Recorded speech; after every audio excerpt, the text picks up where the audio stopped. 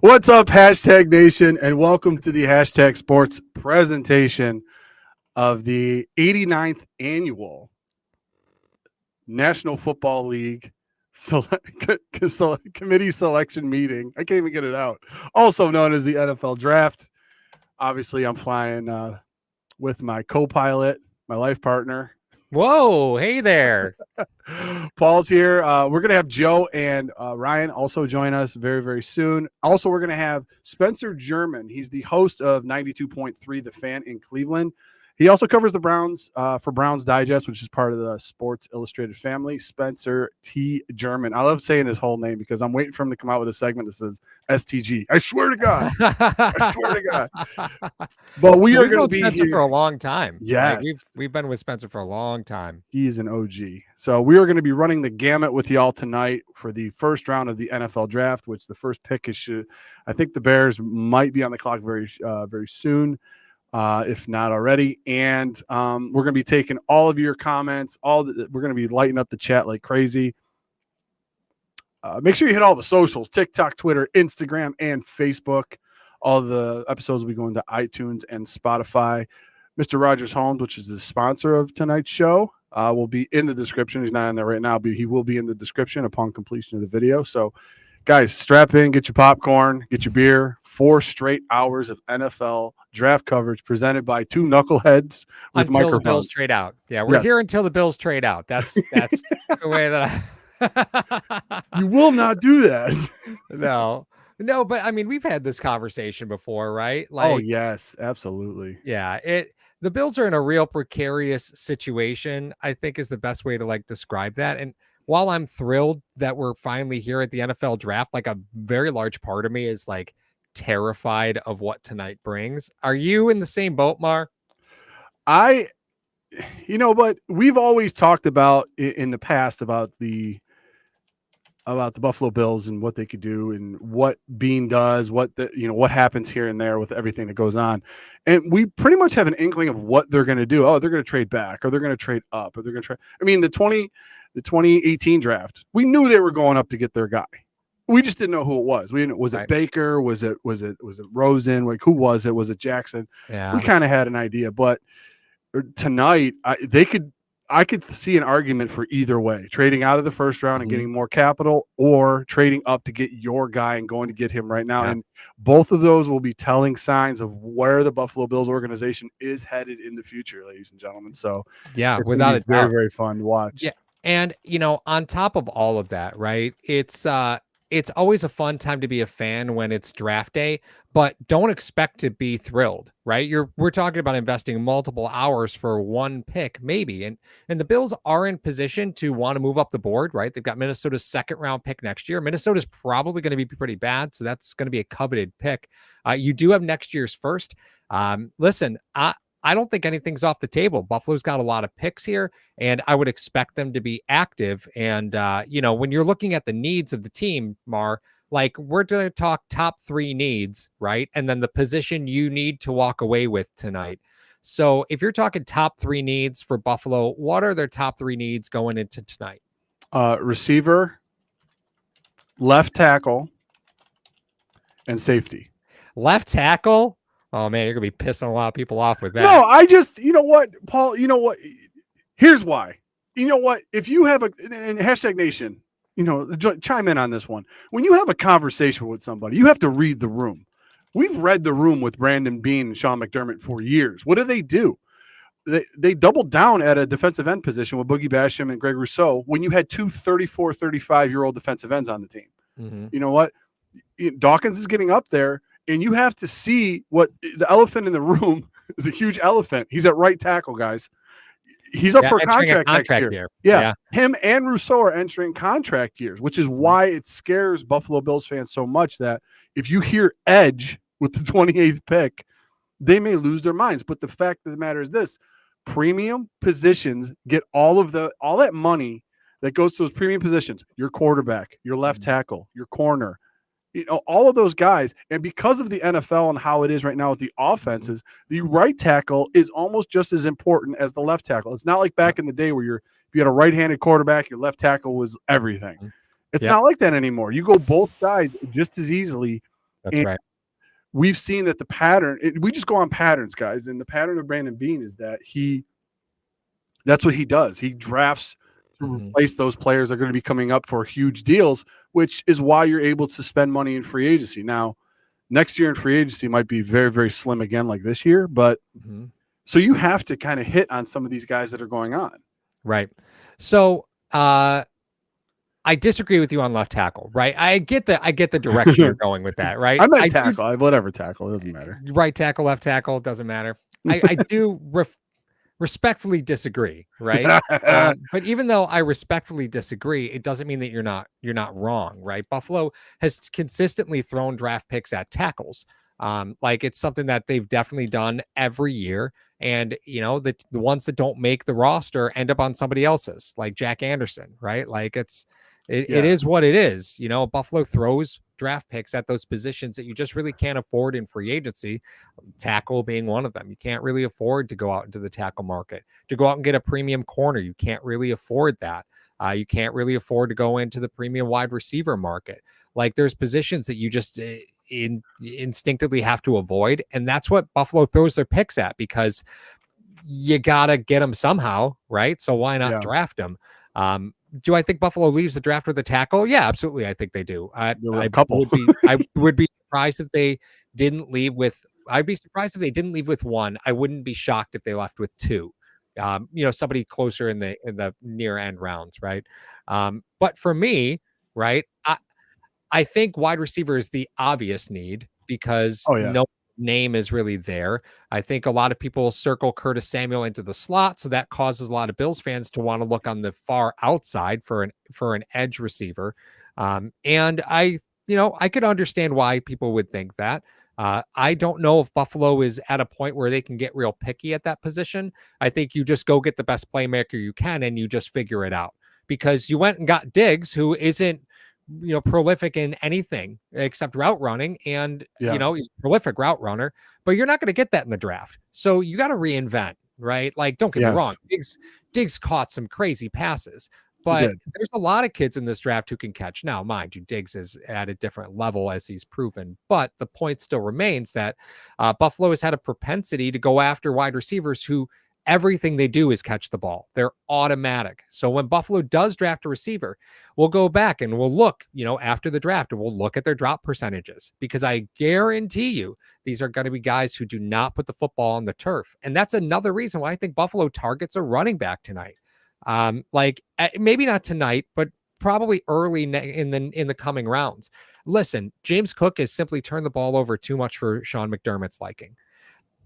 And he continued to do so. Then, running routes, he drops a couple of big passes in the playoffs. And, all of a sudden, what you felt was a real comfortable player to grow around. I don't know if I'm really there. So I still believe that running back is very much on the board for Buffalo early. And then on top of that, you still have interior of your offensive line you need to worry about. You had one defensive tackle on your two defensive tackles on your roster. So wouldn't it be a Sean McDermott thing to do to take your 28th overall pick and throw it at a defensive tackle? Wouldn't that be a McDermott thing? 100% a McDermott thing. And you know what though, Paul? Here's the thing that I really want to drive home for Hashtag Nation and everybody watching the broadcast and everything else like this. You are going to know who runs the show and where they're going to delegate things just by the picks that are going to happen in the first 2 days. If they go defense, it's he can't let go. McDermott can't let go. If they go with a more offensive based thing, like you said, if they go wide receiver, running back, or if that's going to be a telling where it's like, listen, we're going to give you the keys to the car, Joe Brady. Don't crash it. Okay, this is what we're going to do. So, Eminem's at the draft. Oh, well, I mean, shocker. Did you see the commercial with Roger Goodell and Eminem? I don't feel like. Oh my gosh, it is really funny. Like, I don't think Roger Goodell is funny ever. He was really funny in this. He was really funny, and I wouldn't put him out if he were on fire. Like. So, that's where my stance on Roger Goodell is. I'm But surprised nobody made any jokes about the fact that they're in Detroit, but Chicago is the first pick. That's the first time they've let Chicago go first ever. I mean, they earned it, right? Like you look at Chicago, you're like, yeah, you earned it. And I think, as you start sort of peeling back the layers of what's going to happen in this draft, expect other teams to be very active. I think that's something that we've seen every other draft is drafts of high activity. There's a Yes. lot of teams that have a lot of picks. So like Chicago's got a bunch of picks. They're probably going to look to move a little bit. They got 2 top 10 picks, and you know what that 5th-year option looks like, Mario. Like, let's talk about that real quick. What's the allure of players in the first round besides trying to find value in that second round? Maybe let a guy slide. Where Buffalo is at, late in the first round, those picks are coveted because, the first round is just inherently different rookie contracts. Why don't you give everybody a little heads up on what that means? Yeah. What typically, because when teams go into the draft, it typically only grade about 15 to 18 guys as first round talent. So if your guy currently isn't on your, and certain teams, like let's say for the Buffalo Bills, there may be a bunch of teams that have quarterbacks graded high as far as their first round talent go. Now, the Buffalo Bills are an exception to that. They're not going to be drafting a quarterback in the first round. So what happens is more talent gets pushed down the board. And if that happens with teams having different needs, what happens is they want to trade back into the first round to get a 5th round option where it allows them another year to negotiate with that player and maybe get an extension done. What we've seen recently, though, with a lot of contracts is that guys are picking up the 5th round option or 5th-year option on these guys, and then extending them and making that 5th-year option like $2-3 million. Yeah. And then it starts to escalate from there. But you end up finding out within 5 years if that's your guy, especially for a quarterback. You definitely want to have him develop in that respect. So that's why guys try to trade in and get the 5th round option. Now, as the Bears may find out, as the Buffalo Bills found out, when you have 2 studs in the first round, such as Josh Allen and Tremaine Edmonds, if they both perform, you're going to have to let one of them go because you're not going to be able to afford both of them. Mm-hmm. So if you're drafting,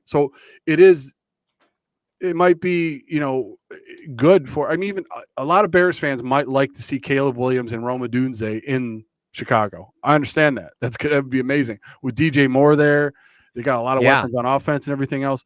But when it comes time to pay those guys, especially looking at the contracts, and this is what I wanted to ask you, Paul, the contracts that got signed over the last 2 days with Amon-Ra St. Brown and today with A.J. Brown, huge deals.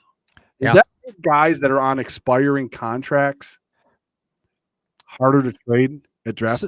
Well, I think what's so fascinating about this whole thing is that you have players that are like, I'll give an example, right? Like T. Higgins demanding a trade, right? Yeah. Like that totally disrupts the market when a player like T. Higgins walking into a contract year, right?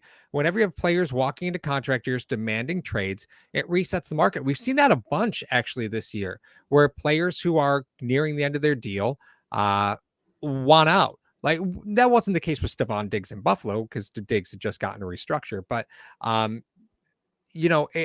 it resets the market when things like that happen because now you've got a player out there whom is demanding to be moved. Now, how does that impact contracts? Well, that player that wasn't going to be a free agent till next year isn't going to go anywhere unless they can get themselves a contract extension. Unless they do what Diggs did. Diggs is going down to Houston now on a 1-year deal. I don't know why he wants to be a free agent at 32, but that's neither here nor there. The amount of money that wide receivers can command on the free agent market is massive. But teams are willing to pay a premium for players who want a change of scenery and still have a year left, and they'll pay draft pick premium for that player. And you might see Buffalo do that tonight.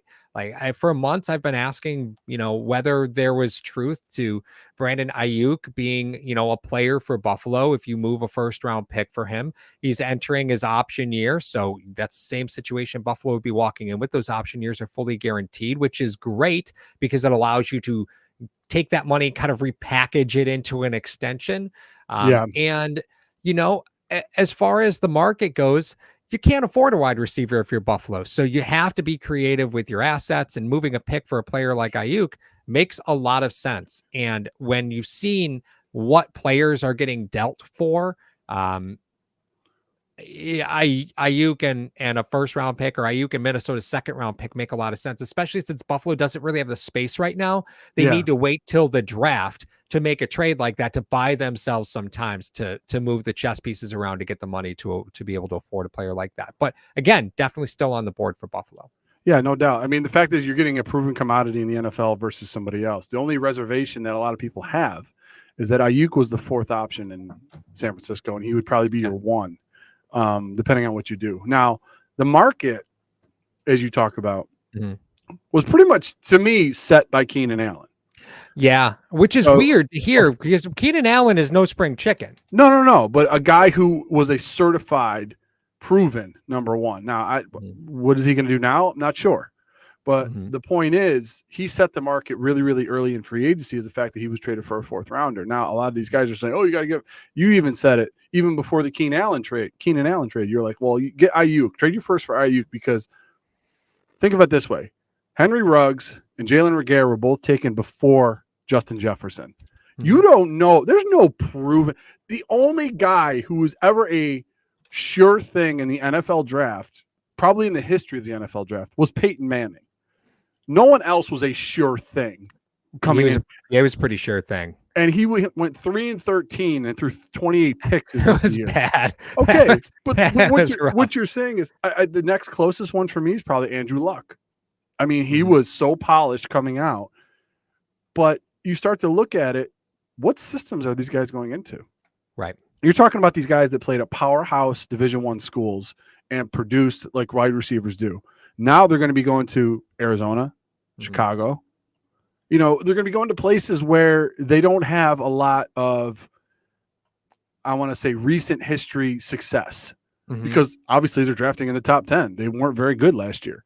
But the moves that were made, could those guys be really good players? Now, obviously, the further down the board you fall, the better the team you're going to go to, and the better the system. I mean, that's what I've always said, and I've always preached. The fact is, whatever system these guys go into, that's going to be huge in determining what happens. If Marvin Harrison goes to Kyler Murray, or he goes to Patrick Mahomes, where is he going to have more success? Yeah. Well, obviously, right? Yeah. Obviously. I agree with you in principle, but I think there's some hidden gems amongst the draft to pay attention to, right? Obviously, you have a Harbaugh that's re-entered the NFL. I think that dynamic changes the direction of that franchise, right?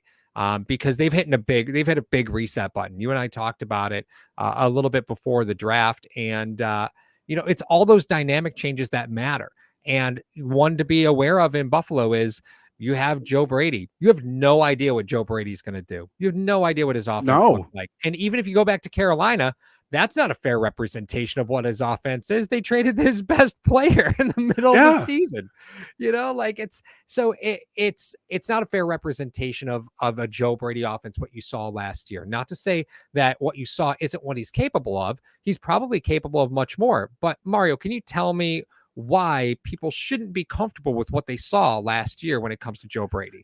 Yeah, because going into the season, obviously it was Ken Dorsey's offense, and you saw the clear difference between Ken Dorsey and Joe Brady. Ken Dorsey calls plays. Joe Brady calls games. So he was able to do a bunch of different things. And like you said, I think what you're alluding to is the fact that the Buffalo Bills' backs were against the wall. Dorsey was really trying to protect Allen by keeping him in the pocket, not calling as much design runs, not giving him the option to audible into those design runs. Brady did, it seems like the complete opposite. His carries per game seemed to double as the season went on, because they were in win now mode since like week 9. So that was really what happened. So we are all kind of at a loss. Well, all right, we know that Joe Brady could take somebody else's offense and call a game and call a successful game. You saw the Philly game was amazing. He called that game amazingly. A couple unfortunate things happened in that game. We're not going to rehash that. But the point is this: what kind of offensive philosophy is he going to bring into 2024? And I think a lot of these talking heads that are going back and forth are sitting there going, well, they have to get this for this and this and this. they still employ two very highly coveted tight ends. Mm-hmm. They still have a running back that can do a lot of different things. Yeah. Now you have, Samuel can play inside and outside. Now you got Brandon Bean coming in, maybe even giving a little lip service, maybe not, saying that Khalil Shakir currently is one of the top 15 receivers in the league and could be top 5. That's a pretty bold statement. Pretty bold. I think it's posturing, because I think he's like saying that because he doesn't want to tip his hand that he might go up for a receiver at 9 and pretty much mortgage this draft. And Buffalo's in position to be able to do that, right? Really, when you think about it, if you in the time machine, right? Back when the Diggs trade happened, let's imagine the Diggs trade and the draft were the same day, right? So there's not this months of valley between there. If Buffalo traded this year's first, next year's first, and Minnesota's pick to go up to go get a receiver, right? They're not going to get Harrison Jr., right? No. You're gonna have to relieve yourself of that as a possibility, right? If they go up and get, there's some of these guys I'm not the biggest fan of, right? But if they get a top receiver in this draft, do Bills fans feel better about that? Is it about just getting a receiver? Or is it about getting the right skill set? Because we could talk about Khalil Shakir all day with what we saw at the end of the season, but for the prior year and a half, he was a complete ghost. But that's not unlike McDermott, right? Yeah. Like those non-first round players, McDermott really forces them to earn the playing time. And it took a while, even though there were tons of opportunity at the wide receiver 3 position, right? It took a while for Shakir to be able to be in the circle of trust, I guess, if we're going to make a reference. It took a while to get into the circle of trust. However, the entrance to that circle is, if Buffalo goes up and drafts just any wide receiver, but moves all their picks to do it, are Bills fans happier? Or are they saying, oh my God, we totally punted next year's draft. I can't believe this. What are we doing? I am of the mindset that financially you can't do that. As far as the team goes, I don't like the depth you have on this team right now. Mm-hmm. Right. And I still have not gotten an answer to the question that I've had for everyone, is the fact that, are the Buffalo Bills a wide receiver away? Are you willing to Julio Jones this draft? And that's maybe next year's? Yeah. That's a good reference. But I understand that. And just for, Caleb Williams, a.k.a. Bo Callahan, went number 1 to the Bears. I think everyone kind of knew that. But the fact is, I think they were just fielding calls because it went down to like 2 minutes or something like that. Well, I think the NFL also is like, hey, just take your time here, guys. Let's play this out. Show. Yeah, it's a television show. Come on. It's a television show. He could be very good. I don't know. I don't like him. Caleb Williams going number 1 overall. I'm not the biggest Caleb Williams fan. I'm not either. He seems like a robot to me. Yeah, I don't know. I'm not the biggest Caleb Williams fan. So here's what you got as far as the Bears go, just really quick. You got Caleb Williams, DeAndre Swift, DJ Moore, Keenan Allen, and Cole Kmet as who they're trotting out there. And in that division, we have always talked about it, and we've really focused mainly on the AFC East. But you got to take care of your division first. Detroit is the big dog in there now. Mm-hmm. Yeah. How you got to try to score with them. Yep.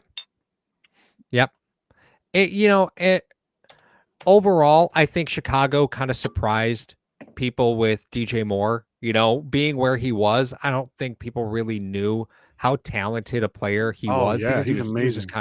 He was just kind of in Carolina, just withering away with whoever they had rolled out at quarterback. I thought you were going to say Calcutta because it was about the same thing. I'm sure to him it felt like it. Man, this Turkish prison. He gets paid well though.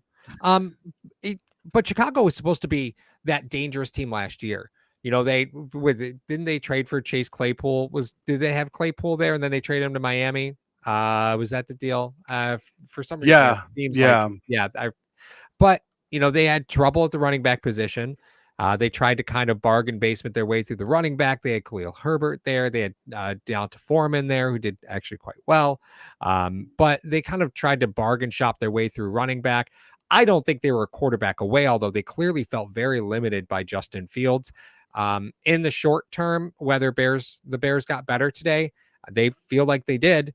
Kudos to them for getting anything for Justin Fields, because everybody Yeah. knew that he was a marked man, so kudos to them for getting anything for him at all. He was a marked man.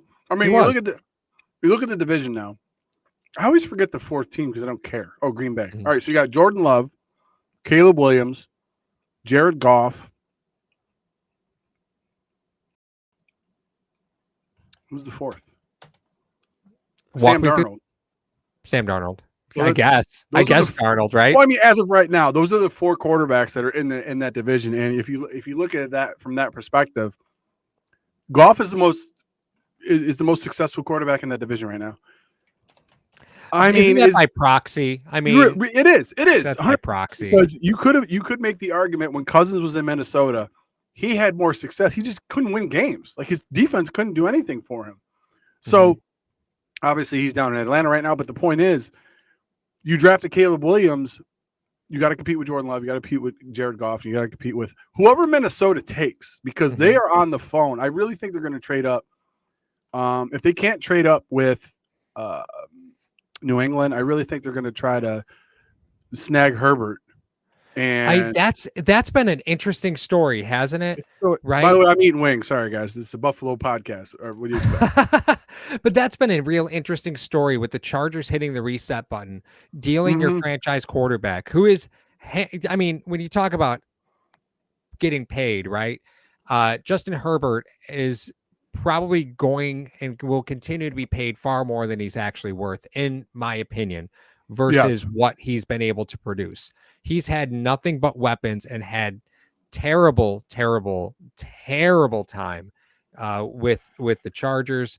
Poor Austin Eckler, man. Like, poor Austin Eckler is going to end up in the Hall of Fame, and he's going to have just as many rings as playoff wins. Like, oh my God. I looked at it today when they were flashing the Chargers on the screen, and it seems like they got rid of their entire offense. Yeah. You got rid of Mike Williams. You got rid of all of these guys that were playmakers for you. And what's to say that Herbert is safe? Right. I don't think he is at all. No. There's no reason why you should keep Herbert. Yeah. At all. I agree. Right. I agree with what he showed you at the end of last year. I don't know what would entice a franchise to say, you know what, let's keep paying this guy, top 10 quarterback money. Well, Washington didn't wait. It's like $850 left. And oh, really? Well, by the way, guys, if you're on a delay, we understand it. We're on a delay as well. So if you're watching live, don't spoil it. No, I'm just kidding. But the point, spoil it a little bit. Yeah, you spoil it a little bit. Washington, where careers go to die via torn ACLs. That's terrible. Paul, enlighten the people about that FedEx Field, please. Oh, yeah, you lost some good ones there. Oh yeah, like, didn't AP blow one out there? And he didn't even play for them. No, he didn't. AP blew out a tire there. Let's see here. Yeah, RG3. That's the obvious one, right? Yeah, RG3. I think twice actually. I think because he blew his ACL there, and then he went back out there with the knee brace, and that's when it really went. So I think that was both games there. Let's see, who else did we lose there? I mean, Theismann. I guess. Well, that was a little long ago. But that was a long time ago. But I mean, FedEx Field is where careers go to die. Like that field just gobbles everybody up. If it's not that, it's like Achilles injuries. There's been a lot of Achilles injuries to players in the last few years. I don't know if it's just awareness, right? But there seems to be a ton of Achilles injuries to players. But Washington, like, they don't even know what they want to be called anymore, right? They don't. They don't even own the Commander's name. Like, who does? Well, that was purchased a long time ago by somebody else. So, like, they don't even have the web domain. It's sad. They're a bad organization. They don't even have their own web domain name on the Commanders. Yeah, it's Let me know if you remember this draft. Yeah. Where a quarterback and two of his wide receivers were projected to go high, and the two receivers went before the quarterback. Oh, wasn't that let me think for a second. I'm in the Wayback Machine, by the way. Nah, I know this, though. I know this. I'll give you one of the receivers. Okay. Tavon Austin. Oh yeah, Geno Smith. Right? Was that West Virginia? Geno Smith? Why was I thinking Pat White? But yeah, you're right. Yeah. Yeah, I think that's right. If I'm remembering correctly. Jaden Daniels goes number 2. Obviously, when you knew Sam Howell wasn't the future there.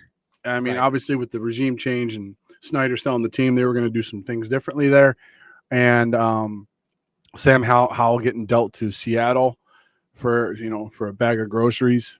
Actually, I think they might have gotten a 4th-round pick for him. But the point is, Jaden Daniels is now the quarterback of the Commanders. Jaden Daniels is actually on our big board, right? When we talk about players on our big board, we had him because Ryan Lasel, in his infinite wisdom, it's like, hey guys, I got a great idea. How about, and let me just put up Jaden Daniels here real quick. We made some graphics. Look at this. This is fancy. You're looking at fancy. I know. Look at that. It's fancy. So Jaden Daniels going to the Commanders. Jaden Daniels was listed as the 7th overall player on the hashtag big board. What Ryan did, and I'll let him explain it a little bit more, but he did an aggregate rating of everybody. So he took all like a combination of big boards and then said, okay, you know what, let's just go ahead and, what's the average position for these players? And then Jaden Daniels is actually listed 7th on the hashtag big board, just because he obviously wasn't ranked in the top 5 across the board. Washington had an interesting story about how they drafted, about how they had quarterbacks visit. They brought them all in at once. Did you know that, Mar? That's kind of weird. Did you hear this story? No, I did not. Enlighten the people. Yeah. So what ended up happening was, instead of normally in the pre-draft process, right, you go ahead and you bring in players independently and you work them out and you have meetings with them. And Washington decided just to have them all at one time. So they had 4 quarterbacks there all at once, and none of them knew. So they all showed up, and another quarterback walks in the room, and then another quarterback walks in the room, and then another quarterback walks in the room. Will you go to the prom with me? Right. And they were all pissed. Reasonably so, right? Yeah. Like I would have been pissed too. Yeah, so that's what happened. And again, completely reasonable that they were upset. But Washington brought in all the quarterbacks they were really interested in all at once. Ooh, pick is in for the Patriots. So yeah, it's very odd that you would do that with a bunch of guys. I mean, the process, we know what happens in the NFL, Paul. I mean, some of these guys do certain things and it trickles down to the agents, it trickles down to the players, and they ended up getting a bad rap for certain things like that. So Washington doing that just seems kind of bizarre to me. But if you want to get it all done, it's not a grocery list, guys. You're not just going in to get it all done at once. Like, bring these guys on visit. You could, right? Yeah. Jaden Daniels, to me, I mean, you look at Caleb Williams, he seems like a robot to me. I know I made the reference to Bo Callahan. You look at Jaden Daniels, and you look at the horses this guy had around him. I mean, 2 of his receivers are projected to go with Thomas and Nabers. Like, how good really was he? Yeah. Like, can we talk about that for a second? How good really was he? I mean, I think he's probably a product of the fact that mobility is king in the NFL right now, right? Like, if you could be a mobile quarterback, if you can have, it's huge. Yeah, it is, because it breaks a little bit of the learning curve. We've seen it with Josh in Buffalo, right? When all else fails, just let your quarterback do his thing, right? One reading out.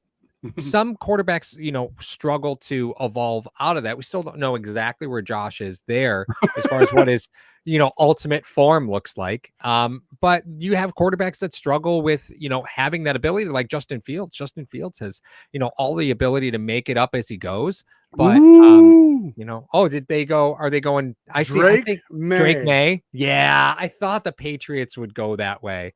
What happened the last time a North Carolina quarterback got drafted? Wasn't that Mitchie Biscuits? You're welcome. Mitchie Biscuits. You're like, hey, we're going to draft him in Chicago. They said he had a weak arm. Yeah, there we go. There is Drake Maye for you. Will miss throws due to lack of fundamentals. Gotta love that little byline. I don't love Drake Maye at 3, but I get why quarterbacks go early in these drafts, especially for teams that are just desperate for players, right? Just completely desperate for players. They get rid of Mac Jones. I can't remember. I'm having a brain fart here. Yeah, Mac Jones is gone. Yeah, Mac Jones is gone. All right, Macaroni Jones is gone. Yeah, which makes sense. I mean, you get rid of guys like that. I love the fact that PFF had to call out already well versed in the pump fake to fool defenders. I don't know if I've ever seen on anybody's scouting report profile that they had a great pump fake. Like, if you're really struggling to find strengths, if you're like, oh man, it's pump fake, whoo, look out, guys.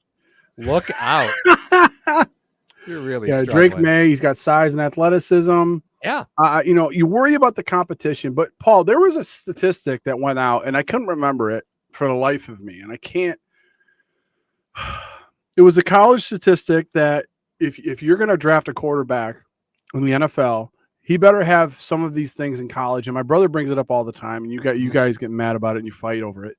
If a quarterback has 40 starts, 60% completion percentage and such, in a pro style system. I mean, obviously the spread's been filtering into the NFL and a lot of different things. But if you talk about a pure pro style system where the guy has played over 40 games, he's gone through reads, he's gone through checks, he's gone through different things, and he fits into your system, the guy will have immediate success if he's not completely stupid. He will have immediate success in the NFL. Mm-hmm.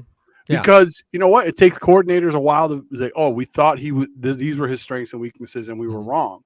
So now this is the Patriots now we're talking about. Yep. Drake Maye is now in the AFC East. So here's where the Drake Maye conversation gets interesting to me, right? Because when you look at total time he had to throw, on average, he got rid of the ball in less than 3 seconds. Yet he still was tied for 67th in the most sacks versus pressures. So, hello, red flag, right? Like, he's getting rid of the ball on average 2.79 seconds. The college average is 2.76, right? Ooh. He's taking, at this point, 19.5% of the time that he's pressured, he's getting sacked. That's almost 20%. Ooh. That is dangerous numbers for a number 3 overall pick. And you could look at, completion percentage, and you can look at you can look at the arm talent, but that's where it gets to me where there's a big problem, right? There's a big problem. Now, don't get me wrong. Drake Maye does a great job of when things break down. He's a very accurate quarterback when he has to rely on just his instincts. The problem is when he's staying in that pocket, he does not read that pocket breakdown very good. And who does that remind you of? Mac Jones, right? I think Drake Maye is a bit of a better athlete than Mac Jones. Oh, so he's probably going to be able to out-athlete Mac Jones there. But I think they kind of inherited the same problem with Drake Maye that they had with Mac in that respect. Yeah, and they're flashing up in the common era. Quarterbacks drafted 1, 2, 3 in 1971. Jim Plunkett, Archie Manning, and Dan Pastorini. Funny enough, Pastorini and Plunkett ended up being on the Raiders at one point together. That sounds like an ambulance chasing law firm. Yeah, Pastorini and Plunkett. Yeah, and then they flashed a couple one in 2021. Trevor Lawrence, Trey Lance, and Zach Wilson. Huh. All right. So this works, guys. It's proven that it works. No, it doesn't. Ever. Well, so Miguel comes in and he says, where do you think the first trade up or trade down will happen? Well, you know what? A couple of them already did happen. The pick is in for Arizona. You'd be a fool not to take Harrison here. Oh, my God. Absolutely. Bring him out to the desert. I thought there was going to be a trade. They traded Marquise Brown. It makes you wonder if they traded Hollywood Brown, knowing that there were quarterback hungry teams in front of him. They're like, listen, we're going to be gifted a wide receiver here. Exactly. And unless somebody offered the Patriots something crazy, you knew it was still going to be a quarterback anyway.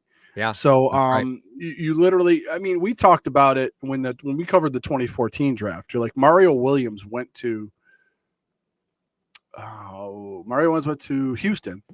And you said they were gifted that because they weren't that bad that year. They weren't bad enough to get Mario Williams. They ended up getting him. That's right. I might be wrong. Guys, check my math on that. Was he? All right. Marvin Harrison goes number 4. Oh, God. So where now, Paul, because we're talking about, we got the NFL draft. We got the Chargers at 5. Giants at 6. I thought the Giants might made a move and trade, Daniel Jones to one of those guys to move up because they had ammunition. Perhaps why that was so long on the phone with Chicago. Maybe Chicago didn't like the deal and everything. But then you got Tennessee, Atlanta. Atlanta could use a quarterback. Obviously, the 3 are gone. Yep. And then you got Chicago again at 9. Are people? I think 9 is probably the next logical landing spot if the Chargers don't do anything here. I suppose. Yeah, I suppose that would be right. Oh, Joe, what's going on, buddy? Hold on before. Joe, we're just about to welcome you in, but wait, check out the cool graphic. Are you ready? I don't know if you're ready. Look at us being all professional and stuff. Hey! Is it possible to give Kyler Murray any more weapons? Like, good God. If they gave him any more weapons, they would call him Lamar Jackson. Any more first-round receiving talents, they would call him Lamar. Yeah, I mean, Marvin Harrison, when you talk about just like a blue chip player, right? This is as blue chip gets. Don't get me wrong. Like, I think he's phenomenal. There are a little bit of concern, as there is with any player, but Marvin Harrison in this draft is as blue chip at the wide receiver position as it gets. Are you upset that the Bills didn't trade up for him since they love pedigree? There's no way. I know, right? Yeah. That name sounds familiar. Where have I heard that name? I still think the Bills will end up free agent signing Frank Gore Jr. because of course they would, right? When he goes on draft, he'll go on draft. He will. Hashtag bet. I'll take a hashtag bet on this one.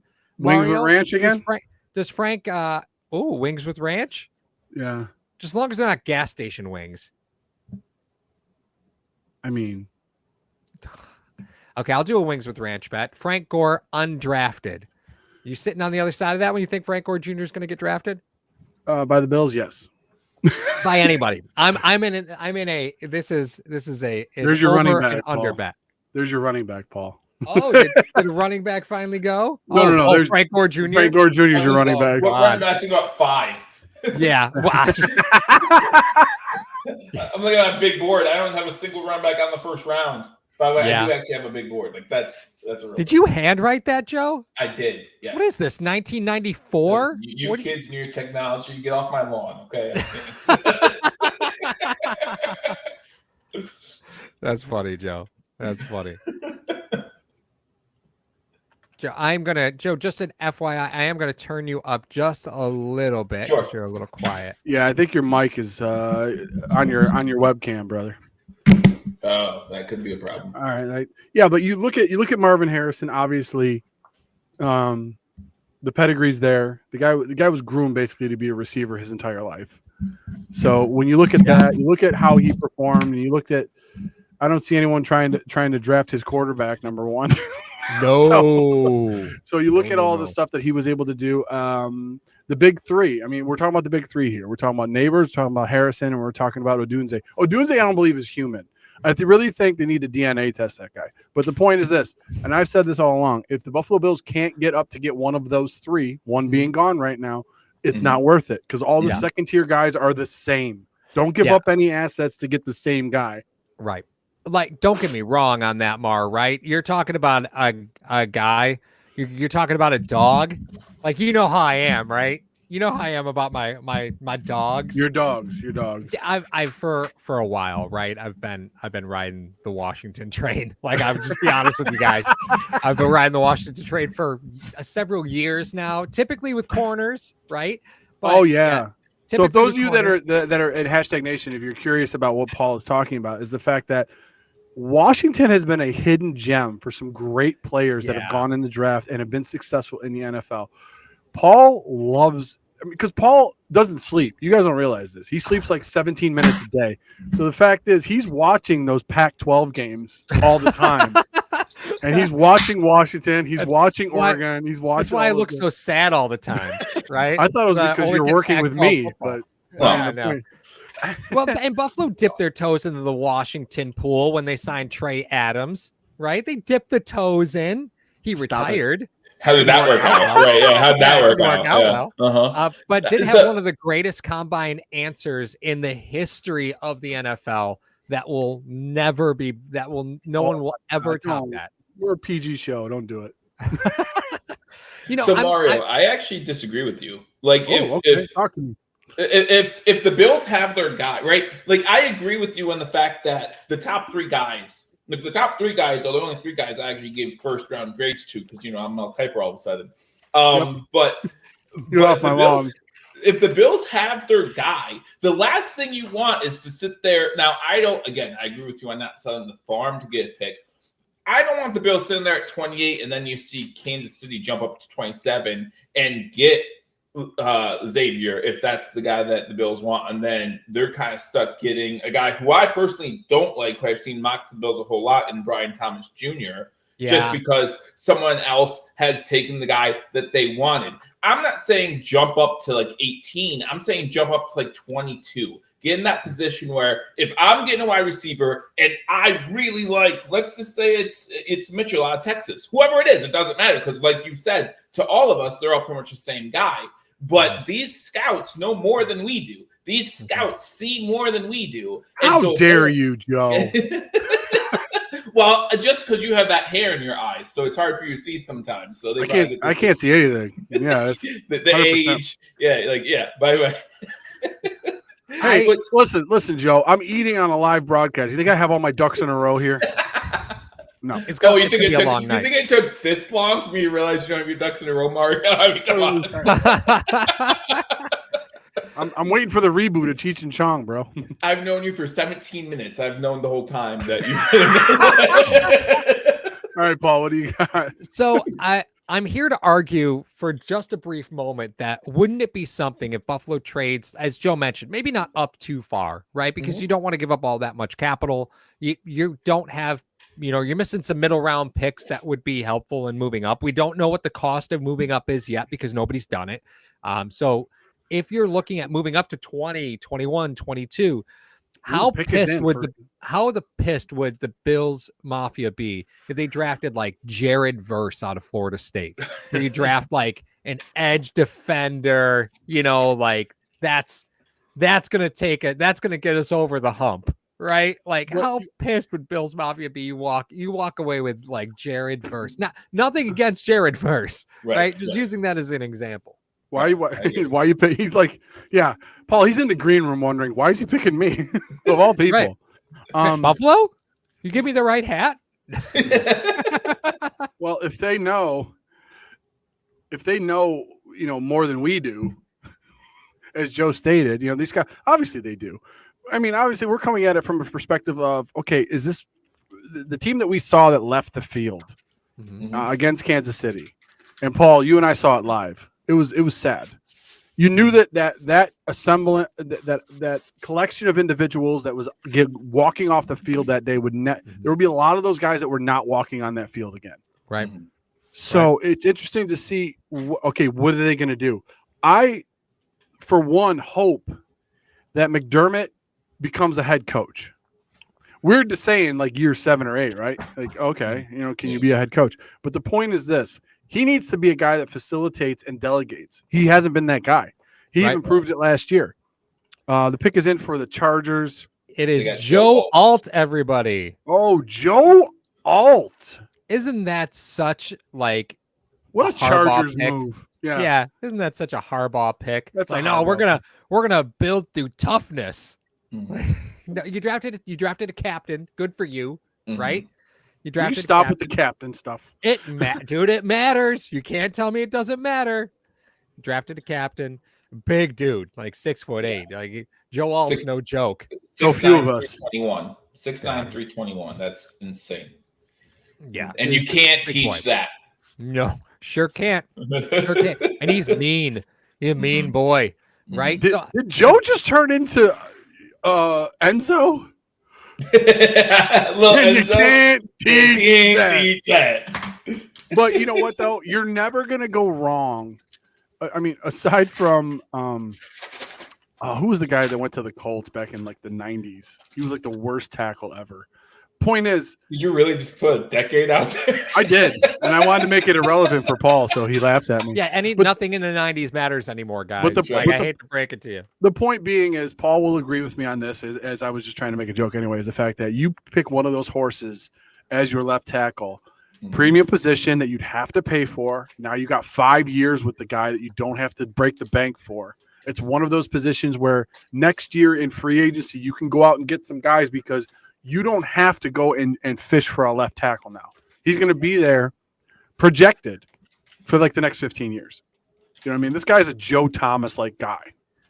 So depending on whether or not the Chargers have some success, unfortunately Joe Thomas didn't, but he'll be there for the next 15 years at left tackle. Well, and is this because you're trying to protect your quarterback now? You are. Right? Now you're trying you got no more weapons. You got to do something. Right. That's what I mean. Like you have to do something on offense, clearly, right? But something's got to be in the works. Yeah, I think. Right. I'm gonna eat a wing. Okay, you guys have fun. Oh, good talk. Good talk. Don't dip in ranch, all right? All right, make sure you smash that like button, guys. I will say that Joe Alt in any draft in the last 5 years is probably a top 10 pick, right? Like sometimes you get those drafts where they reach for guys, you know, at a position of need. Joe Alt certainly fits the mold of you draft him. He's the best. The Giants were going to take him if the Chargers didn't. He's the best. To me, he's the biggest sure thing of this draft. Yeah. Like you just take him. Well, I mean, but we've heard that before. Like I think Eric Fisher was like a can't miss tackle. You know, like we've heard that before. But the fact of the matter is Joe Alt is a better athlete than you know, a lot of players in this draft. He's impressive, he's dominant. He's got, you know, from all accounts, he's a leader. He's nasty on the field. Why does Brian Dable look like he's going to a custody hearing? He's fighting for his job. He's fighting for his kids, buddy. I know we've had our problems, Karen, but let me see the kids. You don't know what I'm referring to. I love how it has to be Karen. It's the Baker Mayfield when he was wearing the trench coat at the press conference. He's always the before picture, and you versus the guy she told you not to worry about. All right, guys, we haven't seen any trades. Obviously, five very solid picks for all those teams. Joe, we talked about it earlier. You weren't here, so I want to get your take on this. Sure. One of the picks already coming inside the division for the Buffalo Bills. Yeah. Your take on Drake Maye now in the division, playing for the Patriots. Obviously, the hoodie's gone. Yeah. How do you think he changes? Because obviously, when you draft a quarterback, it's not just you draft a quarterback. You're drafting your face of your franchise. Right. So how does that work as far as him being in the division? Are you worried about him? Are there certain things that he brings to the table that scare you as far as the Buffalo Bills go? What are some things that you're thinking now? Well, to me, it's not necessarily about the quarterback pick. It's about what does Jerod Mayo, what does this coaching staff do to coach this kid up? I feel like, you know, first of all, I actually think that Maye is a better talent than Caleb Williams. That's my opinion. I think the upside of Maye is a lot higher, but I just also think that it's going to take a lot more to reach that potential than it will for like a Caleb Williams. I personally, you know, I actually tweeted out earlier that I think Caleb Williams is like a Brady Quinn with more athleticism. Which isn't that's tough. Brady Quinn was what, 16th overall pick? Yeah, like that's, you know, they were 23rd. Okay. Somewhere the vaunted 23rd pick or 22nd or 23rd. Like, but and what got me, and I know I'm going off topic here, but when and I think who it was, the redshirt freshman for USC who threw 5 or 6 touchdown passes in the bowl game that Caleb Williams sat, that tells me it's system, right? Just as much as it's player talent, it's system. But that trends over to the NFL as well. When you're talking about the New England Patriots, when you're talking about now, what are they going to do surround him with? They still have problems. They still have a lot of holes. And if they don't address those things correctly, I don't care who you have in there, it's not going to matter. Is a Drake Maye, someone who's going to scare me year one, no. Drake Maye won't scare me for the next 2 to 3 years if he ever scares me at all, because that's just the type of player that he's going to be.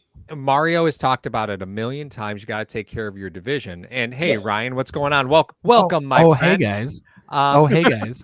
Hey guys. Nabers going number 6 to the Giants. Go ahead, Paul. But does a player like Drake Maye going to the Patriots make it more of a requirement within your own division to ensure that your pass rush is top 15, right? Like at that point, is that something you want to skip on? Like, because I know that seems like a silly argument to make, right? Of course you want your pass rush to be decent, but Buffalo is nearing a point where you got Rousseau getting close to a contract year, right? Lord knows what ticking time bomb Von Miller is. You obviously couldn't bring back Leonard Floyd. Like your corners, your defensive end position is not exactly in the greatest of shape. So is that a position you can really walk away from when you have a player like Drake Maye, who you know you can impact 2 games a year just by bringing pressure? Is that a question for me or for Ryan?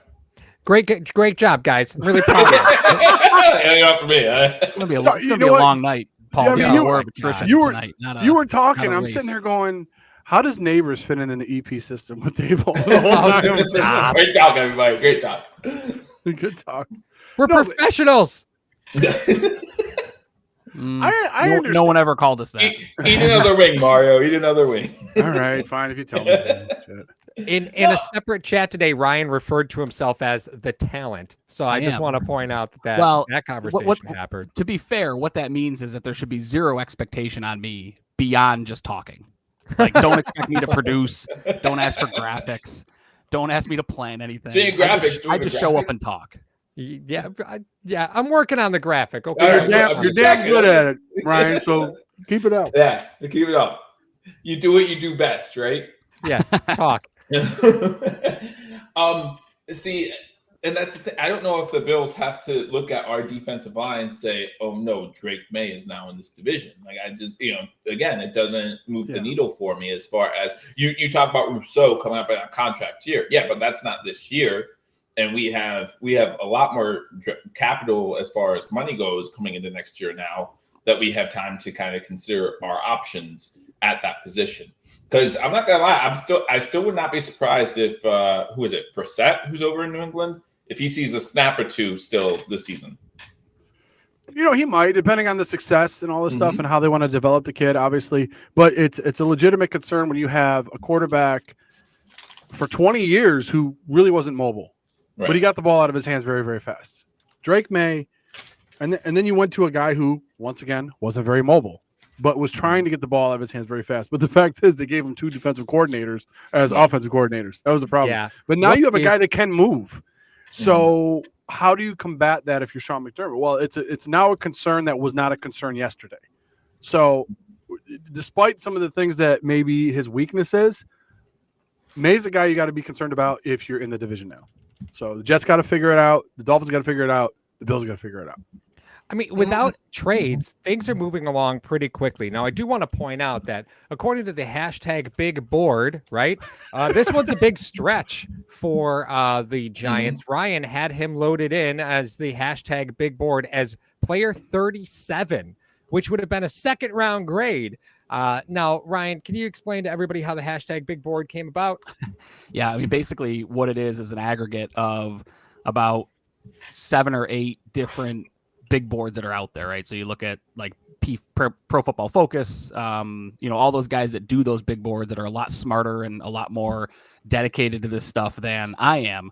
It's just an aggregate of where did those players average out on the individual big boards. So I think what we're seeing is when you look at that big board, when it comes to the wide receivers, it was Marvin Harrison Jr. and it was insert name here at numbers 2 through 11. But there was a consensus that there were going to be 11 guys taken in the first 2 rounds at the wide receiver position, right? But I don't know that anybody was sold on anyone past Marvin Harrison Jr. There's a lot of things to like about Nabers. There's a lot of things to like about Adunzi. There's a lot of things to like about, again, all 11 guys that are going to come after Marvin Harrison Jr. It doesn't really speak to, is Nabers really the 38th best player in this particular draft? I think it more speaks to the volatility at that wide receiver position, and it depends on what you like. Depends on what you're looking for in a player. And the thing about Nabers is he's a good talent. But Paul, you put up in that con section, he's not necessarily a dedicated route runner. He's, there's obviously opportunity for him to round into form as a route runner. Yep. When you're comparing him to a Marvin Harrison Jr., it's just nobody stacks up in this class. No. Nabers is a freak, right? Like when you talk about somebody that's explosive, he is somebody that will be dangerous anytime he's on the field. I think the difference between the college game and the NFL game is when you try and put an NFL receiver in a bubble for only 3 types of routes, they very quickly get figured out. And I think that's where Nabers falls. And I, truthfully speaking, right, Nabers goes to Dable because, of course, he does. That team needs offensive weapons. And I think this will be on Dable to figure it out. And if he can't figure it out quick for him, this will be Brian Dable's last year as a head coach. You don't invest a pick in a raw talent like Nabers and then get nothing for it and keep your job. You do if he's 20. Disagree, Mar. With the season they had last year and the fact they just paid Daniel Jones. Guys, you do. Guy's 20 years old. I mean, Shen's tied to the hip with him too. So that's one of the things you have to figure out. He's like, listen, we did this before in Buffalo where we drafted a guy that was very, very young and a developmental talent. And by the time he was ready to get to his second contract, he was ready. Could be. This is a great comment by Aaron. Malik is already referring to himself in the third person. Oh my God, who's he? The Rock? Jesus Tony Franklin. Tony Franklin. Clifford Franklin. Oh, it was Clifford Franklin. Clifford Franklin. Nice try. How do you mess up your favorite movie? Jesus Christ! Damn it! I was talking to an Italian guy. I got confused. I'm sorry. Forgive me. I have a guy you can't even overthrow. Yeah, but can you catch? What's up, man? Steal some Twinkies? 27 people in this chat have no idea what they were talking about. Oh, they know everything that's going on here at hashtag. Yeah, sure they do. So that puts Tennessee on the clock. The pick is in. Yes. Let's see. Atlanta is on after Tennessee. J.C. Latham is the pick for Tennessee. I mean, wow. Okay. What makes you say wow about that, Joe? I just think there are offensive tackles available who are better than J.C. Latham right now. J.C. Latham, the 17th player on the hashtag big board. There you go. Look at that man. Yeah. You know what it is? Look at where he went to school.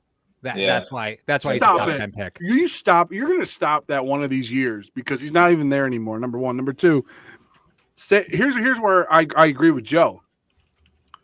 He maximizes their talent before they even leave the campus. Mm-hmm. So you've already seen the best out of J.C. Latham. Yeah, I mean, that's the interesting thing. Like, we talk about that a lot in our group chat because we have a very annoying Crimson Tide fan in Drew Gear from the Rock Power Report. And that's one of the things that we talk about. Joining us tomorrow for the NFL draft. We'll actually be in Rockpile Studios here on hashtag sports. So definitely make sure you follow the second round and third round with us. Absolutely. So, I mean, we talk about that with Drew is that these kids from Alabama, they're the cream of the crop coming out of high school. I think the question that you have to ask is, have they all reached their ceiling? Are they getting better because they go play at Alabama? Or are they already the best in the country and they're not going to get better once they get into the NFL? Because there's, again, example after example after example of these trench players that just don't get any better when they get to the NFL. Now you see the skill guys, wide receivers, running backs, those guys tend to get better in the NFL. But a lot of these guys that are in the trenches, these guys that come in larger than life, men among boys, they're just other dudes in the NFL and they don't seem to continue to get any better. Mm-hmm. Mm-hmm. Cody Ford. Oh, shots fired. Shots fired. I mean, there's some comparables there, I suppose, right? If you look at it, like Cody Ford coming out, people thought like, oh man, Bill's got a good steal on this kid, right? Lots to like, can get downfield good. He's a finisher. I don't know. I'm kind He of didn't with even finish his career. Well, but Next. I mean, as we talk about that, Paul's done. you look at JC Latham's second weakness there on our graphic there, and I'm pretty sure you could have said the same exact thing about Cody Ford. So Paul's not wrong. There are some comparables there, and that's the thing. Like Cody Ford for me is the benchmark as far as the Bean McDermott tree, because he was a second round pick. How many chances did that guy get? yeah, And people are questioning Keir Elam. Like, you don't think he's going to get as many of those chances as Cody Ford? Come on. Yeah. No, Yeah, I totally agree. Cody Ford is the example. He's the one that we always point to when we go, if this organization drafts someone, they will give him every opportunity to be a part of this football team and contribute in a meaningful way before they cut bait. Cody Ford's the guy you point at, right? And now you can point at unless you're Trey White, apparently, but that's okay. I mean, hey, Trey, you saw the best years of Trey White in Buffalo. Let's not fool ourselves. Trey White's coming off of 2 career-ending, potentially leg injuries, and he's trying to come back from a second one. So, yeah, they've used these guys to the best of their ability, and then they trade them. Cody Ford, interestingly enough, still in the league, which just boggles my mind. Did you guys see the graphic? Speaking of Trey White, did you see the graphic on the finishing of the trade where Buffalo sent the pick that was ultimately used for Patrick Mahomes? Did you guys see the opposite side of that graphic of what Buffalo got back? I'll try and pull it up if I don't have it saved. Did you guys see what that was? It was Siren Neal, Tre'Davious White, Zay Jones, Deion Dawkins. Yeah, that's who it was. Those were the 4 players. That was it. All for Patrick Mahomes. I mean, I get the Zay Jones lottery ticket there, right? Mm-hmm. Like, I get it. And he had a lot of opportunity. What? It made sense. Love Zay Jones until he put his foot through a window. In Vegas. But he did that for Jesus. Mushrooms. That's fine. He did it for Jesus. He did it for Jesus. Don't bring him into this. He's got enough nails in him. You got your starting left tackle out of that deal. I mean, he's playing the wrong position, but he is your starting left tackle. We're going to do this now? We're going to do this tonight? I thought we were going to wait for tomorrow to do this. The pick is in for Atlanta. Just let you guys know. It should be Quinyon Mitchell, if you're asking me. It won't be. But it should be. There was a graphic. So here's a question. I don't know if you guys have talked about this already, but we haven't talked about it as the 4 of us. And I'd be interested to see what the chat says. So according to I forget who put the chart out. It was up on Twitter earlier, but basically using the Jimmy Johnson draft chart. When you start talking about the Buffalo Bills, I don't mean to be funny. Like, is that still used? I think it's used as a baseline. There's another draft chart that came out that's similar to it, but uses kind of the same thought process. But the Bills from 28, utilizing their 2025 first round pick, that gets them to 9 on the Jimmy Johnson draft. Just those 2 picks. Mm-hmm. So the question is, with a guy like Rome Odunze still on the board, at what point, if he's the guy, do you try to pull the trigger? And do you make that trade if all you have to give up? And I say all, it's a lot, right? But all you have to give up is... Wow. Oh, boys. Michael Penix is your man. Wow. You trade Desmond. You get rid of Ritter. You get rid of whatever the hell you had going on in Atlanta for Michael Penix to start? That makes so much sense. What that makes so much hell? Oh my goodness! Arthur Blank should be taken behind the woodshed. That makes so much sense. Oh my gosh! They just signed. So you're going to take Michael Penix and let him sit behind Cousins for 2 years to develop. I guess. But the problem is Penix is already. He's going to be 25. Yeah, he's going to be 27 in 2 years. Yeah, that's crazy. Yeah. That's what you use the 8th overall pick on. Yeah, that is ludicrous. I mean, there's not. He's about to show up. Anybody on the board that they could have taken other than Michael Penix? Like you literally could have put. Oh, did they get the wrong guy from Washington on the card? Their defense. Literally could have put. I'm surprised a guy like Raheem Morris wasn't pushing for a Dallas Turner there. to shore up that defense. But you literally could have put Odunze on the other side of Drake London. Yeah. And you didn't.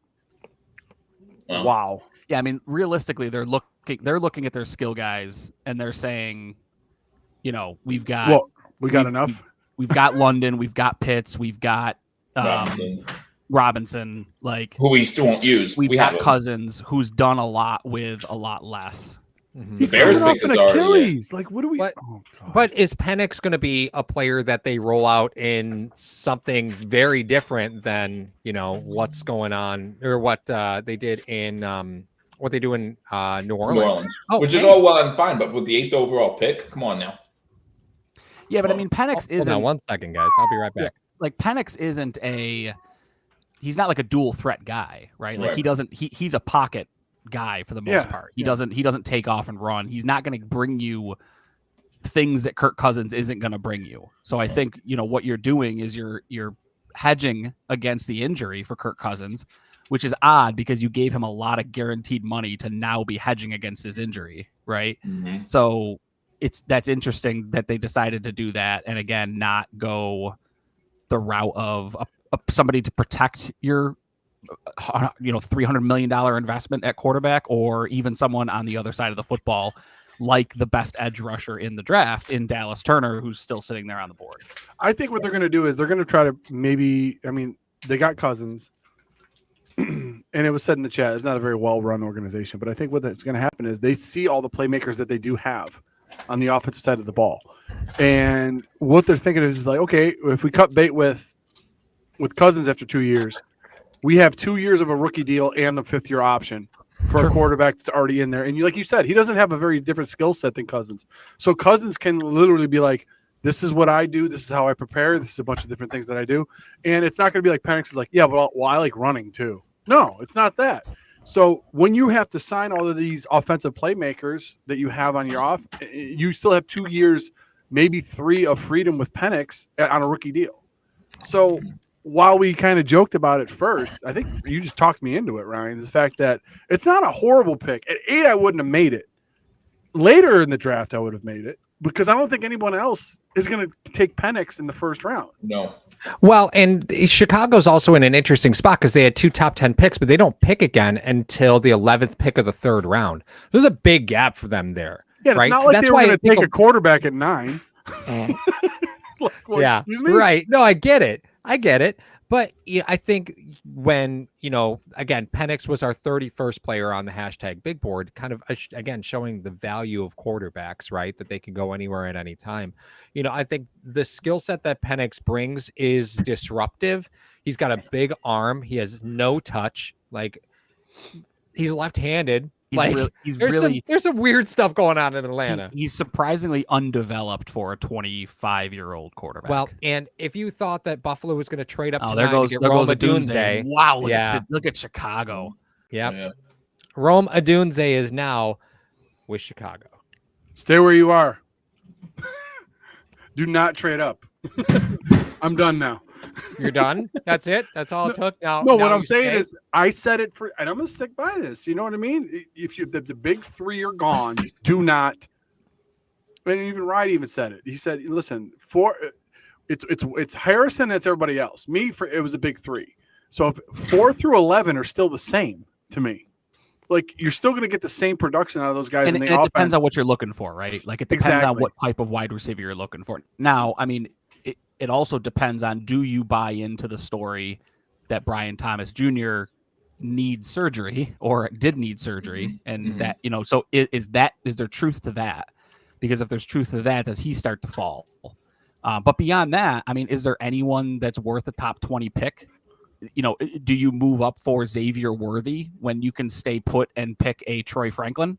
Like, those are the conversations that you're having right now if you're the Bills in the war room. Okay, so these 3 are off board. Who else do we like? And do we like any of them enough to go get them? As Bills Mafia, we're not going to be pissed if, again, I'll say Kansas City does something, moves up 27, gets Worthy, and then we get any one of these other guys, and then Worthy is the one guy who has an NFL career, and the rest of the guys are mediocre. And then we found out later on that Worthy was originally the Bills' pick. That's what they wanted. Like I'm not okay with that. If you have one guy that sits above the rest of these guys, you go get him. That's bottom line. You go get him. And if that includes trading up, to 22, then you trade up to 22 to get him just to make sure you get your guy. Here comes Heel Joe. Paul. There's a trade. So there's a trade. Oh, we're finally getting a trade. Minnesota's coming in to 10. Yep, that's right. Minnesota's in on the clock at 10. So they've only got 4 minutes left. That trade's been in there for a little bit. So Paul, you've been very quiet. Please enlighten Hashtag Nation and everybody else why you do not like this, because I know you don't. What, a trade? No. Odunze with on the Bears. Oh, in Chicago? Rookie quarterback, rookie wideout. Yes, sir. Well, I mean, it's I'm not the biggest fan of this. I don't think this works well. I think teams do this and they think they're making, a great cornerstone of the future, but you're not going to be able to pay both these players at the end of those deals, right? Nope. Once their rookie contracts are expired, you're not going to be able to pay both of them. So while on paper it makes sense, what Buffalo did was actually a little smarter when they drafted Tremaine and Josh. You got quarterbacks on both sides of the ball. So if Josh didn't pan out, at least you had another lottery ticket for another quarterback on the other side of the ball in Tremaine. It turned out both panned out, so you had to make your choice. And obviously quarterback wins, right? But here, you're going to get Rome Odunze, and then if your quarterback sucks, you're not going to know how good he is. Like, you're going to be like, oh, well, yeah, he's going to be a free agent. I maybe will re-sign him. Like, I don't think drafting a quarterback and a wide receiver in the age of guaranteed contracts for rookies makes sense anymore. 25 years ago, I think you could make an argument for it.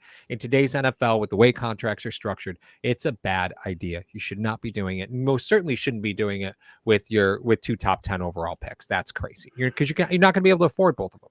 Paul. So the market has been set, Paul. Just let you know. I was just going to say that, Mario. The Jets receive picks 11, 129, and 157 for That's 10 nothing. and 203. That's nothing. Right. So they move up one spot and also get a 6th, and they give up their 1st and a 4th and a 5th. So to move up one spot. Yeah. For a quarterback is, you'd have to imagine, right? Like that's not a lot. That's not a big haul. When Odunze came off the board, I think the Jets were okay with bailing out of that pick to go back one spot. I agree. Yep. That probably I makes sense. Be surprised. I actually wouldn't be surprised if the Jets trade back from 11 now too. I mean, at that point, why not? The problem with that is who's trying to get up now, because all 4 quarterbacks are going to be. Yeah, who knows? Yeah, right. I agree. Well, it's fine. It's fine because you're trading with an NFC team, but Denver is 12. So I don't know if they want to go AFC again. So you think this is JJ McCarthy? Is that what everybody's saying? I think so. Yeah. So it's not Bo Nix. You don't think it's Bo Nix? You think Denver was going to take him?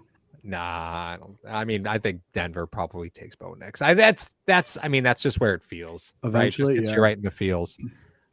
Okay, so for those of you that just tuning in, Jets have traded back with the Vikings. Vikings get 10 and 203, and Jets receive an extra pick, 11, 129, and 157. So here's why it's so interesting that they trade one pick, right? They trade up one pick is because this is where there's a big delineation of the 5th-year option, where the top 10 picks get paid a higher percentage in their 5th-year option. Now, there's different escalators in the deals now where, like, you make a Pro Bowl, you'll make more money in your 5th-year option. Like, there's different escalators. But typically speaking, players in the top 10 are more costly on a 5th-year option than players drafted in the 1st round from 11 to 32 or 31 when New England's allowed to have a pick. Allowed to have a pick. Well, they fucking cheat all the time, Mario. They get them taken away all the time. We'll see how long that lasts. More recently in the East, it was the Dolphins who got their picks taken away. Yeah, that's true. So here's something that worth keeping an eye on. We talk about the draft is a night of runs, right? When does the next run start? There's not a defensive player off the board yet. No, that's really uncommon. That's weird. Normally you see entire a couple first 10 picks have gone by, and there's not a single defensive player off the board yet. Yeah, that's suspicious. Yeah, That's well, weird. I mean, look at the defensive ends that are really there. Who are you going to tie? Who are you going to tie your boat to? Dallas Turner? Like, is he the best in the there's draft? Turner, I mean, there's Latu is still on the. I mean, they're all but still there. You look Obviously, at but some of the cornerbacks are like these cornerbacks are on the board, and I like a lot of these yeah, but cornerbacks. the corners. Mitchell. I mean, nobody's really high on these corners. That's the problem. I mean, there's they're all like little. Have a quarterback wideout ever gone back to back before? Penix and Odunze. Sure. I've never you seen say a same quarterback school? wideout. Oh, from Yeah. the same school. I'm Yeah, I sure don't know. they Well, have yeah. that Same one, school. but- Sorry, guys. 8-9. So they went 8-9. I was curious if anyone had that.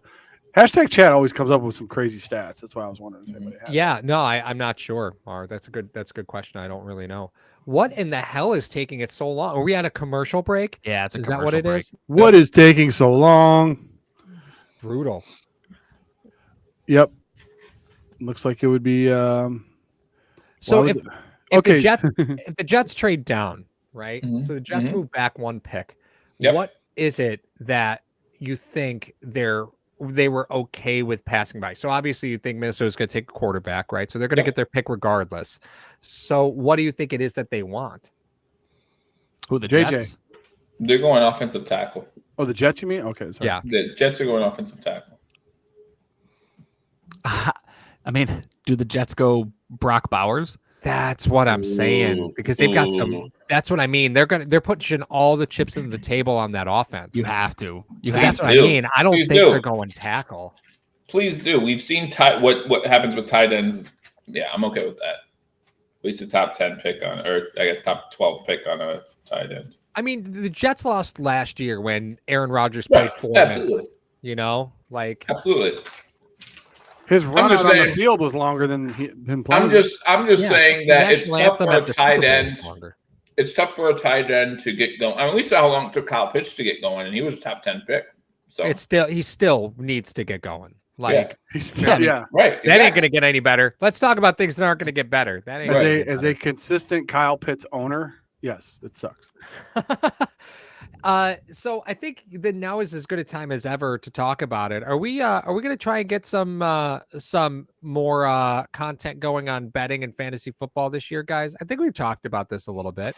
Are we looking at Yeah, trying we're to gonna get be a little, I doing know a- Joe, you do your picks every week. Yeah, Ryan and I talked about that. Yeah, during Joe, the Joe and I are going to season partner up, so we're going to add a little bit to the sharp Mhm. picks this year. We're going to Yeah, come sharp in and I'm going to join him with some player props. We're going to Yep. focus in on some player props, some game time parlays. If you guys watched our playoff coverage, we did some game time player parlays that we really liked, and then some, also over unders, things of that sort. So we're going to be doing that, and then we're going to be hooking Hashtag Nation up with some fantasy stuff this season as well. So we're going to be doing some waiver wire, some start sit questions. We're going to be going live Fridays or Saturday nights. I think we're still trying to figure that out, but for any start sit questions that you guys have. So if you're between, hey, I got to start 2 running backs. I got 4 guys I can't decide from. Who do you like? We're going to give you our advice, and that way the best part of that is you're going to have somebody to blame when it doesn't work Right. out, because That's it's never right. going to work out. Yeah, It's and never gonna work. definitely don't listen to Ryan because he's never won a single league that I've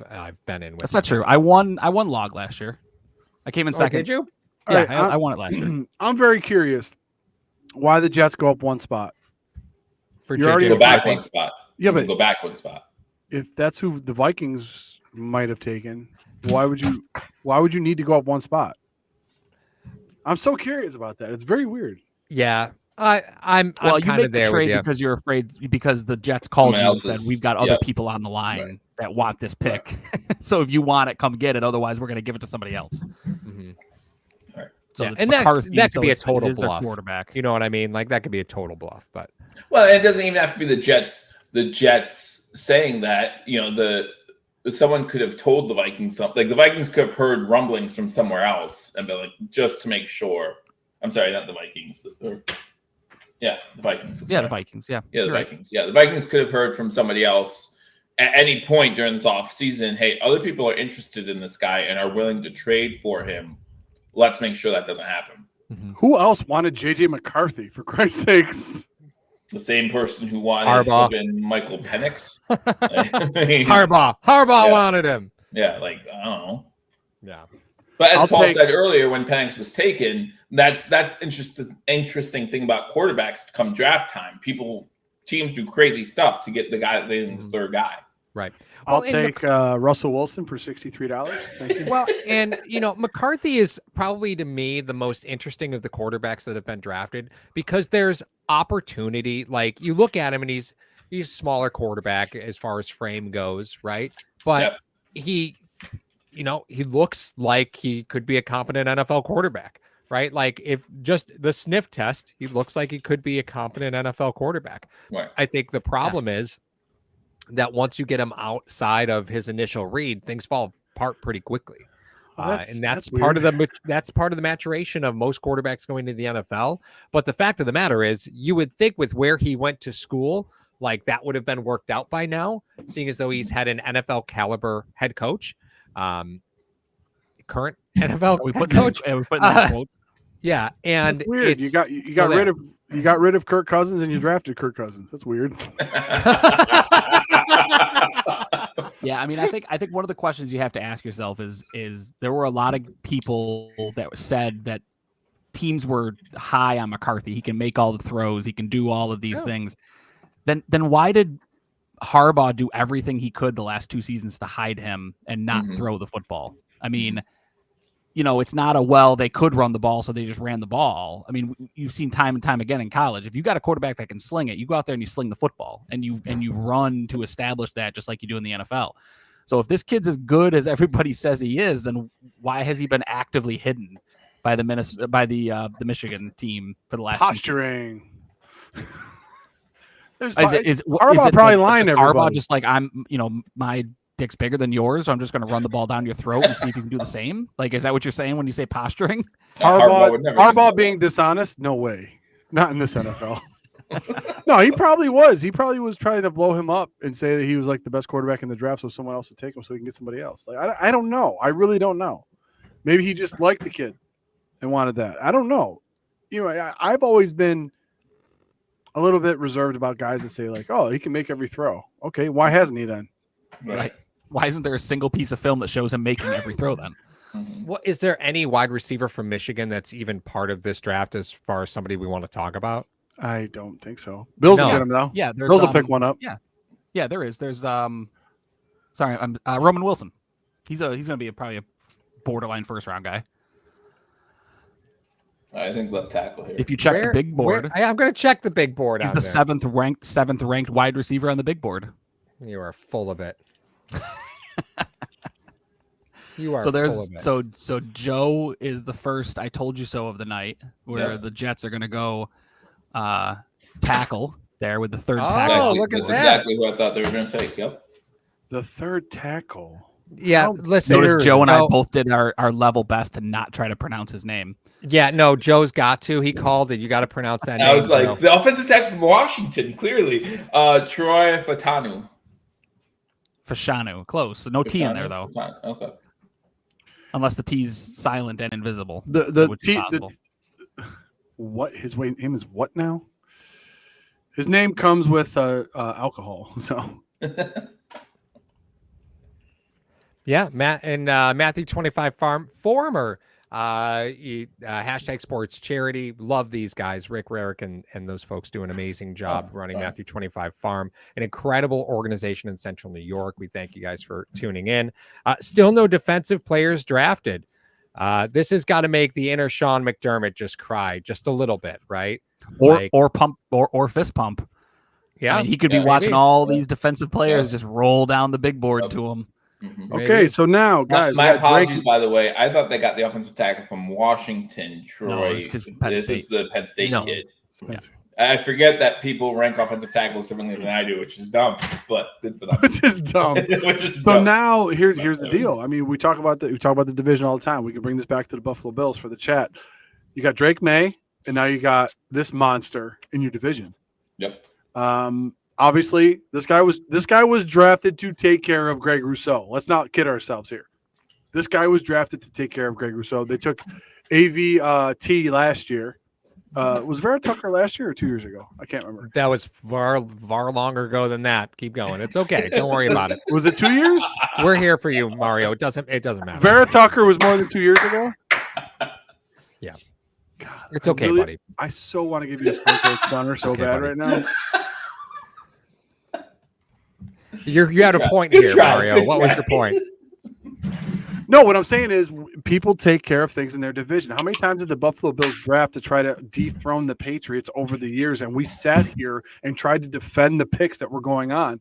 Now you got Greg Rousseau, who was a monster, and you got to try to take care of your division. And what do they try to do? They try to get a stud tackle in order to do that. Try to protect the guy that played 3.5 minutes last year. So yeah, and I think this was one of the funnier slides to make in our massive media coverage that we offer here on #Sports. It was bullet point 3: ability to anchor isn't actually as bad as advertised. Like, how is that a strength? Ability to anchor, not as bad as you thought. Like, what is that? Yeah, I mean, I think when it makes a lot of sense, right? Because when your franchise quarterback goes down 4 snaps into his tenure with your team, you go offensive line, right? And I think that this is a matter of the Jets not overthinking it. Well, and they've had some problems at that tackle position for a long time. They've been trying to find tackles since DeBrickashaw Ferguson left. Like, it's been that long since they've been trying to find a tackle. So the Denver pick's is in on for the the clock. Broncos. The pick is Yep. in. Do we think they went quarterback again? Could we see, what would that be, the 5th quarterback taken in the first 12 picks? Which is nuts. It would be the 6th quarterback off the board. 6th quarterback? In the I first keep forgetting 12 Michael Penix. I keep forgetting that he's there. How can you forget that? Half of this draft will be quarterbacks if the Broncos go quarterback. I mean, That the is best on the crazy. board right now, is Bo Nix, right? There's Well, Bo and- Nix, and there's I don't even know who else is left if it's not Bo Nix. The truth of the matter, though, Ryan, is they've got this pick here, and then they don't pick again till the 3rd round. They Right. got the 12th pick in the 3rd round. So if you want a quarterback, now's the time to take a quarterback. Yeah, Yep. right. And, It's your and only that chance. was to probably that was probably the 2 teams that were trying to get up to 10 with Yeah. the Jets. It was Yeah. probably Which also tells you that no one is currently looking to trade up at this point, right? Like, don't expect that includes the Bills. No one's calling the Broncos, so no one's going to trade up 12. I mean, 13. Joe, but But when no, you've got, I disagree with you, Joe. I actually when you've got disagree with you 6 there. players, when you've got 6 quarterbacks in the first 12 picks, Mhm. why would anyone trade up right now? Yeah, you're Right, yeah, the you're draft's right. coming to Talent you. is just Absolutely right. falling down You're the right. board. Mhm. Yeah, absolutely. The draft's coming to you. So Yeah. unless you absolutely had to have a Doomsday, right? Unless you absolutely had to have a player that wasn't the quarterback that went, you're not going to pay the quarterback premium because that's what you're asking to do. You're asking to get in line for a quarterback, but not draft one. Like, Right. no, you Right. gotta tap Right out now, on that. That's just circumstantial. I would say now that we're assuming it's a Across the board. quarterback, right? We're Yeah. going to make the assumption that it's the quarterback, it's Nix, because Mm-hmm. it's not Spencer Rattler, who's the next guy on the board, who's a projected like 3rd round pick. So if it is in fact for Nix, I would argue, Joe, that this is when the trades start. Like, this is when the earnest trading is going to start, because now it's okay. All the quarterbacks are off the board. We do not have to pay a premium to get up anymore because we're not trading up for the most important position in the league. Right. So now is when, hey, we really like Dallas Turner. Hey, we really like Terry Arnold. You know, that's when you're going to start to see a lot of this movement. And here's where a lot of these wide receivers, you're going to see another wide receiver run here coming probably in the next 4 to 5 picks. I would expect another wide receiver run to start. Mm-hmm. Yeah. If they draft a receiver here, does Cortland Sutton go to the Bills? I would love Cortland Sutton with the Bills. Mm-hmm. I would love Cortland Sutton. I think I saw. Yeah, I mean, saw, Cortland. It sounds like Cortland Sutton, Debo Samuel, Brandon Ayuk are all potential moves. Yeah. Yeah. I mean, if you're asking me, would I rather have, well, I mean, Debo Samuel would be incredible, but I think you'd get a bet. I think for what the Bills Drew will would be have to complaining trade, tomorrow. Ayuk makes more sense. Yeah, Drew will be complaining tomorrow. Rabble, hat on a hat, because you already have Curtis Samuel. What do you need Debo Samuel for? Right? That would be drunken Drew tomorrow arguing that you've already got a guy. So why do you need another guy? Yeah. Are you guys tailgating before the draft? Yeah, I'm planning on being there probably a couple hours early. Drew is supposedly making some tailgate That's a bad chicken. idea. guys. This is a bad idea. Although Drew's tailgate chicken is pretty good. I'll be honest. It is. Those sliders that he makes at the tailgate is pretty damn good. Mario's just mowing on food, man. Mario, did you not eat at like a normal time for a Yeah, Bo human being to Nix. eat? Bo Nix. Oh my gosh. As a fellow 260 pounder, we eat at all times. No, Mario loves to eat on the live streams because he's got that foam on the microphone. It's like a napkin. You just good to go. Keep plowing through this show. 100% facts. No. So I mean, this is. I'll have to go. We'll have to go back and look. But I mean, this has to be one of the first drafts that I can remember, at least, where you're 12 picks in, half are quarterbacks and not a single defensive player is off the board. It's never happened. Mark, Yeah, that's nuts. No defenders? What? Yeah, Zero defenders right now. Yeah. We've seen where no offensive players were taken. Like we were doing a draft at 34 rush, and there was a draft that we did where like the first 8 players, there were no offensive players that were drafted. So we've seen the opposite of this, but never this deep, right? This is pretty deep. And if anybody's going to screw it up, it'll be the Raiders. Right? It'll be because the Raiders need everything. They're going to take Worthy because he ran a 4.3. So the other question that I have that I think it's worth discussing is: we seeing this big run on quarterbacks? Is it because these teams think that these guys are that good, or are these guys looking at next year's quarterback class and going, they're really, really bad? So if we don't take one now, it's going to be a couple of years before we get a shot at somebody. Look at the playoff teams, right? Like, look at the teams that made the playoffs, right? How many of them had average quarterbacks? Yeah, it's a good point. It's quarterback or bust in this league. It just doesn't happen the way that it goes. Does this signal the fact that the college game and pro game are as close as they'll ever be? That's a great point, Mario. That's a great point, Joe. Certain conferences. Right. Well, yeah. So that's what I was going to go to you for, Joe. Like when Mario makes a statement like that across college football, I think broadly that concept can be true. But I think when you start pulling down by conference, there's some conferences that are still in the Stone Ages. Sure.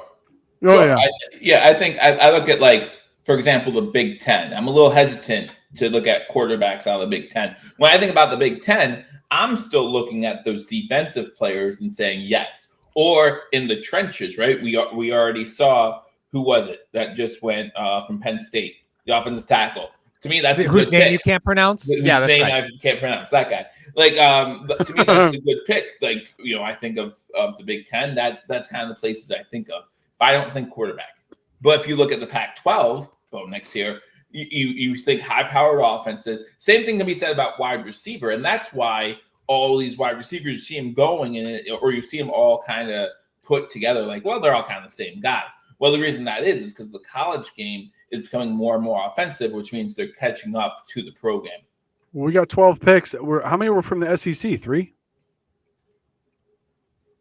I play the conference game really bad, guys. Current SEC or the new look? Right. That's what I'm saying. Yeah. No, there was Nabers. There was Daniels from LSU. Yeah. Nabers, Daniels, and the tackle from Bama. Lathan from Alabama. Yep. So I think that was it, right? Equal number of players from 4 from the Pac-10, Pac-12. Mm-hmm. Because that powerhouse, Washington, a USC, and an Oregon. Yeah, that powerhouse Washington, and then I 3 from the Big Ten. I think if these guys are successful in the NFL, especially early. I mean, we saw C.J. Stroud last year, who just lit the league on fire. If these guys are very, very successful early, then it's going to Brock Bowers, right? Still no defensive players. Brock Bowers is now a Raider. Like you said, Raiders get it wrong again. I know, right? Like you had so many opportunities to get it right. You have your pick of the best defensive player in the draft, or you could take Brock Bowers. Or you could take the tight end, or you could take a tight end. Okay. Well, look who took them though, Paul. What division are they in? Yeah, with the most dominant tight end in NFL. Yep. So, I get but no one to throw him the football. I get it. 18 quarterbacks just went off the board, right? How that's a great point. How good do you have to be to throw the football to the tight end in today's NFL? Right? Like I think a lot of your top end quarterbacks the tendency was, unless you have an absolute freak of a tight end, that you're not scheming the tight end open. Like even in Kansas City, right? Like Travis Kelce is an absolute monster, but I'm sure he generates more looks for himself than plays designed for him, right? Like So look for a trade here with the Saints. yeah, the Saints. this The might Saints be the are first- the Saints are on the clock right now. Yeah, the Saints are on the clock. Look, this might be the first significant trade up because every defensive player is still on the board, and I think teams are getting antsy because all the defensive players are only going to be on the board for so much longer. So when you're looking at these teams in the 20s or even in the low teens, they're going to look at it and go, "Man, we never came in here even thinking we had a shot at Dallas Turner, right?" So he's there at 13. What's it going to cost us to go up, or 14? Yeah. What's it going to cost to go up and get him? Right. Now, do you think that once a defensive player is taken off the board, there's a run on defense? I mean, you could. I don't know if the talent is so tightly packed though at the cornerback position where if you don't get your guy, you got to get 2A 1D or 2. Right, exactly. That's what I mean. I don't know if the talent is as packed in those positions on the defense as we've seen in previous years. Right, like just as an example, Kira Elam, Trey White, like those were the fourth corners off the board in those drafts. Right, I don't know if the talent is packed tight because I remember when Trey got drafted, Eli Apple went before him. Like there was a small run on corners, and you're sitting there going, "Okay, we traded back here. Cancun on 3. What are we going to get?" Right. So I don't know if the talent is as tightly backed on that, Joe. I'm kind of with Ryan though. If and when you see a deal, that's the deal that's going to start setting the trend for what trades could look like. And I think Buffalo missing those mid-round picks right now is really going to hurt them in the ability to move up in this draft. What if the Bills don't move up and the best available at 28 is a defender? They're going to move back. You think so? I mean, I would say buckle up. I saw Donnie Brooks say it in the chat a little bit earlier, but we've talked about it all week, guys. Where we've kind of joked about it in the messenger group, where we're going to sit here all night and the Bills are going to trade back, and they're not going to take a pick. I love it. I've been on that bandwagon for a couple weeks now. Yeah, and I've said it where Mario, you and I have a Seagram's bet. We do have a Seagram's bet. You do? But the specificity of the Seagram's bet. Yeah, the Seagram's bet is wide receiver. You don't think their first round pick is going to be a wide receiver. I expanded it that their first pick will be a wide receiver. He got me with the caveat of their first pick will be the wide receiver, but it'll be in the second round, not their first round pick. I think the Bills wind up trading back if this trend continues of offensive talent getting taken, defensive talent remains on the board. I don't know. I think Bean will use the opportunity if he can get like a Carolina to bite on coming up and FOMO for Carolina of we don't have a pick this round, but we do have like the 33rd pick. That's a pretty appetizing opportunity for Brandon Bean if you can get them to come up into the first round for that 5th-year option, and you can pick up a second, maybe a 4th that you can then use to come back into day 3 since you don't have a 3rd-round pick. Joe has aged 57 years listening to you explain that. I just want to point that out. I told you I'm the talent. That's what I come here to do. Sorry, I had to go shave real quick. I'm good though. Yeah. Who's good enough to have a 5th? I mean, who at this point do you want a 5th-round pick or a 5th-year option on? Is it a corner? Is it a tackle? Because like I said, there was like 12 quarterbacks drafted already. So yeah, I mean, you would look at the tackle position. Any of these positions where they come at premiums when they go to re-sign, right? Like any of those would be nice to have a 5th-year option on them. Powers Johnson's still on the board. Oh God, here we go.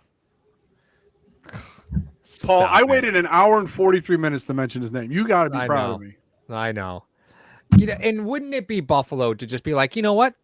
We could really make an impact at safety at late in the draft. That's all right. They'll pick up Cole Bishop in the second. It's fine.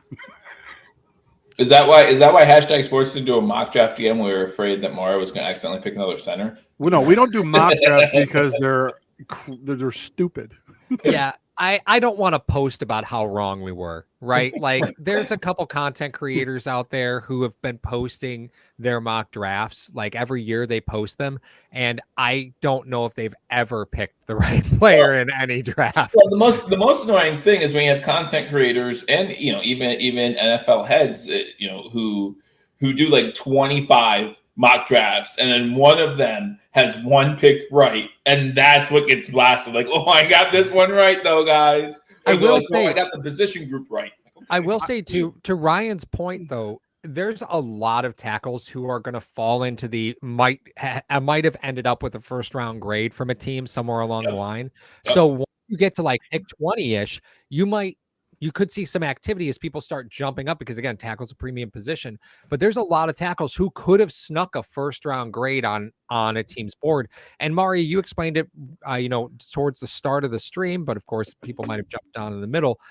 NFL teams don't grade 32 first round players. No, they do not. Not unless they're Arthur Blank and the Falcons.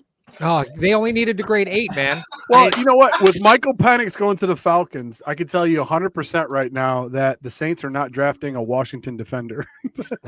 Well, and therein lies the scenario that we're facing right now with these defensive players. Paul is, as bad a movie but guilty pleasure as it is in draft day. Like they kind of go through that, but they kind of go through that. They kind of go through that, right? When he trades for the number 1 pick and he comes in and he's like, okay, now we need to do our homework on Bo Callaway because we haven't done anything because we didn't think we had a chance at getting him. Exactly. How many of these teams sitting at like 20 are going, Dallas Turner, have we done any homework on him? No, he's a top 5 pick. Why would we do homework on him? Now it's time to figure out, do you like him enough and do we need to trade up? Looks like the Saints are staying pat. They're not going to trade out of the 14 pick. Why would you? Shit, you need some defense. But is it going to be defense, Mario? No, I mean they need tackle help, offensive line help. Period. I cannot wait for more offensive guys to go, and then the Bills draft an edge at 28. I cannot wait. But you talk about the discussion then. That's gonna be Christmas. but at that point, you do have to talk about the discussion of drafting for need versus drafting for best available. You know what? At some point, those things have to go one way or the other.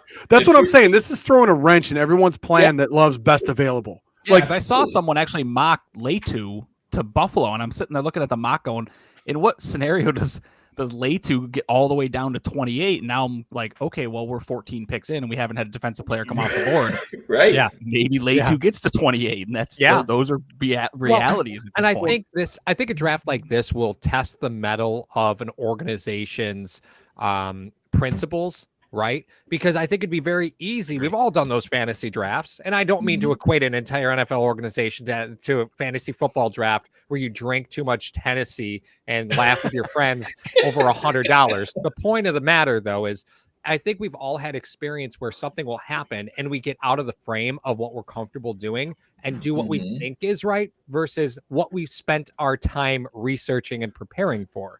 And a draft like this absolutely could cripple a weaker organization who isn't ready to stand on those principles yet. Because look at Atlanta. What the hell are they doing? Like that's a bad organization making a bad pick. And I will say that now, and I will know that it's not going to blow up in my face. Yeah, I mean, in fantasy football drafts, at a certain point, you start to talk about tilt picks or just panic picks, where it's like, what do you mean there hasn't been a wide receiver taken? Or what do you mean if I don't take my quarterback now, I'm going to be on the end of a run and I'd rather start a run than end a run, right? And those are all things, I think, to your point, Paul, you're testing the Mario, what did they say in WWE? It was the testicular fortitude of your draft room tonight, because it's like, do we knee jerk and trade up? Do we stand pat?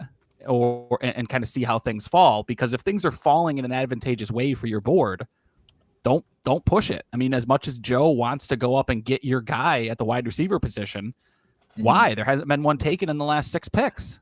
Talise Fuaga is now a member of the Saints. Another Pac-12, right? Pac-12, yeah. And I love the fact that the Beavers have the Beavs on the front of their jersey. That is great. I almost want one.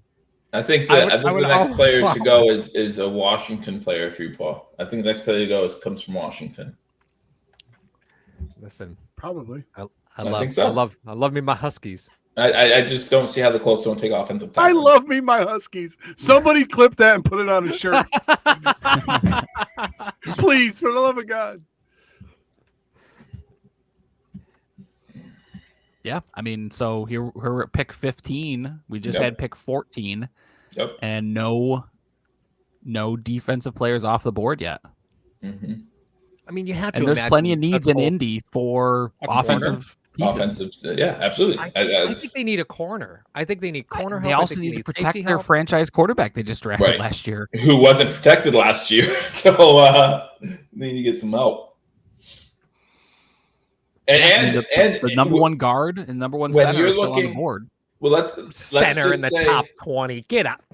Well, think about this, though, Paul. Like, think about you say they need You're defensive pieces. You need defensive pieces, but you look at how the draft's gone so far. Why would I get a defensive piece now when I can maybe trade into later parts of round 1 or wait on day 2? And there's still going to be really good defensive talent available at that time. Where we're looking at this offensive draft and we're saying, what offense is going to be left tomorrow? There's not gonna be much that's available. true. That's a great point. I'm sure if Ryan's mic wasn't muted right now, because I 100% muted him, that he would tell you that's a great point. It does make you wonder, right? At some point, is Buffalo going to have too much defensive talent on the board to be able to help themselves? And I know, Ryan, you mentioned they trade back. I don't have that quarterbacks. Faith. Are you kidding me? Yeah, I just don't have that faith that Buffalo will be able to stop themselves. Like, you got a 30-year-old corner as your number one corner, and then a former first rounder as maybe DB3, and a young corner who got pressed into starting Christian Benford. You don't know if Micah Hyde's returning, although he's talked about it. Well, if I did come back, I'd do it in Buffalo. You're just kind of making it up at that safety position. He's not coming back to Green Bay. Yeah, no, that's true. Despite what Annie Agar wants. Yeah. We also with all the talent that's falling at this point in time. I mean, you realistically have to start looking at the draft as, do we really only want to come away from the first 2 days with 2 picks, or can we trade back from 28, pick up a third rounder tomorrow, and have all this talent and get 3 cracks at it before tomorrow night is over versus only 2 cracks at it? Well, you're not getting. Hold on, but I don't think at 28 you're getting a second and a third, though, right? There's only been one trade. If it's Carolina, I absolutely could see that. The relationship with Carolina is number one. Number two, there's only been one trade, and it was one spot, and it was like a fifth. Oh, it was a fourth and a fifth. Oh, I'm sorry, no, just one. Yeah, fourth and a fifth. So that kind of set the market initially on that. And depending on how bad people want to get up into the 28s to get a 5th-year option. Now, guys, let's talk about this. You have to pay more to get back into the first. Don't forget that, Joe, because there is that 5th-year option. So those first-round picks come at a premium. I understand 100%, but what the point is this. I was talking to Joe. What defenders are premium positions that you want to trade back into the first 4? Corner? I could see someone doing it for like a Cooper DeJean if he falls. Like, I think. I mean, he's fallen. We're there. Yeah, he's already fallen. We're there. And speaking what I'm saying is versatile enough, right? Like he's that type of versatility. Yeah, he helps you in multiple facets. Speaking of guys who keep falling down the board, host of 92.3 The Fan in Cleveland, and also for Browns Digest, Spencer German coming in. Hey, Spence, how you doing, brother? What's going on, guys? It wouldn't be draft day without you. It really would. For those unaware, Hashtag Sports has been a part of draft coverage with Ryan and Spencer for a long time on a different platform. Yeah, long time on a different platform. I remember we showed up. I was wearing shirts and ties and looking all professional. And he froze on us. And now he froze. Yeah. No, I'm here. Oh yeah, your screen froze a little bit. I'm trying to figure out why I look like I'm doing this off of a phone when I'm not. That's you want the landscape? That's crazy. Spencer, great to have you, buddy. How are things down in Cleveland going, bud? Very good. Keeping busy. You guys know I have a little one at home, so that keeps me on my toes. But aside from that, man, just doing the same thing, working in media, trying to make as much money as possible. Yeah, that's an impossible and task. covering how many pro sports teams to make that money, right? Yeah, exactly. A glamorous life it is not. I wear many hats, that's for sure. So Yeah, That's it's right. it is interesting because Mario and I, we met all you guys with kids. And Ryan, did you have kids when we met? No, I did not. Yeah, I did not. see, that's where that's what happens, right? Joe, I think, yeah, Joe, you're a member of the same club, right? Yeah, we didn't. When we first met when we you first didn't have met, kids. I didn't have kids. No, correct. Yeah, We Mario didn't and I have were kids rolling either. deep. Like Yeah. there was a video posted of Mario slapping Drew in the chest in the was that the mud lot? Is that what that Yeah, was? The mud lot. The mud and lot? someone And- said it and I was like, 4 oh, kids ago. Yeah, I was like, oh, that was 4 kids ago. Yeah. So the first defensive player is off the board. Ooh, Oh, I knew that. no. Yeah. So Spencer, what do you think? I mean, 15 picks in before you get your first defensive player off the board. yeah, I said Spencer that. did I know. I'm the luck charm for defensive players, I guess. Yeah, I was. I mean, the fact that obviously this has never happened before, but I was stunned by the fact that we had like nobody.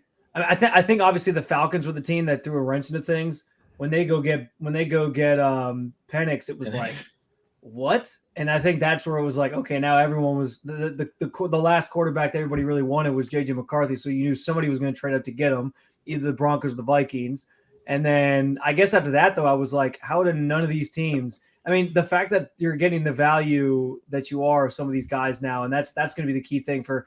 I mean, I know you guys focus on the Bills angle of everything. Like, there's going to be some really good defensive players available here as they start to come up on the board, just because nobody's taken any yet. Like, there's so much value still left on the defensive side of the ball.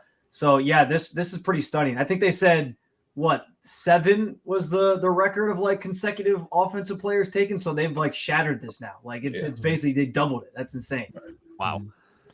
Which should also tell you a lot about the NFL, today's NFL. It That's really true.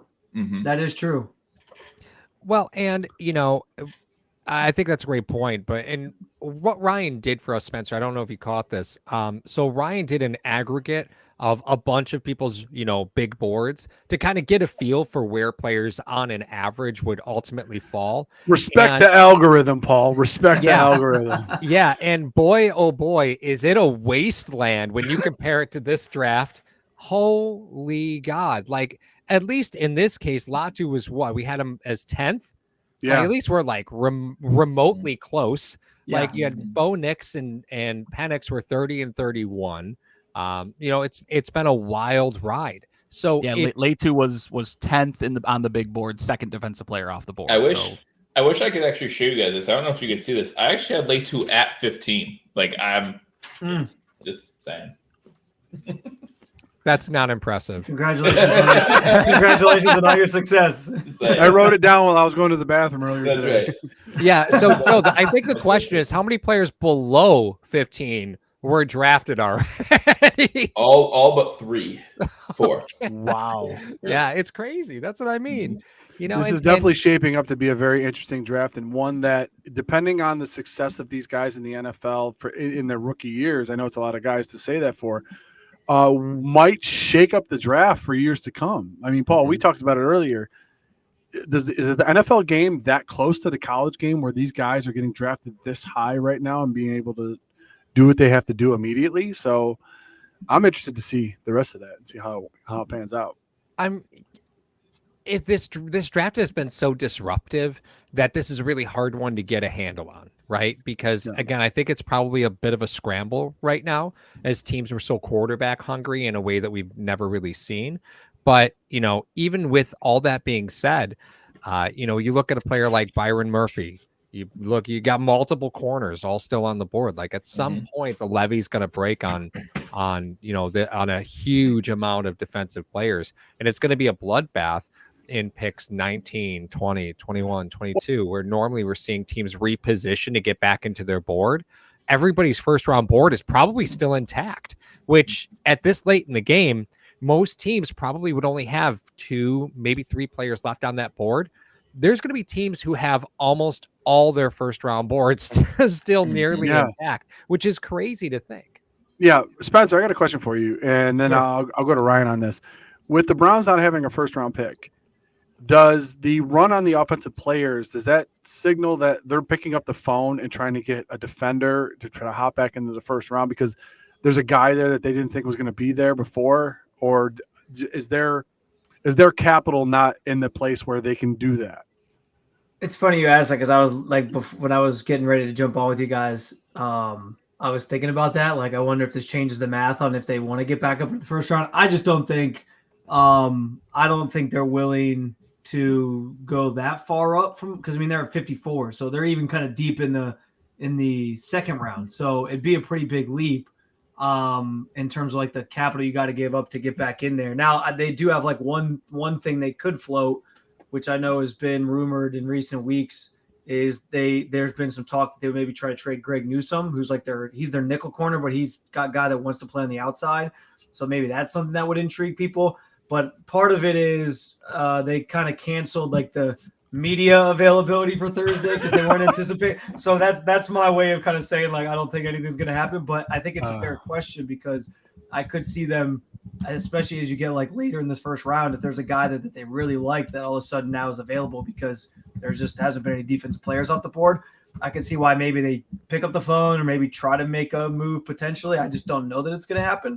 Yeah. But yeah, I think I'm kind of reserved to the fact that we're not going to see anything from them until 54 tomorrow. Well, and I think that's not too dissimilar to when the Bills drafted, Epinesa, right? They were kind of deep. Yeah. And then who was the corner that they drafted from Florida State? Darby. When they drafted Darby, they were in a similar situation. Going back to Rex Ryan years? It took me a minute. I was like, Dreads, Darby. I got there eventually, some good right? years, man. No, listen, when they drafted Darby, I was like, well, it was good from the sense of we got some great quotes every single time. From a media sense, yes. Yeah. So John Calvin brings up a great point. I think it's something that I would love everybody's opinion on. So John says, should the Bills trade next year's second and this year's second and go and jump back into the first? Here's why I find that curious, right? Is you're looking at trading two players for one. In a lot of scenarios, 2 second-round picks, those are starters. You're trading two starters for one starter. But in a draft like this, where you're looking at the back end of that first round, doesn't it make a little bit more sense to do it now than to try and just hold on to those picks for later, right? Like at some point, don't you have to look at the way the draft is falling and say, listen, this is a windfall of talent that's going to be at the back end of this first round. Let's get as many of these as we can. We don't care about next year's draft in that respect because we're not going to give up a first round pick in next year's draft, right? We're going to hold on to that, but we've got a couple seconds. So doesn't it make sense to try and capitalize now when you have a windfall of talent where next year you go win the Super Bowl, you've got terrible picks. Your picks are the worst in the draft. Just a heads up for everybody that wants to know. And I'm going to answer your question first, Paul. I'm jumping in here. 29 is Detroit, 30 is Baltimore, 31 is San Francisco, 32 is Kansas City. The way that the draft plays out, more than likely, Baltimore or Kansas City is not going to let you come back in. You got to give up more capital than 2 seconds to come back into the first round for Baltimore and Kansas City. So what do? You look at the NFC teams, Detroit and San Francisco. With Detroit doing what they did and how much money they spent over the last 2 days, and San Francisco seeing the defensive talent that they can't help themselves, it would be very difficult to get 2 second-round picks and come back up here because we've never seen a draft like this before with the talent that falls. So the likelihood of that happening, I'm saying, is slim. I'm not saying that it can't happen. I'm saying that 2 seconds would be kind of steep, given what Paul just said and the fact that you're going to be a very good team next year. So you're going to be in the 20s somewhere. So if you were the Patriots, I think it's a little different story. Because we're going to get a high second round pick. That's nice. But I love this comment, by the way, that we have Ingram McCraven there from the Key and Peele speech. Yeah, the Key and Peele skit. That's so funny. Yeah, Spencer, we have a phenomenal community here that keeps us quite entertained. So correct me if I'm wrong, but as the Bills draft starts to take shape here, I have to bring up the name that I've wanted to bring up all night. Cooper DeJean. Nope. Kool-Aid McKinstry, or however the hell you pronounce his last name. It really took the flair off of that. Kool-Aid McKinstry. Yeah, it doesn't. I don't care what his last name is, guys. First name's Kool-Aid. So start as a true freshman for Nick Saban at Alabama. There's been a small contingent of Alabama corners that have come through Buffalo in recent years, at least underneath the McDermott era. So at some point, do you look at a player that started as a true freshman? To me, when you look at the corners on the board, we know time on task is a big thing for McDermott. Kool-Aid is the player that I think Buffalo, if they're going to go with a defensive player, is probably the way that they go if they are going to go corner. I just don't think that McDermott will be able to help himself, in my personal opinion. And wouldn't it be great to get some Kool-Aid in Buffalo? He's not even the best Alabama corner on the board right now, but that's okay. Whatever. I know that. Whatever. He doesn't enter the draft by jumping through a screen. I'm gonna be very disappointed. Oh yeah. That's crazy though. I mean, what who do you have as the best corner at Bama there? Arnold, I'm assuming. Yeah, Arnold. Yeah. Yeah, but that's the Buffalo way. Like they're gonna take the guy that you don't think they're gonna take. The 4-year starter, guys. The 4-year starter. It matters. Is he a captain? His name's Kool-Aid. He better be. That's not how this works. So I'm curious from your guys' perspective with the Bills angle on things, with how the draft's fallen, because obviously I know wide receiver was the thing everybody, maybe not you guys specifically, but wide receiver was the thing everybody had their eyes on, and there was some chatter once Adunze was there at like 9-10 range that maybe the Bills would trade up. With how many offensive guys have gone and what's left defensively, are you guys kind of reserved to the idea of like, I'm good? Like, are you guys good with a defensive guy at this point just because the value's there? Or do you still want them to try to go get a wide receiver in this great class? Ryan, what do you got? Yeah, I mean, I think wide receiver remains the prevalent need on this football team. I think there's a number of other needs that you can make the argument. You have to be okay with that, right? Because you have to resign yourself to the fact that you don't know what this Joe Brady offense is going to look like. You don't know what they need at wide receiver, really. And they may look at things, this wide receiver class, and say, quantity is better than quality, or we'll find quality with quantity later. Mm-hmm. And we're just going to take the best available player at a need position, which they've shown in the past that they're not always addressing their biggest need. Bean addresses a need, but it's not always his biggest need. But he tends to go out and get the most, the biggest need, the biggest best player at a need position. And I think you have to be okay with that if you're a Bills fan. If you're a wide receiver or bust, I think you're just setting yourself up for a world of disappointment if you're a Bills fan. Will Bills fans be okay with that, though? That's the big question, right? Will they handle it well if they don't take a wide receiver? They never are, especially when you have the local radio station railing against wide receiver train stuff. That when people hear that day in and day out, like they're going to get on the wide receiver train. And there's other outlets out there, other fan groups out there that are saying wide receiver or bust in the first round. And that's going to leave people disappointed. It's one of those things where the Buffalo Bills, do they want to be a team that is successful and brings home a championship to Buffalo, or do they want to be part of a 30 for 30 documentary where it's like, hey, all these defensive guys fell, we're going to take one of them. Like, let's do that. So Mario, there's a trade. There's a trade. Yes, I saw that. The Vikings are up Minnesota to 17. So the Vikings are up to 17. The cost was I'll get it. 23. Mm-hmm. The cost was 23. They're third. You'll have to pull it up, Mario. It was. I will. I'll get it. I'll find it. Trade up to 17 from 23. It was. I'll pull it up though. Yeah. That's okay. I got it right here. So they get 17. The Vikings get 17.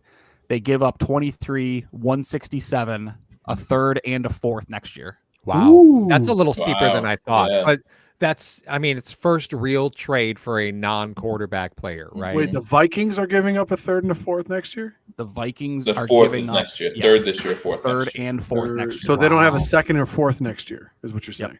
Yes. Wow. So they're giving up a first this year, a third this year, and then a third and a fourth next year. So we're not the only team that thinks they're going to be horrible next year. So the Vikings. What was your guys' reaction? Vikings don't have a second, third, or fourth round pick next year. No, they gave up a third this year. They still have next year. Oh, and next year. And next year. Okay. I think this is Turner. I'm Wow. not gonna Yeah. say, but- Yeah, it looks Yeah. like it is. Yeah, I it's just what saw it it is. come But through. anyhow, Spencer, you're about to ask us about our reaction to the Diggs. No, trade? I was no. I was going to ask your guys' reaction to them taking JJ McCarthy when that happened. The I think- Patriots. The Vikings. Look, you thought Oh, it the was the Vikings, yeah. Patriots too. I said Spencer. I said that they got rid of Kirk Cousins and drafted Kirk Cousins. yeah, yeah, that's true. That's Because I like Now, this- interestingly, because Spencer, as somebody who covers Ohio State, you've seen McCarthy probably more than the average person. So, Yeah, I mean, what's your take on McCarthy? It seems as though he was hidden a bit in Michigan, but then you hear like the pre-draft buzz is like, wow, this kid can do it all. He's can make every throw, yada yada. So that's been my kind of running bit. Well, part of it's just hating on Michigan, but I just don't know, like, if he's as good as everyone's saying he is, why was he hidden in Michigan's offense? And maybe the answer is just simply, well, their offense was built differently and they had other strengths that they were trying to maximize, and so that he didn't have to throw it around all the time. But I just feel like if you have a quarterback that's that good, you're not going to, just concede to your run game all the time. I mean, like, even with Ohio State 2 years ago with CJ Stroud, there were some questions about CJ Stroud and certain things that he could do, but the offense was built around him, even though they had Travion Henderson, who's probably going to be one of the top running backs in next year's draft class. Like, and again, I'm using Ohio State as an example, so maybe that's not the best one, but I'm just saying, like, I don't know. I continue to be perplexed by the fact that he just and listen, to his credit, like, when he was asked to throw and make the big plays, he did it. He did it against Ohio State. He did it in the college football playoffs, so I got to give him respect for that. But I just don't know if there's enough like volume for me to be like, yeah, he's worth a top 10 pick. And I get it. Like, that's what this process is for. You bring him in, you let him work out for you, you let him throw on air, you let him do different things. So fine. I just, I don't know. He's not for me if I was a GM. So the trade that the Vikings end up making here, they go and get the best edge defender in this draft. We can safely say Dallas Turner's best edge defender in this draft, right? Oh, yeah. Like head Yeah, and I would say shoulders. so. Yeah. So Yeah, they're basically replacing the late two pick odd. Yeah. It feels like they're replacing their two like biggest losses of this offseason in Hunter and Cousins. Like that's what they basically have done with these first two picks. Is like, we got a new edge rusher and we got a new quarterback. Right, but it cost them their 2025 draft Yeah. to do Yeah. that. In a year that they probably aren't going to be very good. Like, they're really going to be regretting at some point giving up those picks. Yeah, second, third, and fourth. Yeah. I mean, Jesus. that's you gave up day 2, right? Like, that's what you gave up day 2. But the counterpoint on that, Paul, is if they're not very good, they're going to have a really high pick and they've got a quarterback. So they can replenish that draft pretty quick with next year's first round pick, assuming it's going to be a top 5 pick. That's an interesting point. Or they can have a pick where a team wants to get up there so they can go back. They seem like the likely candidate to go back to acquire more of those picks back. That's exactly That's literally what Ryan just said. But good, No, good I job. mean, next year's top 5 pick, they've got their quarterback. So they're gonna say, hey, this is a weak quarterback class. So if you're gonna come up for the guy, it's going to cost you, because we saw what Carolina got for that one pick, or we saw what the Bears got, right, for that pick that Carolina turned into Bryce Young. So are we calling that their they're entire tanking team right now? utilizing just that one trade? We calling a tank right now? We hope as Bills fan. Let's go. I would argue it's being realistic as a Minnesota team, right? Like, Yeah. 4 picks for 1, but that now it's set now. There's a new. Well, and you walked away with the best edge defender in the draft and the best remaining possible quarterback you could have gotten, right? Like, that's JJ McCarthy for them was probably best case scenario, right? Am I Was crazy? it though? I mean, after there was 4. What else were they going to do? What else were they going to do? It was Bo him Nix. or Bo Nix. It was McCarthy or Bo Nix. Right. And despite, like, Spencer, despite what you said about JJ McCarthy, do you think Bo Nix is a better candidate? Would he have been a better pick for them, in your opinion? Good talk. Yeah, that's a no. Spencer. But yeah, that's a no. But I mean, I think of those two, because again, you couldn't get higher than what you had. So, I mean, McCarthy, best case scenario for them at that point. I don't know, man. I think somebody's going to steal Sam Hartman. I like him. I like him a lot. Steal? Is that were you waiting for was there supposed to be a laugh track in there? Because we got to talk to Chris about tomorrow, so he can insert a laugh track for us. I mean, you could. I mean, the guy's got the intangibles that you expect from a guy who's it's the hair, isn't it? Games. It's the hair, isn't it, Mario? 100% the hair. So with knowing what we know now about what it costs to trade up, right? Because you're still, remember, if teams are going to trade up, you're still looking at the best defensive player at almost every position that's still available. And there's a premium for that, right? So I just saw, who was it? Donnybrook just said, are the Bills on the phone with the Rams? To go up to 19, that although it's not really that many picks, looking at what Minnesota just paid, I don't think I'm comfortable with that. It sucks. No, it sucks. But the fact is this, I saw every mock that I looked at had the Colts going wide receiver. Mm-hmm. And what do? They switch up and they take a defender. Well, what about the Bengals? T. Higgins is demanding a trade, and now you look at what's there at wide receiver. Are you what are you doing? Yeah, I don't think the Colts needed a wide receiver. I mean, they've got guys. I think they're in decent shape there. But yeah, I mean, you look at what it's now cost, right? The proverbial price has been set. So now it's how bad do you want to get up for insert player name here? Right. And Joe, who I'll just throw it back to you because you were the one banging the table earlier in the night to go up and get a wide receiver. Are you willing to pay what the Vikings just had to pay to go get a wide receiver, to go get the wide receiver? No, not at all. So now that the price is out there, it's a little bit of a change of heart in terms of where you're thinking they should do. Yeah, right. To answer John's question in the comment, yes, First is still there. Just to see the question in the comment. So, but he is still there. Is that one of those things? Because I jokingly said that 2 hours ago. That wouldn't it be just a very Buffalo thing to just let the draft fall, or you trade up to go get Jared Verse at 19? I literally said that. I was joking. I was joking. If that happens, I will be heartbroken. You were not. I know you were not joking. You know how I know you're not joking? What? You might be able to fool everybody else in this call, Paul, but you're not fooling me. You are a Florida State fan. Oh, come on. You're a Florida State fan. You're not kidding anybody. You humbly wish. You prayed on your knees at night. Be like, you know what? If this can go 14 picks straight, you know what? I want Jared Verse. You know what happened? EJ Manuel happened to me. That's where it died. EJ Manuel, Carlos Williams, Jack Nicklaus's grandson, whatever. Carlos Williams, no hand and no gloves. He was going to be the next big thing. That Carlos Williams, and then he couldn't stop eating ho-hos or whatever. Nope, he loved ho-hos and pot. That was it. And also, I think part of it too was his wife or his girlfriend or whatever at the time was pregnant, so it became like how you sympathy eat when your wife. Yeah, he was comfort eating with her. Yeah, he was comfort eating with her, and then he couldn't lose the weight after. It was like, you probably should have watched yourself on Paul that. switched up so quick because he got so mad at that entire draft. He loved Carlos Williams, but he wanted Nile Davis so bad. So another tackle comes off Nile the board. Davis was my guy. So Mims is the player to the Bengals. Let's pull up our very professionally made. Very professionally.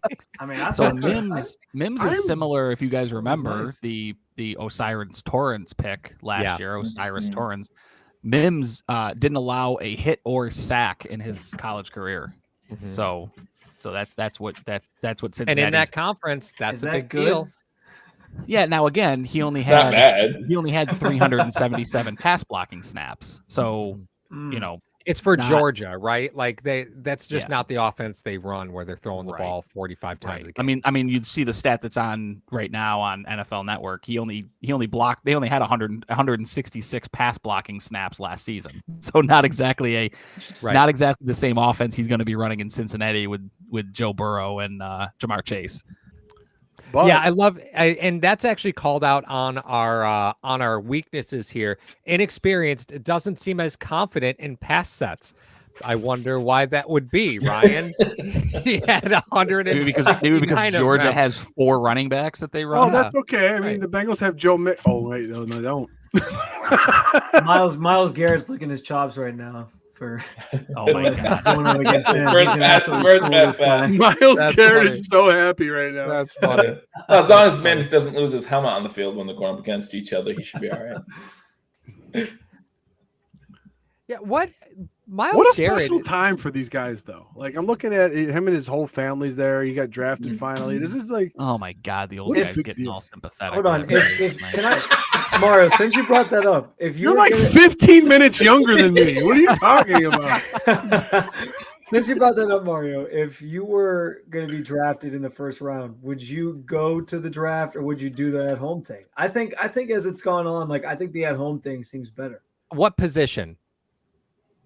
I think that matters. Mario was a quarterback, so I guess Well, he'd be yeah, going as a He was quarterback. also a safety. He was also a safety. Uh-huh. Yeah, you go If as I'm a a sa- quarterback, you if- stay home as a safety. I If think I'm- that's the no. rule. If I'm a quarterback, I'm inviting my best friend over. I'm gonna have like 6 people there because I don't know anybody. I think I'm gonna go on after the what back happened- of a tailgate. Someone's gonna throw me 2 cans of beer, and I'm gonna stone cold after I get picked. And I someone's think gonna after go, what happened to Geno Smith, I think that there's a lot of guys out there well, that have no I was willingness gonna say whatsoever. for to 2 go to the days, draft. bro. Yeah, I was gonna say, well, Mario should pack for 3. You But- better, you better say to the NFL, you better goddamn guarantee me that I'm going to go Yeah. that night. There was a I think it was an offensive lineman, but I forget who exactly it was, who went fishing with like his dad. Joe Thomas. Yeah, Joe yeah, Thomas. Joe Yeah. Thomas, right? Yeah, that's You what know I would do. Like, I'd He's told that story a million times, like how Yeah. and people like talk about how it was like an iconic moment for him in his career. He told that at his Hall of Fame speech sure. this past summer. That's he said he was like, yeah, that's just how I wanted to do it. I just want to be with my dad doing something I love. I was like, hey man, that's pretty perfect. cool. That's absolutely. That's the way But it's honestly, Spencer, you know there's going to be a social media guy that is a freshman, sophomore, all this other stuff. He's going to be a social media darling, and he's not going to be regarded as a high pick, but they're going to invite him to the draft anyway because of the social media coverage and all this other stuff. He's never going to get drafted, but he's going to be like, hey, I came here anyway. He's gonna be like You know? Juju Smith-Schuster, just like posting TikToks in the green room and stuff. 100%. 100%. What were you going to say, Ryan? Well, I was just going to ask Spencer. So, I mean, covering the Browns in the AFC North, is it weird that we're 19 picks in and the first AFC North team just picked in this draft? Yeah, kind of. I mean, you're kind of used to seeing like the Ravens and the Steelers always in this area, but not like the Bengals and the Browns to not have anything. And I guess like obviously the Browns don't have anything for an obvious reason, but even if they had their first round pick, it would be in the same range because all 4 of those teams finished with winning records last year, which is just absolutely insane. So And this is the last year of the Watson debacle, right? yeah. The Browns will have their first round pick again next year, and they actually have I want to say they have like 2/4 maybe. I don't think they have 2/3, and they have like a bunch of 6-rounders and stuff. So they have like a whole stockpile of picks for next year, and that would actually spark some debate for us because some of us kind of talked about like would you be willing to trade like your first rounder next year and not have another one and just do like a full like Rams and just go get some, either in the draft a guy or use it to like there was like that whole story about Micah Parsons being unhappy in Dallas and like would you do something like that to try to bring him in and pair him with Myles Garrett? So I think it's interesting. Spencer, Sorry, Paul. Sorry. Yeah. What? No, sorry for what's about to happen, but you go ahead. Oh, You tell your Okay. Thanks for that. Yeah. Is Of Jared course, Verse going at 19 to the Rams? Yeah, I don't want to say anything, but Oh my God, isn't that funny? But my point that before Joe tried to trick me by using my ADHD against me. Nice try, Joe. I remember what I was going to say. But Spencer, systemically, doesn't it seem silly to trade a first-round pick to have to pay a guy top 3 positional money at his position, right? Like for a player, it doesn't that seem counterproductive? I mean, for the Browns especially because their roster is very top heavy right now, and honestly, like they're for them in an ideal world, like if Deshaun Watson actually plays the way that they want him to, they kind of I think view themselves as okay anyway, like from a starting standpoint. So for them to not have a first round pick this year, it's whatever. Because I think they're just kind of trying to add depth and that type of stuff. I think most of their starting rosters already filled out. But yeah, I in terms of like being able to afford a guy like that, it would be very difficult for them to kind of squeeze that under the cap, even though they've been one of the teams that is kind of wizards with pushing money down the line and all that, and kind of kicking the can down the road. It wouldn't be easy for that to happen for sure. That's the freaking PNG you picked. It's great, isn't it? That's the PNG you picked. So Mario, So here's what Mario, happened, just right? What's up? Here's what happened. I picked this because I found the picture. I was like, I got to use this, right? And that's why I mentioned him, was solely because I remembered that picture of making this slide. So don't get me with this whole FSU fanboy thing, okay? The picture's what got me, and it just triggered me to remember Guys, who it was. that is true. Like those of you at hashtag Nation, and like even everybody here, like that's what Paul goes on. Mhm. Okay, Yeah. so make sure that you like he's not lying. He goes on Mhm. stuff that entertains him. Yeah. What'd you say, Ryan? Though, what did I what? just to put a bow on because we were talking about the Minnesota situation Yeah. and what they've now traded. So next year's draft, 2025, they have 3 picks. They have a first and they have 2 fifths, and that's That's all like they have. Seattle. That's like terrible. Seattle. Like remember when Pete Carroll would be wheeling and dealing and stuff? Yeah, they never had picks. They traded never had every picks in the first round first pick. round. Yeah.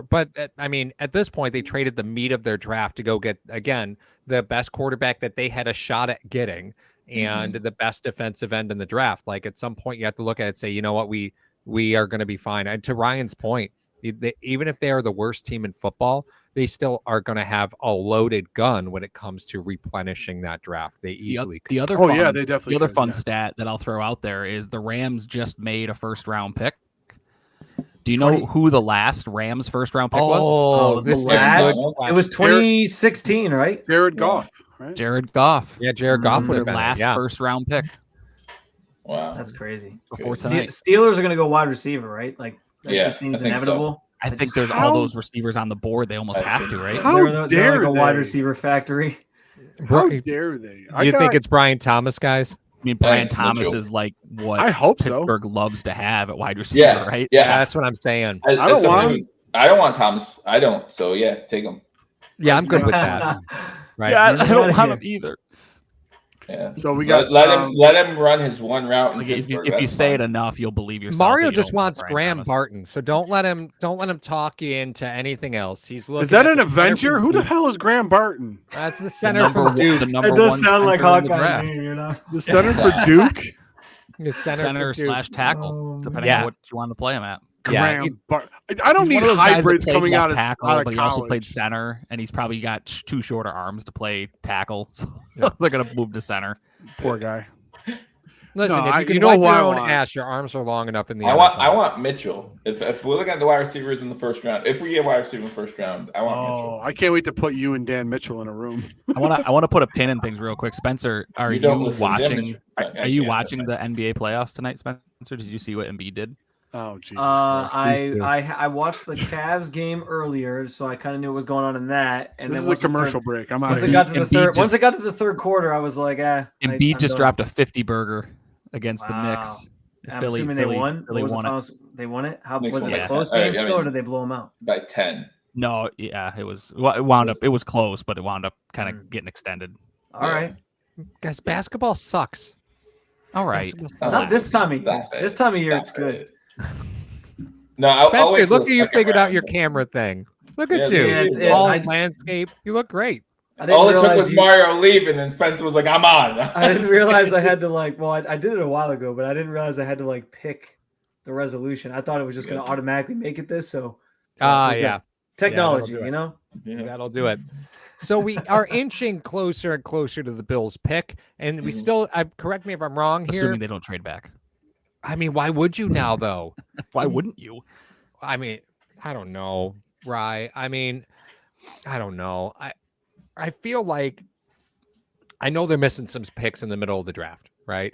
And you Well, could just the you could third. get those. Just yeah, a third. That's all you're missing. right. Which And- was really just on their calculation. They thought they were going to get the third for Edmonds. Yeah. So Right. But with the comp picks now, doesn't that put a different paint job on, third round picks? Because doesn't it matter now whether it's a comp pick or or an actual physical rank pick, right? Like when you say third round, now that comp picks go in the third, depending on where that third is, makes a big difference to me. The difference between the 14th pick in the third and the 37th pick in the third is, it's pretty different. Yeah, I mean, I think I don't know. It's going to depend on how things continue to fall. I mean, if tackles and guards and those types of guys continue to come off the board, and the Bills have identified like, hey, our top two needs are, probably corner and wide receiver. Well, there's a lot of talent at both positions still on the board.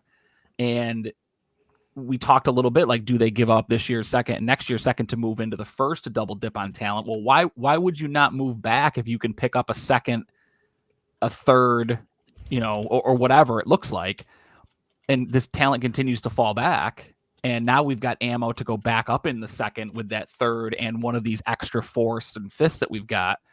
Why wouldn't you double dip in the second rather than trying to double dip in the first and come away with fewer players? I think it's all, these are all things that Bean's talking about internally too. Like, how much do we love these players? How well do they fit into the system?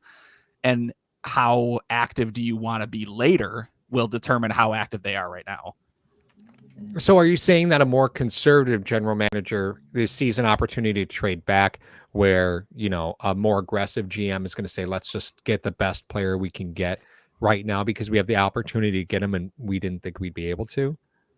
I think what you're looking at is the difference between, do we give up pieces to go get one guy now, or do we wrestle with the realization that we're in some cap problems because we have a quarterback we have to pay, we've paid a lot of money to, we have other talent that we have to pay going into next season. Do we just maximize the number of picks that we can get in these rounds where these guys can be impactful versus just go up and get one guy now and then try to fill in the rest later? Wrong. The cap's a myth. Oh, you're the cap I'm guy. kidding. You know I'm better than kidding. anybody. I will throw joking. fight. I will throw punches. I don't know. I am kidding. I am kidding. So the Steelers are coming to pick. They It got sounds like it's offensive not going to be a tackle. wide receiver, despite they want Spencer. offensive tackle. It's the name Joe couldn't pronounce. The other This one. guy I can't pronounce it. The guy from Washington. The one with the T in his name. Fatanu. Fatanu. Fatano. Yeah. It's Fatano. That doesn't surprise me though. For Pittsburgh, you almost always can assume it's either going to be a wide receiver or it's going to be an offensive lineman. Those are like the two. Yeah. Those are like their two lanes. And Fatano's he's probably slated as a guard. He's one of those guys he's one of the short arm guys. So he's probably going to slot in at guard. I had him, I think, as the big board had him as the number one guard in the class. So. And again, not too far. This ranked number 12 on the hashtag sports big board. So we're starting to fall a bit more into line, although there's still plenty of value. Ryan, on the big board, what players are left that are now would be seen according to the board as have fallen, right? So guys are still ranked above. What are we at? We're at 20. 21. Right? Yeah, there's a couple names still on there. So Quinion Mitchell, who's out of Toledo, the number one corner, according to the big board. Then the aforementioned from Joe, Terry and Arnold still on the board. Cooper DeJean at 18 still on the board. Jerzon Newton, the defensive tackle from Illinois, still on the board. And we're getting into Brian Thomas Jr. range. He's number 22 on the big board. So all things considered, things are starting to settle in to where the big board is actually getting quite accurate at this point. So a couple more of these guys come off the board and you've still got 22 through 30 are all still on the board as well. So Paul talked earlier. Go ahead, Mark. No, I'll make a stupid comment. Go ahead. Oh, okay. Paul talked earlier about a guy named Kool-Aid. I'm a fan of a guy called Chop. Chop Robinson is to me, he's fallen a little bit further than I thought he would. But again, with the way, not knowing how the first 12 picks were going, but I mean, I really liked him. Nothing could be worse than a quarterback named Pickett, dude. Yeah, that is true. That is true. So let me ask, Joe, your big board, is that written in pencil or pen? No, pen. Pen? So it's locked in. Pen. Like it's locked in. Yeah, okay. Black or blue ink? Well, actually, it's funny. I use black to do like the ratings. I have two pens next to me, so I have black because I'm putting the NFL team. If you can't see it, where they're drafted over here. That's in black and blue. But I think it's almost like interesting someone that needs to teach Joe how to use Excel. I love Excel. I use Excel all the Beneficial. time, just not for this stuff. I'm I appreciative even have a of Bo filing not cabinet. slamming like- on his keyboard during the show. That's Yeah, what I'm no. appreciative of. Yeah, no. I even have a filing cabinet with old. Like I just love. I'm old school, I guess. I don't know. So Spencer, as the resident Pittsburgh Steelers fan, how do you feel about the unsexy pick that is a guard / tackle in the first round? You mentioned bad guard play last year, but Yeah. No, I mean, this feels like the thing they've been avoiding for several years in drafting, like particularly in the first round. Like they've taken some guys later on, but like when they took a couple years ago when they were sort of messing around with taking a running back, and like which is weird because you normally you wouldn't see them grading running backs that high, obviously, but for them to kind of now do the thing that we all kind of assumed, like Najee Harris was a weird pick. I still stand by that. And I think they were linked to a offensive lineman, if not him, that year. So they're finally kind of like course correcting for that, I think, a little bit. And I don't even know if Najee Harris is they value him as much as they do it. They did when they drafted him at the time. Like he's going into what? Is this year 4 for Najee? So yeah, this is year 4. It's just kind of crazy. It seems like Jalen Samuels is, the player that they prefer, right? Just from a usage standpoint. He broke out last year, so I thought I don't even know if what the future looks like for Najee Harris. So they're kind of, like I said, I think it's a course correction type thing. And now you have 2 quarterbacks that you're kind of trying to try out and see what they can give you. So I think it makes a lot of sense for them. This feels like a very Steelers pick. If it wasn't going to be a wide receiver, it's usually offensive line for them. So I get it. Well, and now you have the ADHD Dolphins who are just going to make whatever – they're just going to pick the shiniest thing that they can find and claim that it's who they want. Well, there's a guy that they shouldn't need a defense. So I was going to say they need guys on defense, right? But they don't really need secondary guys either, although they lost Xavier Howard. But I mean, they still, again, they could use some tackle help. They could use some edge help. Their line's awful. Guards. They could tell their quarterback that he's actually honestly, that was the funniest thing with the Diggs trade I saw was all these Dolphins fans who were like, "Oh, thanks for conceding the division to us," and I was like, "Dude, who are you stopping? Your whole offense. Like, I'm not saying the Bills are going to win the division again necessarily, but okay, even if they take a step back, how are you just assuming that you're going to win the division now? Like your defense is trash." Listen, by the way, if there's any Dolphins fans in here, that's a Browns reporter saying that. Okay, that's not just us. Oh man! I love it because who you stopping? Jesus, you want to win track meets every week? Like Jesus Christ! Someone tell Tui's right-handed. Jesus Christ! Oh Lord! I mean, guys. What? Here's what scares me about the Dolphins is sometimes they're so bad they get it right. You ever have that friend that's just like a complete idiot, but every once in a while, everything comes together, and the stars align. And I'm not letting him do this to me. Well, no, I was waiting for the punchline of, and he's not doing this to me this time. Funny Mario is I was going to drop the line and be why like, is it every time I decide Mario to have Spencer go live, he freezes? All right, I'll leave. Go ahead, Paul. Do I really freeze? Yeah. See, whenever we go to 5, it's weird. Well, what if we go? Hold on. Is that why there's always a delayed response to what I'm saying because you can't hear you can't understand me? We can hear you, we just can't see you. Yeah. Let's see what happens. Oh, see, here's what's happening. Every time Mario you guys missed this. So let me tell you a little pre-draft story. So Mario and I get on the call and we're getting ready. Everything's looking good. Mario's all pumped, and then he proceeds to spill his drink all over his keyboard, all over his mouse, all over his desk, right? Full thing, Noah's Ark level amounts of beer on his desk, right? Rained for 40 days and 40 nights, Jenny Cream Ale. And it was a disaster. And he's pissed. And he's, shaking the keyboard out. He's got the can duster. So that's why whenever Mario jumps off stream, I was like, did his keyboard die? Like, did it finally die? Because he dumped beer in it 3 hours ago at this point, right? So I'm just waiting for a massive technical failure. Yeah. Massive technical failure. Let's see. Yeah, I don't know. It's weird. What happens? And then what if we try to go to one That's of these a good different... pick of Spencer, though. I'm going to say that's yeah, a he looks good pick of there. Spencer. Yeah, I agree. What happens if we try and... Yeah, I don't think it'll let us go. Oh, hey, Joe. Yeah. Joe. Boy, oh boy. No. Yeah, Too much these Joe. are mistakes, guys. These No, are it's like mistakes. Joe's- This is what a Bills channel does when we wait for the Dolphins pick, guys. Just letting you guys know. Well, the Dolphins just picked, and they picked the guy I just mentioned, so not too happy about it, but that's okay. Fascinating. Yeah. It's actually been a surprisingly quiet night in terms of movement, right? Yeah, had the absolutely. Jets, you had the Jets and Vikings, and then you had the Vikings and the Jags, and that's been it. Just so the far. Vikings, really. The Vikings. Yeah. Yep.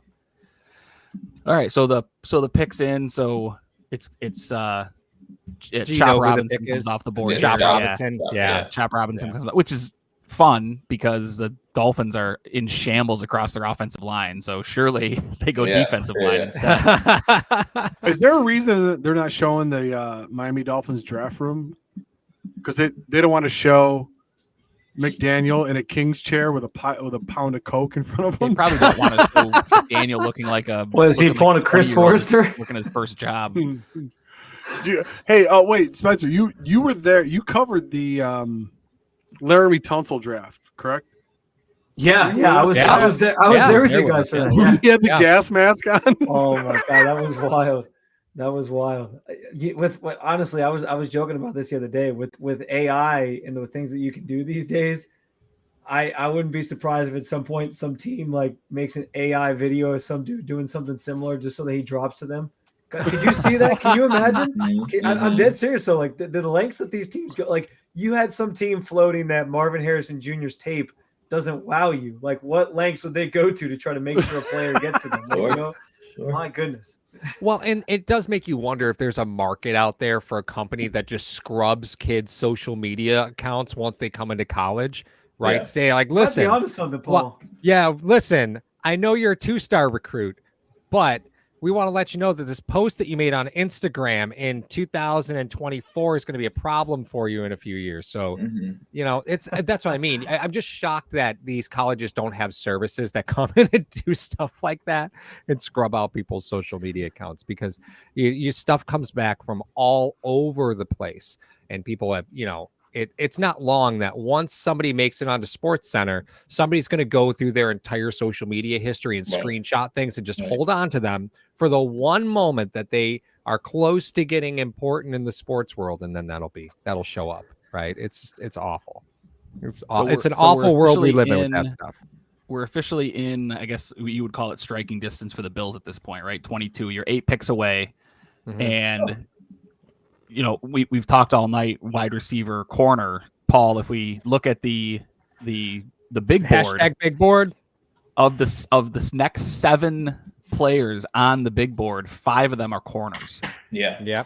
And 1 is a wide receiver. So that's kind of where when Is that we talked one about receiver, Brian Thomas Jr.? Yeah, when we talked about the wide receivers, it was 3 guys that everybody really, really liked between those 3, some combination of, and then a lot of other guys after that. And those other guys seem to be falling early second round in terms of overall grades. And this is why I like to look at things in the aggregate, right? Because you got some draft boards that are going to have guys way high, some draft boards that are going to have guys, but these things tend to kind of work themselves out at the end of the day. So when you look at things in the aggregate, that's where if they do in fact fall in love with wide receivers, can they trade back and wait for a couple tomorrow, or do they stand pat and take a wide receiver if Brian Thomas is still there? I think if they're going to make a move, it's going to be when they're on the clock is when they're going to kind of make that decision. Well, I don't expect anything sooner than that. The Eagles are pushing this down. They've got just over a minute left on the clock. So it does make you wonder who's on the phone, right? Because there hasn't been a ton of movement. So it's not like they can't circle who they want on the board because, you know, the draft rooms are a lot busier. The picks in now. Yeah. It's weird Okay. because the Philadelphia Eagles have their top 10 highest paid players all have like 17 years of voided years on their deals, which is kind Yeah, of weird. well, But yeah, the point being is they've got a ton of players as top 5 paid at their position, and it's just a time bomb. You know, I just think it's weird that this. Paul, I've said this to you 4,000 times. Let me just tell everyone else. 3 most important positions: quarterback, guy to get quarterback, guy to protect quarterback. What the hell just entered the division right now? Drake Maye, Chop Robinson, and the tackle, we can't pronounce his name. Yep. So you have a guy to protect quarterback, a quarterback, and a guy to get quarterback. Mhm. Meanwhile, we're having a discussion about which receiver the Bills should take. Guys, That should it's tell worth- you how far ahead the Bills are of these other 3 teams, guys. It's worth pointing out that Nate Geary is on Twitter, just absolutely. He's retweeting all of the Dolphins fans on Twitter, and no one likes the Chop Robinson pick. Dolphins fans absolutely hate the pick. That's a great pick. That's how you. I feel like that's how you know it's a good pick, though.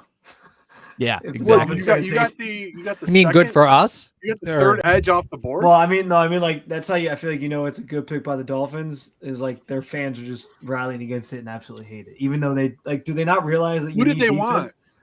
I Like don't know. someone to Offensive line, replace maybe? Jaron Waddle? Like, what did you want? So I A think new quarterback. the Eagles are a good example. Don't Eagles try are a to good sneak example that of in there, what- Spence. You sneak. We know Spencer. We know Spencer.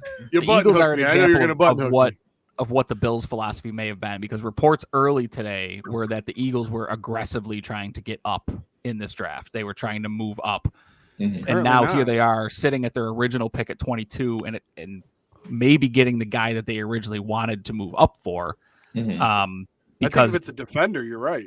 all the corners are still on the board. Yeah, and right. if you're the Eagles, I would think that's a That's where you primary gotta go. need for them. Yeah, that's where you So- gotta go. When you look at Now- all of the corners still on the board, this is like, again, like how many times are the other GMs in this league going to let Howie Roseman do this to them, Right. where he winds up with guys where it's like Right. he Ryan, has no who- reason to wind up with those guys. Ryan, why would Ryan, you need who a hurt corner? you? Like, why are you saying that? Who But- hurt you? No, I would wonder, and I agree with Ryan 100% actually. But let's say the Eagles were moving up, thinking that they were not going to get, let's say, Arnold, right? And now you look at it, and Arnold and Mitchell are available. I mean, how hard are they looking at Mitchell right now? You use your draft day analogy not too long ago. I think that's something worth noting, because at this point, you could have assumed going into today that the number 2 corners were going to be off the board. I'm just saying, why the hell would you need a corner? Look who's in your damn division: Jaden Daniels, Daniel Jones, and Dak Prescott. Why the hell would you need a corner? Well, I mean, you need someone, right? No, To, I understand. I understand that, and the fact that you just dropped 80 whatever million. Because CD on Lamb can AJ mess around Brown. and go for 200 yards and 3 touchdowns. He can, but you just paid a guy who could probably match that in AJ Brown. Sure. You know what I mean? So I understand that 110%. So Yeah, and I mean, I understand taking care of your division, and I think they're largely unconcerned with the division. But then you go into the playoffs, and you've got to play other NFC teams. No, that and I have really understand good wide that. receivers. and I understand that. And it seems like the Bills initially were drafting to take care of their division, and I understand that. The last 2 or 3 years, maybe, they were drafting to take out the Chiefs. They didn't care about their division. Yeah, right, That's you have why to pivot to some that, of those right. games in the division were kind of rough, because it's like, we didn't really draft, and we don't really have guys to handle our own division. We had some kind of barn burners or some slugfest here and there, because we just want to take care of the regular season so we can get on to the Chiefs. Okay. So yeah, so there's the Eagles. They waited, and now they got their choice, and they're taking Mitchell. Yeah. So they get Which the, makes- they which get the makes number a lot 1 of corner sense in the for them. draft. Yeah, and I think Mitchell's the number 1 corner in the draft as well, right? And that's why I had included the picture of him in his Senior Bowl outfit, because if you're a Bills fan, they will be drafting Huge. somebody who went to the senior. 50% of their picks since 2017 have been Senior Bowl players, right? Like it's a thing. 50% And of to the go picks. along with that, Paul, of all of the top 30 in-person visits that the Bills have taken or have done, only Letu is off the board. Mhm. So all of their guys that they took 30 visits. They took the top 30 visits with. Is this the ammunition for the trade back gun you're trying to convince me to pull the trigger on? Is that what this is? If I think it's going to depend on what happens between now and 28. If Brian Thomas comes off the board between now and 28, who was a top 30 visit for the Bills, I think it's very likely that you're going to see them trade back. Who said, was it Spencer that said it? That said, how long can we let the Eagles get away with this? Or was that you? I Ryan? said it. I said it. yeah, How that was long are they Ryan. going to let Howie Roseman? Seriously, like you get the best corner at 22. Well, they wound up with what's his name last year, the defensive lineman. Oh yeah, Jordan. What's his name? Davis. Jordan Davis. Yeah. They got him where, like 9 after he was a consensus top 5 pick. The Eagles, you're right, Ryan. Like the Eagles always feel like they're just like lurking, like nobody's like paying attention to them. They're just like, oh yeah, the Eagles are there. Oh, and the Eagles. somehow they end up with like the no-brainer picks like every time. They just like It's fall like into their lap. everybody's They're like, drunken okay. uncle. Like he's at all the holiday parties. You really just try not to engage with him too much, but he's always the one there at the end of the night. He's still going. That's gonna be Drew tomorrow. Yeah, ain't that a fact? Yeah, and actually, Warren Sharp on Twitter just used the GIF from Breaking Bad, where Aaron Paul just screams into the air. They can't keep getting away with this. That's so good though. But I mean, if you're Brandon Beane in this scenario, and you have like 3 receivers that you would take that are in that second tier. I know I keep saying There's second no tier. way they have a first round receiver grade on anybody at this point. No, but my point is this, Paul. Why would you move if you know that one of them are going to be there because of all the defensive help that's fallen? Like, why would you do that? I do think that there's a risk of this impacting tomorrow, right? Because there's going to be a lot of players that are going to be coveted by teams at the start of tomorrow. I think tomorrow could be really nasty. I really how things move. I really think I don't believe in trading back here. That's why I think if I'm Beane, well, unless it's Beane calls Carolina and says, listen, like, how bad do you want to get a 5th-year option on a guy? You don't have a first-round pick. You screwed up last year with Young. Try to make it right with your fan base and come get one of these guys that have slipped, because then you've got the first pick tomorrow, Paul. So you don't need to worry about everybody else and what they're going to do early tomorrow, right? You just come you got in, time to think about it. Yeah, you've got all night to figure out your first pick, because the board is your board has to be just. It's not shambles. It's something different, right? Like it's a dearth of talent at this point, and it's almost like decision paralysis. Like there's so many guys that we like. Who is the one that we wind up taking? Is it trust the board, or is it trade back? Let a couple of these guys come off. Decisions get made for us. We're good with anybody who's there at 33 tomorrow night. You know, Ryan, I agree with that to a degree, but something tells me that being a McDermott would be like Matt Damon and John Malkovich in the end of Rounders at that point. Like playing cards over who the fuck is going 33.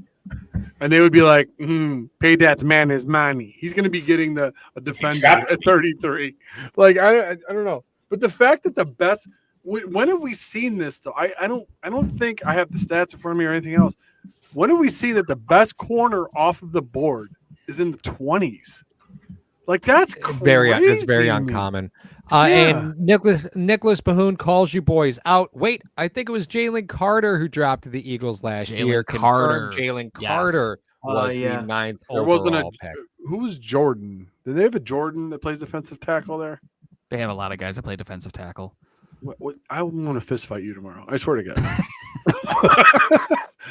I mean, there is a Jordan Davis. Jordan Davis really is. I think what you're thinking, there is a Jordan Davis. There's a Jordan Davis. He was a 2022 pick for the Eagles. That is true. He after COVID all blends together for me, Spence. Okay, so here's the scenario that I just talked about. So the pick is in for Jacksonville. By all accounts, it sounds like it's going to be Brian Thomas. So I hope so.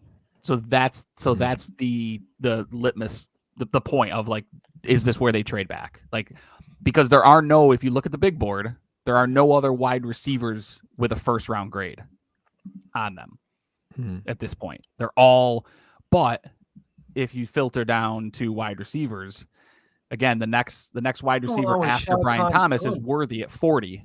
but then there's 40, 51, 54, 56, 59, 64. So there's a lot of guys kind of in that early second, middle second type of area. You know what's insane to me is the fact that the Jags traded out of there and got a nice haul. I'm not going to lie. They got a nice haul. Did. They got a good haul. Yeah. But the fact that they could have had Dallas Turner on the other side of Josh Allen, how amazing would have that been? How amazing. Like, you want to talk about Bean and stuff. He's brainwashed me to the fact that that would have been a good idea. I am thrilled here that the Bills don't get Brian Thomas Jr. I don't think I don't think that this is a player that would have fit as far as what you again we're working blind here when it comes to what we expect Joe Brady to run for an offense.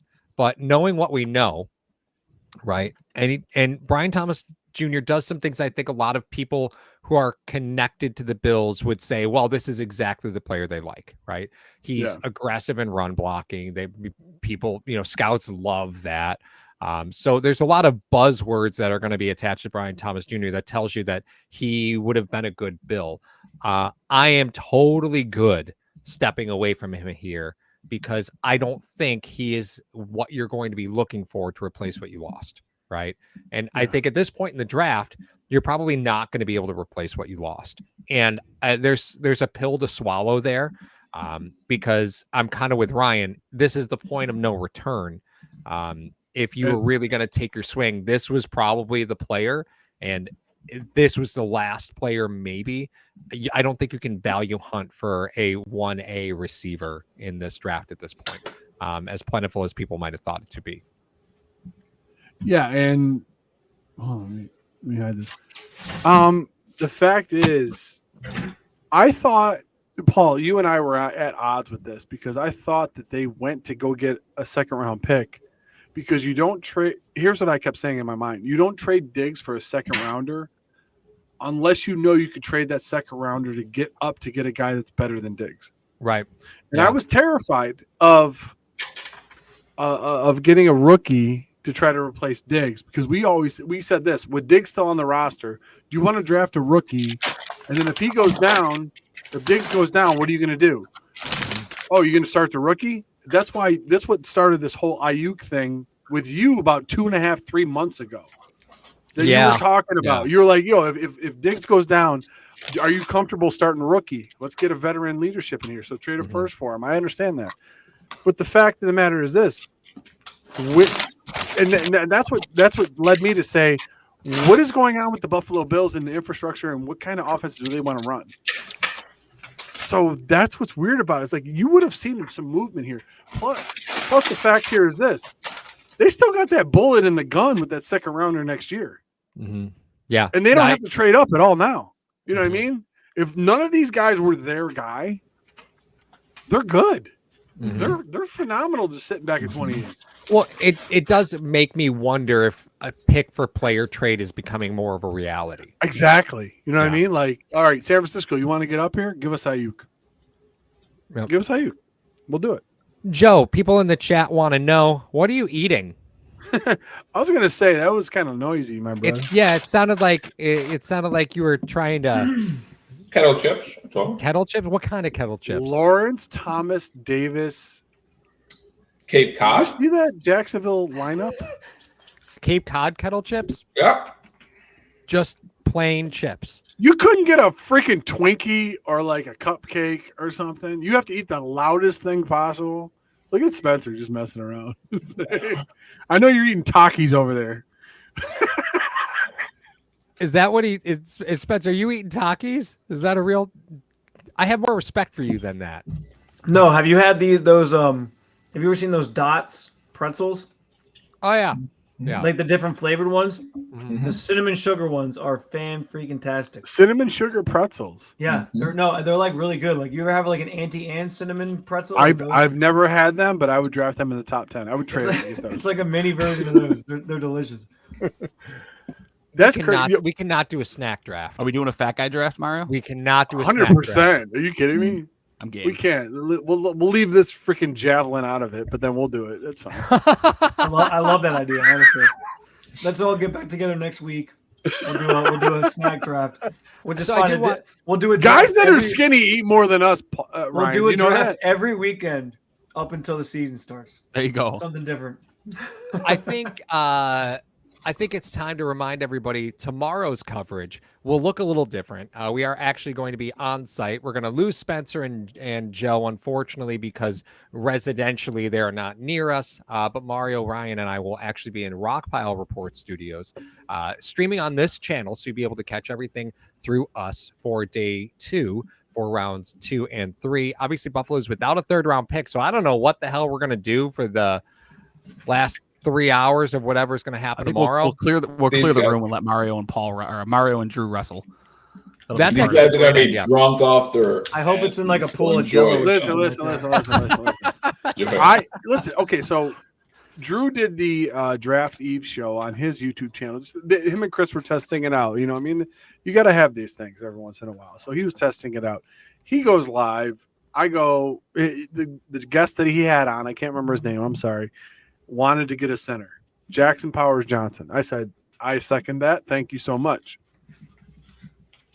Drew decides to go full like nuclear on me and saying that I'm a wannabe John Wick, but my forehead's too big that you could show a drive-in movie on it and this and that.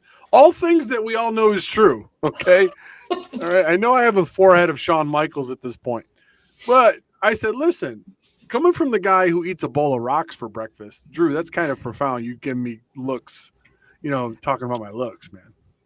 Mario's been rocking the bandana for some time on the hashtag channel, and I was gonna get him a hashtag bandana with the logo on it, but you'd be surprised how hard it is to find somebody who's willing to print a hashtag logo on a bed sheet. So You're such an. He's doing the Simpsons, just like slunking into the hedges. You know I'm going to see you in less than 24 hours, right? So the Lions have traded up into what? They were trying to give the crowd something. They were trying to they played into the crowd here for sure. They were like, Jerry Jones is just mailing it in at this point, isn't he? Yeah, so the Lions went up. What is it? Is that because the Packers are at 25? Maybe. That's a good question. But they went up to 23, or sorry, 24. Yes, they are. That's a great point, Paul. So there's the compensation. So the Lions get 24 and a 2025 7th round pick, and the Cowboys get 29 and a third. So there's your cost. Third, so still a pick we don't have. But there's also the gain if you do decide to trade back, is you're picking up a third in tomorrow's draft. Just throwing it out there, Paul. How much did Dan continue to throw it out there? How much did Dan Campbell hit the slopes before he made that phone call? Yeah. he's probably still jittery from his coffee. He's got a half a can in the side of his lip right now. So Paul, the Bills trade back is this year's Miles Jack for me. I'm going to remind everybody that he's still on the board until he's not on the board. So the Bills can trade back until they make a pick. That's a show. You say for 8 consecutive picks, I can't believe Miles Jack is still on the board. That was that rush 34 rush. That was a 34 rush. Number 2 is this. We need to have an episode of draft crushes that we all had. Oh yeah, that could be a great episode. Revisionist history, I swear to God, because Paul, you had Baker, I had Josh Rosen. Guess what the Bills got? The guy they should have. I had AJ McCarron before that. I know, guys. You did. I was so on the hill Paul, for AJ you McCarron. loved AJ McCarron. Dude, I was so on the hill for AJ McCarron. And back in the podcast days, we did a weekly pick 'em where you'd pick. Yeah, he always picked the Vikings to lose. I did, because I was like, the Vikings are the worst team in the league. They're going to draft AJ McCarron. So I picked the Vikings to lose for the entire season. Because I was like, oh, they'll pick it. They're going to suck. I just remember Spencer sitting with a buzz cut, sitting next to Icy, next to Ryan, pointing, saying, I knew this was going to happen earlier today. Josh Allen was going to be the quarterback of the Bills. And pointing at me and Rich and Paul. It was the funniest thing I've ever seen. I think I still have that video somewhere. Oh, we all do. Rich just face palms. Shaking Mario his head, compared so disappointed. Mario compared him to Ryan Leaf. I did, 100%. And it was well founded. Northwest quarterback who had a 55% completion percentage and had a strong arm. Okay.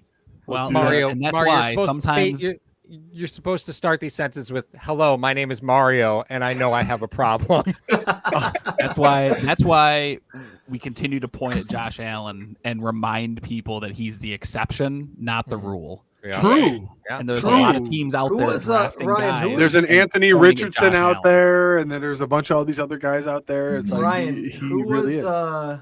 Who was Icy's the defensive lineman that Icy the defensive loved? lineman. Hassan who was Reddick. No, it wasn't no, Reddick. it wasn't Hassan Reddick. It Was was it Kim Diche? Njoku. MDJ. Robert Kim DJ. DJ. Yeah, that's Robert it. That's it. Nkemdiche. I remember that one. He loved that dude. Yeah, he still does. That lasted. He still does. Yeah, that But the lasted. weirdest part Still about it is holding out hope he pans out. Ryan would literally ask him about something completely irrelevant, like about a quarterback position. And Ryan and Icy would start it. I don't care, man. Robert and DJ is the best rusher in this whole class, man.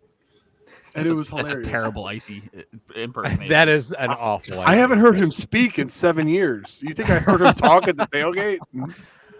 Nope. All right, so the Lions are going corner. Yeah. Terry and Arnold is coming off the board That's here. had to be who they were trading up to get. Yeah. You think so? Yeah, it has to be. Ooh. So there again, Paul, we talk about that big board. It's starting to kind of work itself back out. Mhm. Take care of that division. The teams are still on there, 18, 19, 23, 24. And then we're falling into line with the board itself. So DeJean is the number 1 rated guy still on the board. Cornerback out of Iowa. They take Cooper DeJean. Jerzon Newton, the defensive tackle out of Illinois, and then 2 more corners, Wiggins from Clemson and Paul's guy, Kool-Aid McKinstry out of Alabama, There it remain is. on the board. Give me some Kool-Aid. Worth mentioning, the next wide receiver on the big board is number 40, Xavier Worthy, out of Texas. Hey, tomorrow, right? But there's a lot of wide receiver needy teams. You know, I think a lot of teams kind of looked at the wide receiver class and said, we'll be able to restock here, right? Because there's a lot of talent at the wide receiver position in this draft. It is spread out. But man, like imagine what happens if the Bills walk away with a 5th round wide receiver and say, hey, we're confident in our guys. Are you?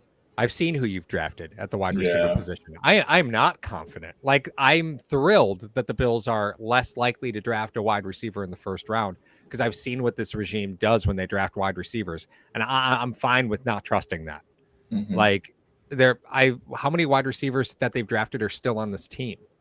1. Shakir is, Shorter and Shakir. That's it, right? Are there any other wide receivers that they've drafted that are even on the team anymore? You have to listen to what they're talking. I mean, we just heard Brandon Beane the other day say that he thinks Khalil Shakir is a top 15 wide receiver in the NFL.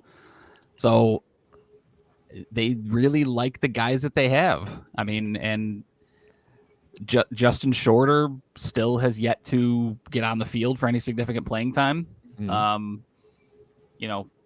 Can they address wide receiver multiple times in the next 2 days and not address it tonight and still feel okay about their wide receiver room? I think that's the big question. The other thing I'll throw out there, it is worth pointing out that, and I know I've talked to the group chat about this, there are only 2 teams in the last 20 years that have won a Super Bowl with a wide receiver that they drafted in the 1st round. It does not happen a lot.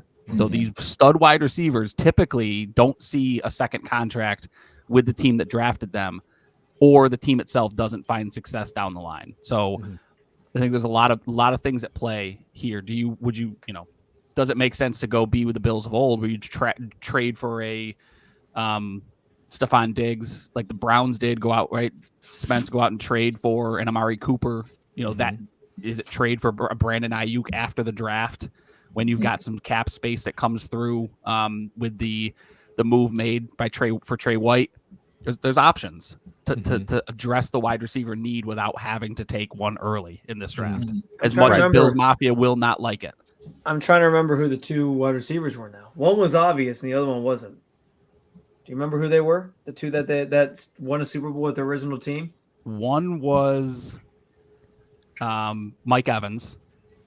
Yeah, and it right. took them how long? Yeah, I was going to say he was there for a decade. Yeah, okay. And I forget who the other one was. It wasn't someone of importance. It was Plexico Burress was the other one. Okay. You say to the Steelers fan, you're an ass. You're an ass. I should have known. But I mean, he wasn't wide receiver 1 that year. I mean, that was Antonio Brown's year that he won the MVP. So yeah. Are we seeing now the run on corners, right? Because I think it's a position of need here for Green Bay, although they could get some tackle help because, again, you're seeing tackle and corner talent on most people's boards are probably pretty tight here, right? Of the remaining picks, you're probably looking at tackles or corners. Do you think Cooper DeJean is gone here? Like, if you look at that Green Bay team as the pick is now in, they need a lot of defensive help. They seem pretty comfortable with Jordan Love. I don't know if they're comfortable with the weapons that he's got. I wouldn't be, but they seem to be. Their defensive side of the ball seems like it needs a little bit more love. Mind the pun. So is Cooper DeJean the pick here for them? Don't forget they need help across that offensive line too. I mean, if you've committed to, well, that's what I'm saying, right? Yeah, if you've committed to Jordan Love, I mean, you need help across that offensive front. And Bakhtiari retired; he's gone. They were kind of banking on him for quite a while, even though he had some injury problems. I think they're okay at wide receiver. I mean, they've got a lot of guys that showed flashes last year. Reed and Watson, right? Also, if the Packers weren't drafting wide receivers for Aaron Rodgers, are they going to do it now? That's a great point. Yeah, true. Yeah, but Love ain't no Rodgers philosophy. Yeah, that's just an honestly, it philosophy. Or heel turn. It would be hilarious if they did draft a wide receiver. Aaron Rodgers is sitting somewhere watching, like, oh, now you want to draft wide receivers? Okay. I could just see the John Travolta gif coming out from Pulp Fiction. Like, he's so great. So is it who would be the next ranked offensive lineman on the big board? Is that Newton at 19? It depends on where they want to go. I mean, so there's Barton is still on the board. Guyton is still on the board. Guyton's from Oklahoma, tackle from Oklahoma. And then there's Jordan Morgan from Arizona, who's a pretty high rated tackle. And again, all these guys are on the big board, top 30 players. So none of these guys would be a reach for them necessarily. They're all expected to go right in this range here, which again shows the depth of some positions in this draft and some lack of depth in others. And no linebackers off the board yet tonight either. Green Bay's in a little bit of a different position because they've also got the 9th pick in the 2nd round. So they're not too far spread out like we've seen some of these other teams tonight. So if they're close on a position, they could say, they're not, depending on the depth that they have ranked, right? They could walk away with the tackle and a corner at the top of the 2nd round, considering they take one of them here. Like that's not crazy looking at how things are playing out. Right. Yep. Joe, on your chicken scratch piece of paper, I'm curious, who's your top ranked player remaining? Actually, Jordan Morgan from Arizona is my top player remaining. And what'd you have him ranked? 17. Okay. Yeah, big board has him at 32. We're gonna have to figure out what's in the water in Pennsylvania. You guys probably already talked about this. Oh, damn it. Jordan Morgan goes off the board. Yeah. Damn it. Shut up. When in doubt, draft an Auburn tackle. Is that what I'm hearing, guys? When in doubt. Arizona.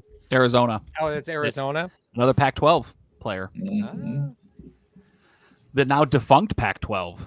Oddly enough, all this talent comes from these Pac-12 teams. It's the Pac-2 now. I'm seeing a lot of captains.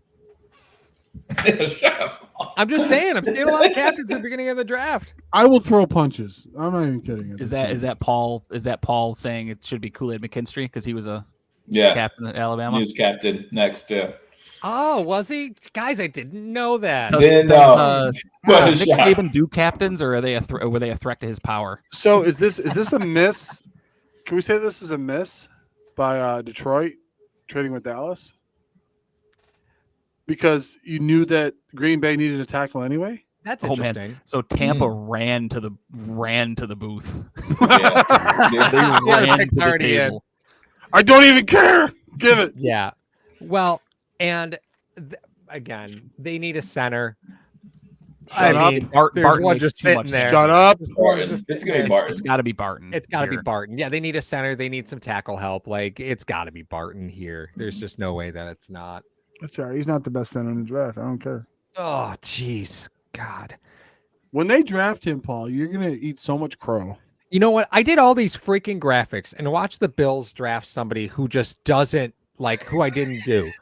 You know, like we draft Peyton Wilson. Like, why am I gonna make a Dude, graphic that would for be- Peyton Wilson? I would feel for Bills fans if that was the case. Like no linebackers in this class should be going in the first round. None. So somebody just tweeted out because Jerry Jones was adamant today. He was talking that this team is all in. They had the 24th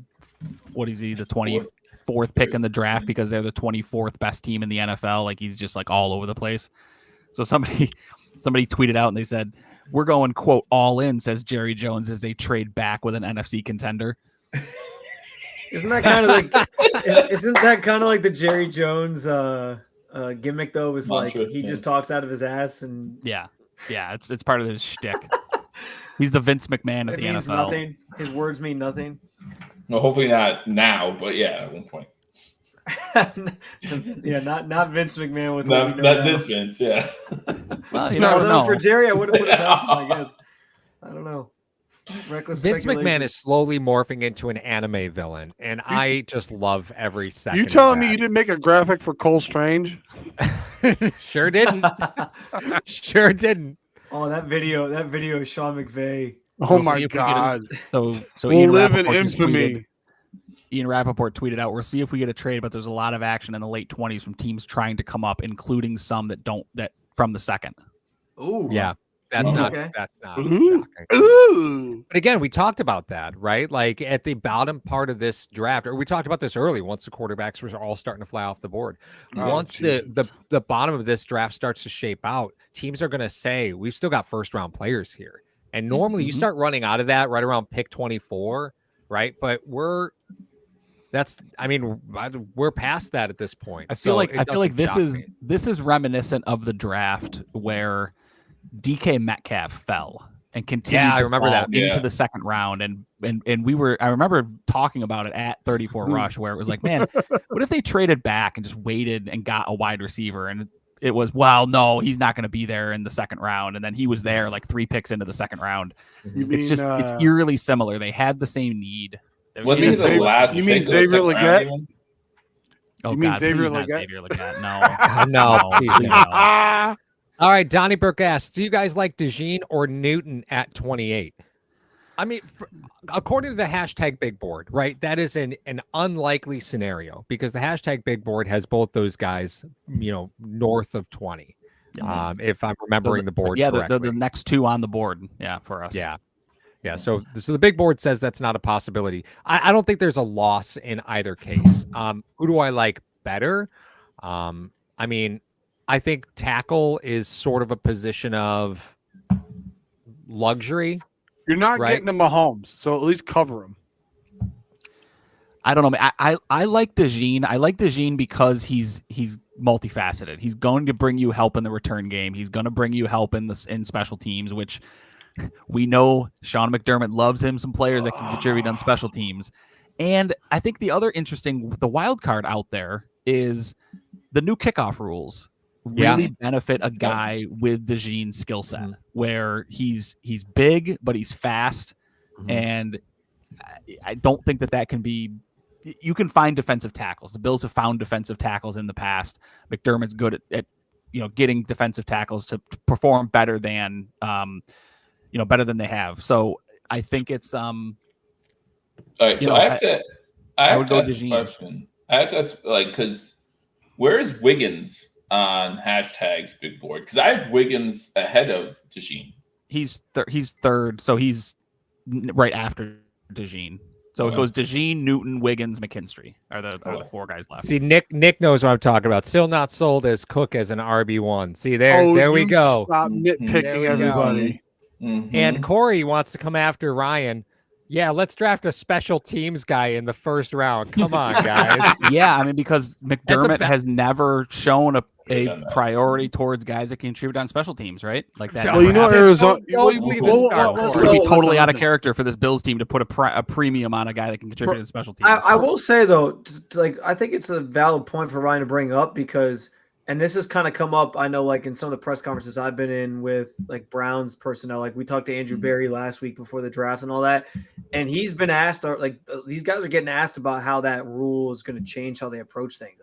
So I'm not saying like you're drafting a night one guy because you're expecting he's going to be part of your kick return or something like that. But I do think like how you build a roster, there's a reason why the Steelers ran and got Peterson the second, Cordell Patterson, excuse me, like the second that that rule kind of got approved. So I am interested to see like how that impacts guys getting drafted again, not necessarily in the first round, but later on in drafts and just how they build rosters in free agency too. So Barton is the pick for Tampa. To get back to DeJean, I think he's I think he's a fit for Buffalo because Buffalo hasn't had a propensity to play a lot of press, and that's not something he's going to be great at. So he's only seen about 25% of his snaps over the last 2 years have been in press. Buffalo isn't going to ask him to do that.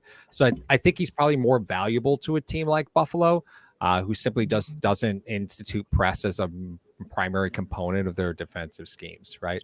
Other teams might have DeJean listed lower because that's not exactly a skill listed out for him. So something to keep in mind. I think we might be more attracted to him than other teams. So a couple things. So the pick for 27 is already in. The Bills are on the clock. I'm just gonna throw it out there. They are trading back. So the reports are now the Bills are going to trade out of 28. Because of course they are. So Barton was the pick at 27 or 26. 27 Is Barton who they wanted? I doubt it. Oh, stop it. No, what? I'm just trying to.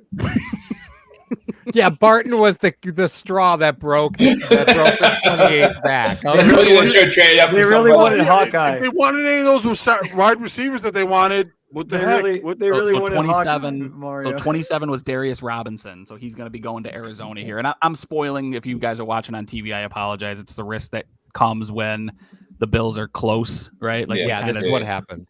We kind of veer off into now we're Bills talk. Yeah. So Darius Robinson is going to go to Arizona, which I think is a strong pick for them. He's he's another defensive guy. An opportunity for them to shore up the defense and offense in the first round. You see a lot of teams doing that now. Texans did it last year. Minnesota did it today. But the Bills, again, what's the haul? Yeah, sneaky good for the Cardinals. They get the number one player in the draft that's not a quarterback, and they get one of the top 3 pass rushers. Yeah, I mean, absolutely. That's awesome. So let's see what the Bills pick is going to be, right? So let's see what the compensation is going to be. The Bills are back.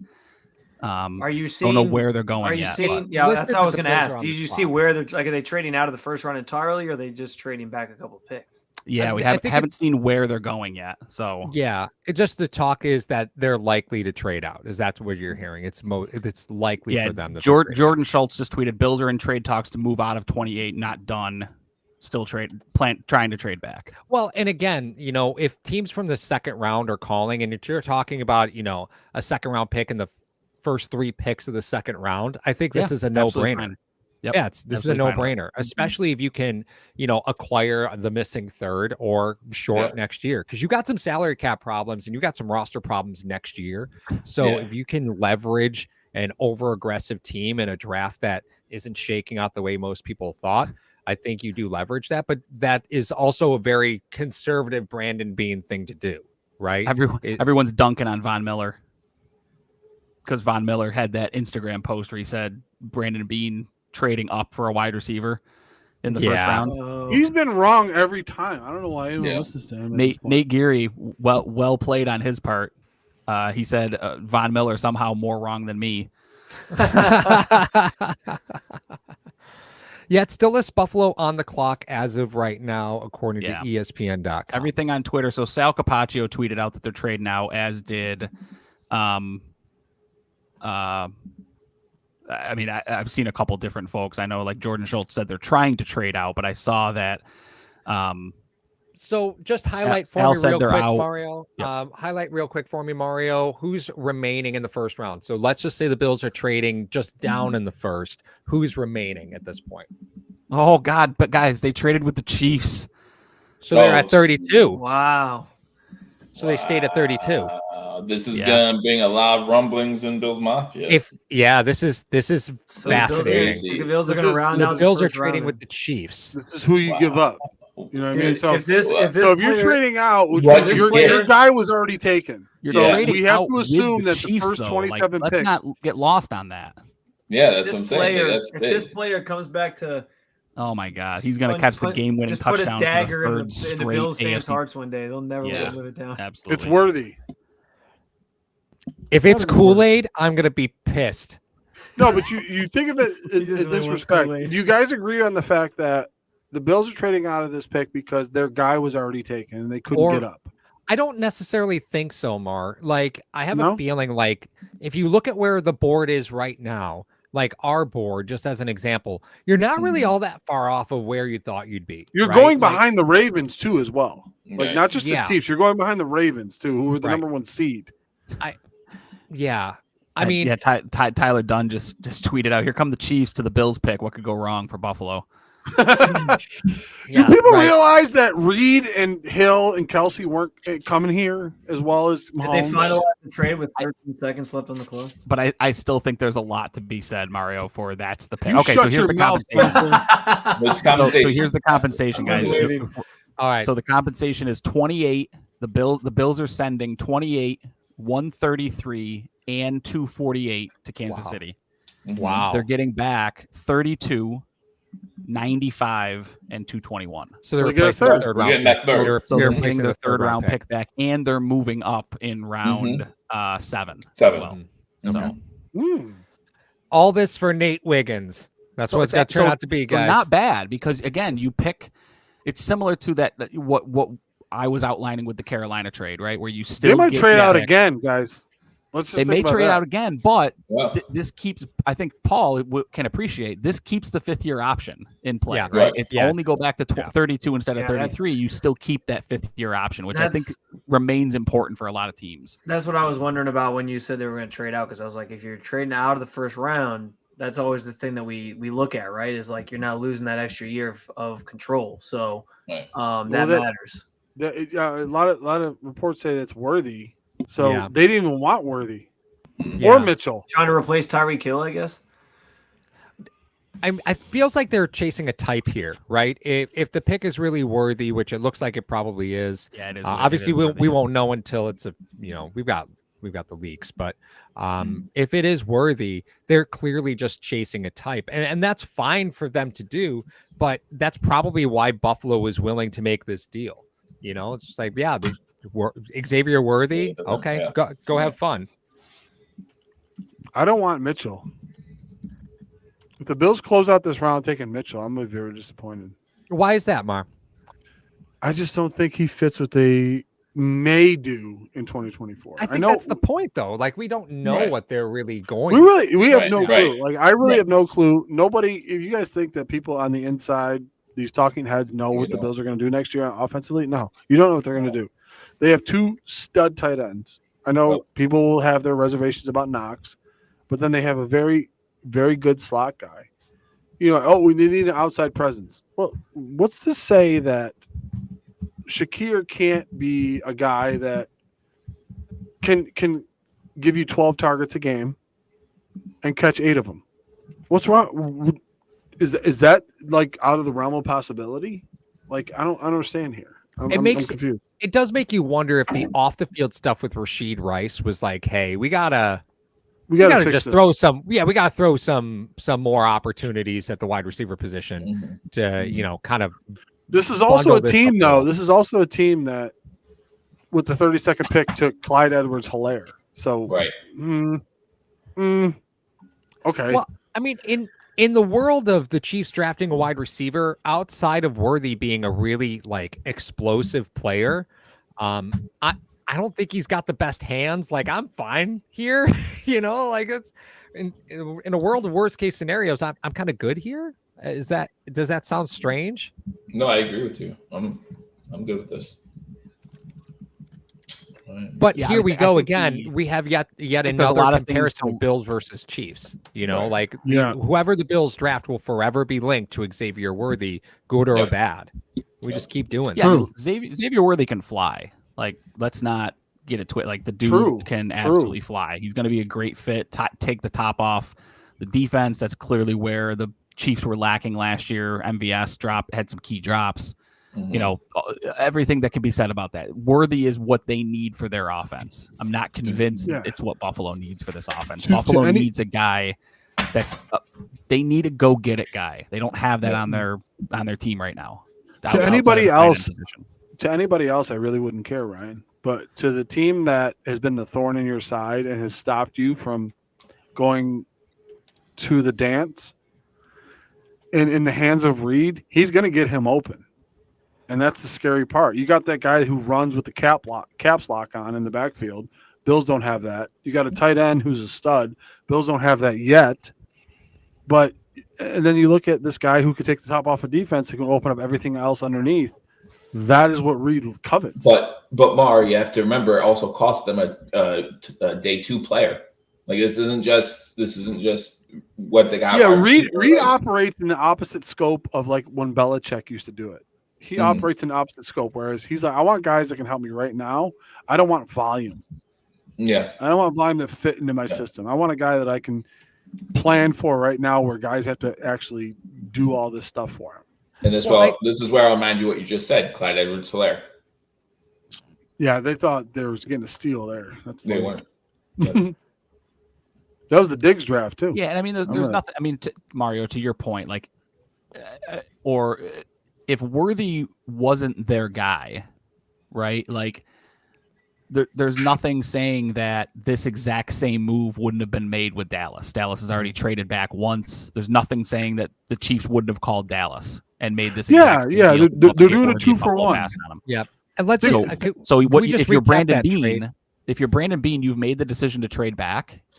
Your responsibility as a GM is to get the most you can get from that pick, whoever it is, be damned, right? I think that's what you have to operate under. Let's recap what that pick officially is. And we don't need the pick numbers, right? Just round for round, right? So top view, the Bills are trading back. They're traded back still in the first round of 32, right? And then they dealt what else with that? So the Bills dealt 28. They dealt one of their extra 4th round picks and one of their their 7th round pick. So they traded their first, an extra 4th, and which was their comp pick for Edmonds, and a 7th. And they get back. They stay in round 1 at 32. They pick up a 3rd, which they didn't have because of the move to go get what's his name, the corner there that they picked. Rasul Douglas. Rasul Douglas. Yep. And they moved up in round 7. So they went from 248 in round 7 to 221. So basically, the 3rd round pick that they thought they were going to get for Tremaine Edmonds, they didn't turned that into a 3rd round pick. They turned it into a 3rd round pick. They picked up an extra corner to give away a wide receiver that they have to cover with that corner. Yeah, right. Well, and I if you go and look at what is starting to become the trend within the NFL, I think when you look at what Baltimore could do with Zay Flowers, Kansas City has, That's who I see, Paul. When I see Xavier Worthy, I know, right? And I think, again, in Buffalo, I don't know if that's exactly what they're looking for. I'm kind of with Ryan on that. But the opposite side of that coin is the player's so explosive, isn't it just worth the lottery ticket to it, right? Yeah. And Xavier Worthy is a very fast individual. But to Buffalo, he's a toy, right? He's an interesting player to have. To Kansas City, he's a weapon. To Baltimore, he's a weapon. To San Francisco, he's a weapon. So you're saying that he's more valuable to Kansas City than he is to Buffalo? I think from a player profile standpoint, I think so. I think Buffalo wait, are you also saying, Paul, just based off like the offensive schemes too? Because you don't really know what you're getting with So Mahomes, Pacheco, Worthy, Brown, and Kelsey. Yeah, I think to Paul's point though, I think he's worth more to Reed because Reed knows what to do with him. Yeah, exactly. I don't know that Brady knows what to do with a guy that. So who's the wide receiver that you trust Joe Brady with? I don't have one at the. So don't draft. What offense do they want to run? Don't draft any wide receivers. Well, no, I mean it's not a possibility. I think that the difference here is we don't know what Brady wants to do, and obviously One Bill's Drive is fully aware of what Brady wants to do. That's what I mean. Like I joked about it earlier, but it just becomes more and more a reality. Guys, let's not forget you only had 2 defensive tackles on the roster at the start of the season. Like Dallas is going tackle here, so there's still tons of defensive talent on the board. I know this matters more in other rounds, but I do want to make a point that 221 is the first pick of the 7th round. So I feel like that carries a little bit more weight. I always felt like the first pick of the next round carries a little more weight. We talk about the first pick of the second round carrying more weight. Paul, what was Dane Jackson, the 7th? Yeah. Sorry, I just wanted to bring him up on the broadcast. I wanted to share this with you guys. Jordan Schultz from Bleacher Report said, text from an AFC GM on Chiefs getting Xavier Worthy. Quote, fuck me. Yeah. Yeah. But that's what I mean. Everybody gets one, Spencer, tonight. Everybody gets one. Oh, there's mine. That's a good one, though. That's a good one. That's a good one. That's a Hall of Fame level good one. I think the overall residing thought process here is what would Buffalo have done with a player like that? And I think that's what you always have to put into the time capsule when you look at whoever Buffalo is going to draft. Because here we are going to be again. We're going to have another comparison. If Buffalo doesn't draft a wide receiver, right? Let's say they go with Cooper DeJean if he's still there, right? Let's just say, right? Cooper DeJean better be very good at football because you gave a cheat code to Kansas City, and we say we gave you. Yes, you did. You gift wrapped and gave the player to them, just like you gift wrapped and gave Patrick Mahomes. You were fully aware of what was going to happen when you did it, and you did it anyway.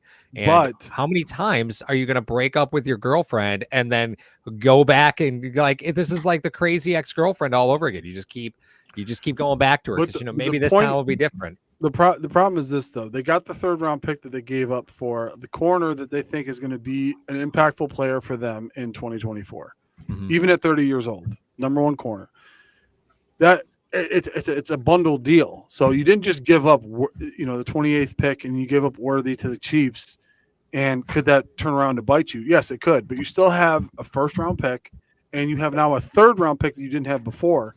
Yep. So it has to be a 2-for-1. We always talked about the Patrick Mahomes trade where you gave up Patrick Mahomes. True, you probably gave him up to the worst guy you could have given him up to, in Andy Reid. But you ended up getting Trey White, and then the resources to get Tremaine Edmonds and Josh Allen, which made your franchise a successful franchise and got you out of the basement. Now you have Josh Allen. You ended up, because of finances, you weren't able to sign Tremaine Edmonds again. Trey White had an unfortunate injury, or else he'd still be your starting corner. So you end up looking at it in that respect and say, listen, guys, I know you're upset the Buffalo Bills gave up Patrick Mahomes, but you got to remember the fact is Reed's not coming. Hill's not coming. Kelsey's not coming. At the time, Hunt is not coming. So you had Andy Reid, who is great, without a doubt, the top 3 play caller of all time. So you have to, if you want to get mad, you're giving Mahomes to one of the top play callers. But this is Patrick Mahomes, who came from a spread system And nobody thought he was going to be very, very successful in the NFL because of that spread system he played at Texas Tech. So all that being considered, you have to take it where at the time when the trade was made, okay, we know next year is going to be a loaded draft with Mayfield, Rosen, Jackson, Darnold, all these guys. We can go up and get our guy, and then we can also get another guy on the other side of it. Paul always talks about it all the time. You're able to double dip and get 2 lottery tickets for 1 with that trade. It didn't work out for them. Okay, guys, they're literally 13 seconds away from making that trade look amazing. So I'm gonna just bring this up just because I said I would. Until the Bills pick, this could be the move before the move. This could give them more time if they're still looking for another deal to add extra ammo. There's a lot of talent that's still on the board, guys. Do you think they move down 1 with Carolina? Why not? Like Why not? if the offer's on the table, why, and you can pick up another third, yes, that can then be parlayed. That extra third now With an becomes an extra extra second? third to get into the second with yes. one of these. I mean, the Bills still have. Don't That's forget, huge. the Bills still have a 4th round pick. They picked up a 4th, or they picked up an extra 7th, right? So I mean, they've still got 3 5ths.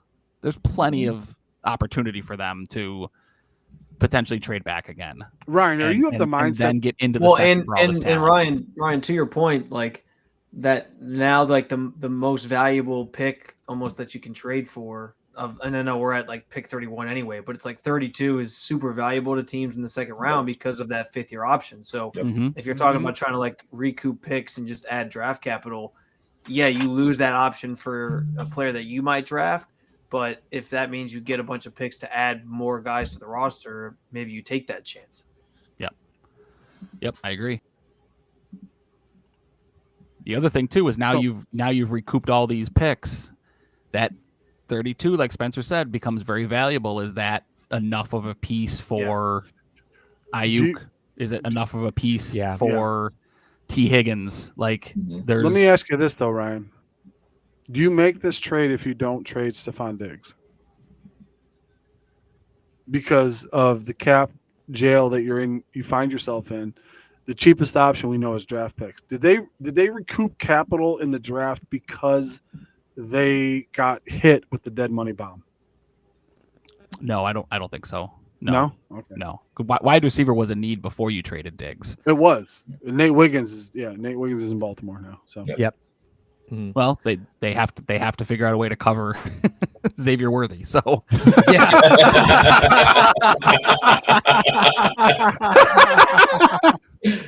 That's why I love this show. That's a every gem year, right guys. there. That's why I love this show every year. All right, so Bills are 2 picks away. There's still teams trying to get into the first round by all accounts. So here's out of solely spite, and I'm just letting hashtag Nation in behind the curtain. Solely out of spite, I did not create a side for Xavier Legette because I was like, that's not going to happen. If he goes 32, I'm breaking Don't want stuff. him. So what I'm doing right now is I'm creating a slide for Xavier Legette because I know my luck as a Bills fan. Would it make, because I think I'm going to say this out loud, but without saying this out loud, my answer is yes. Would you be madder about a wide receiver being picked here if you just traded away your pick to Kansas City for them to get a wide receiver? Like that wouldn't add up to me necessarily. I'm inclined because to the agree. Chiefs aren't telling you who they're picking, right? When they you trade, they can, but they can also lie to you. Sure, yeah, they sure could. So, I mean, yeah, they sure could. I mean, the writing was on the wall when Rice did his, best Paul Walker impression and failed. Oh boy! Whoa! He just got dark. I don't even know if that's PG. Tomorrow, I can't wait for tomorrow night because there will be somebody in the room that appreciates that joke. I appreciate it. It was just took a turn. Took a real turn. Point being is this, gentlemen, is the fact that I don't think the Buffalo Bills. I think this forces their hand if they think it's them in Kansas City. Let's be honest with you. The 32nd pick either has to get you Vontae Davis joke next. Yeah, right. This really halftime. This really forces Buffalo's hand in the fact that they have to now look deeper at the cornerback position than they did before. Mhm. Because you're giving up a guy that they had to have an inkling that Kansas City was going to go for a wide receiver, knowing that Rice's situation was going to be what it was. So they have to know that, okay, we need to cover some of these guys because we can't get to Mahomes. In 3 playoff games, they have not sacked Mahomes. McDermott has to know that, at least acknowledge the fact that he's failed in that respect. So he has to cover what he has on the back end. I haven't seen a lot of linebackers go in this first round. There hasn't been one. Not Exactly. I So- think Well, Peyton Wilson's probably the first one that will go, but I don't think he's going until tomorrow. Well, and That's Spencer what even I'm saying. said no linebackers deserve to go Yeah, I in was the gonna first say, round. yeah, So this he is was a pretty. this is not a good class. True, but I don't really trust them to scout linebackers anyway. Just like I don't trust them to scout wide receivers. You know what I mean? The last good the last good linebacker that the Buffalo Bills had. Sorry, #Nation is Milano, and there wasn't the scouting staff that was by McDermott. Sorry, like you want to talk about Tremaine Edmonds? Sure, he took him 4 years to mature into a good linebacker. Yeah, I mean, I think the argument that you make here is if you're not in on Worthy, and let's say your pick was Mitchell, right? Yeah. Mhm. If you look at what's left in terms of draft, it was Dallas, Baltimore, San Francisco. None of those 3 teams are going to go wide receiver. So I think the argument was Kansas City's going to get Worthy one way or the other if that's their guy. So let's give them. I mean, Dallas could have. Let's because of the at whole least get a CeeDee Lamb third round stuff. pick for him. I mean, let's at least pick up capital, right? Let's at least Yeah. make them pay to come makes get the sense. guy that they want. Dallas wasn't going to go wide receiver. They have way too many problems across that offensive line for that. Does that bother Jones though? He doesn't care. He wants to fill the seats. He doesn't care. I think at a certain point, all these owners, Robert Kraft, all these owners have to reach a point where they start to look at their own mortality and figure out, like, okay, like I have to stop playing fantasy football and I have to actually try to start winning football games. Like, it's all fun and games until you're in your late 70s, early 80s, and your team hasn't won a Super Bowl or even been to a Super Bowl in 2 decades, right? So like, Ryan, your philosophy is the Bills trade out again, hopefully with Carolina because you don't move that far, and you pick up another pick. sure, why not? If the Buffalo Bills, I'm going to ask you specifically because I know you. Look, if your guy's still there at 32, right? Like, no, you've been a proponent of this, so I want to ask you: if they take Leggett at 32, but still, they still get a second and third round pick. They still have a second and third round pick. Are you upset about it? Then if they would have just taken Leggett 28 outright. no, I would have been far more upset if they took Leggett at 28. Okay. So Sorry, DeJean's Bills off the fans. board. Yep. Cooper DeJean goes to San Francisco. Again, doesn't make them a more dangerous team, in my opinion. But again, they don't play a lot of press, so this fits what they do. You know, Cooper DeJean dropping, it was not a big surprise to me, because just his play style was going to struggle to match up with some teams that typically like to be a little bit more hands-on at the line of scrimmage. So lots of talent, but Cooper DeJean goes to the 49ers at 31. Ryan, any talk of Bills trading back yet again? Because not that I've seen. We'd hear it now if it were happening. Mhm. Yeah, not that I've seen, but I haven't seen folks. Yes. Okay. So Jordan Schultz just tweeted the Bills are trading back again per sources. Wow. Yep. There we So go. the Bills are all the way out. So their guy is still there. Well, thanks Or- for or- asking us or the 4 guy hours. is back. or their handful of guys are still there is what this points to, right? Yeah. So again, why The not? trade And what back they did with means- Kansas City is they made Kansas City pay a tax to take their guy. Yeah. So Buffalo's now looking at it going, okay, we don't have a Oh, fifth wait, year hold option on. to worry about. That's wrong. What's that? Ricky Pearsall goes to San Francisco. Oh. What? Oh, Who the hell is what? yeah, the wide receiver from Florida. Florida. Yeah, he's From that one that had Florida. that nasty catch last year. Oh. that over the head What? one-hander. Everything I saw said Cooper Aren't there- DeJean was the pick. Everything I saw said Cooper DeJean too. Yeah. Aren't there guys that are higher ranked than him? What? Yes. Well, yeah. There has to be. What? John Lynch. Listen, guys. You could say what you want about That's John true. Lynch. Homeboy knows resume his speaks for football. itself. Yeah, that's fair. his reputation But- speaks for itself. But But he has done You're it on getting a the back replacement of for, other teams' Ayuk or something? foolishness. Paul, Yeah, likes I know. the gadget. Paul, He likes what the does this gadget. mean, I know, Paul? guys. I He know. likes the I know. gadgetry. I know. What does Paul. this mean? Trust me, I know. You draft a wide receiver 4 in the first round? Buffalo What? traded out with Carolina. Shut up! Damn it. Buffalo trades out of the first round. Carolina is now on the Nailed it. board. Nailed it. Damn I it. knew it was gonna happen. Jesus Christ! This is my Miles Jack. This is traded my back Bills one drafting pick. Miles Jack They moment. traded back one pick. The Carolina connection is still alive and well, ladies and gentlemen. Yeah. They finally So did. That just- son of a just bitch did it. Just for the record, PFF reported DeJean being gone, who is what I was going by as far as Can never DeJean trust being PFF. gone to San All Francisco. right, we'll get those draft details for you, those trade details for you in a second, guys. Oh Yes. my God! Ricky Parasol goes to San Francisco, and Carolina is now on the clock, and for some reason gave Buffalo picks to do it. This is a weird year, man. Like this is a weird year. But the you know, how you said the market was set for trading up 1 with the Jets in Minnesota. Okay, here's the compensation, guys. So the Bills trade 32 and 200, and they Okay. pick up 33 and 141. So Wow. they recoup that 4th that they Good gave fourth back, yeah. Kansas City. Okay, so 32 and what? 32 and 200. So long story short, Ryan, they picked up. They kept 2 fourths, a third. Yep. They got a third, and they still And have now they're 2 33. seconds. That second pick from Carolina looks like it was a 5th.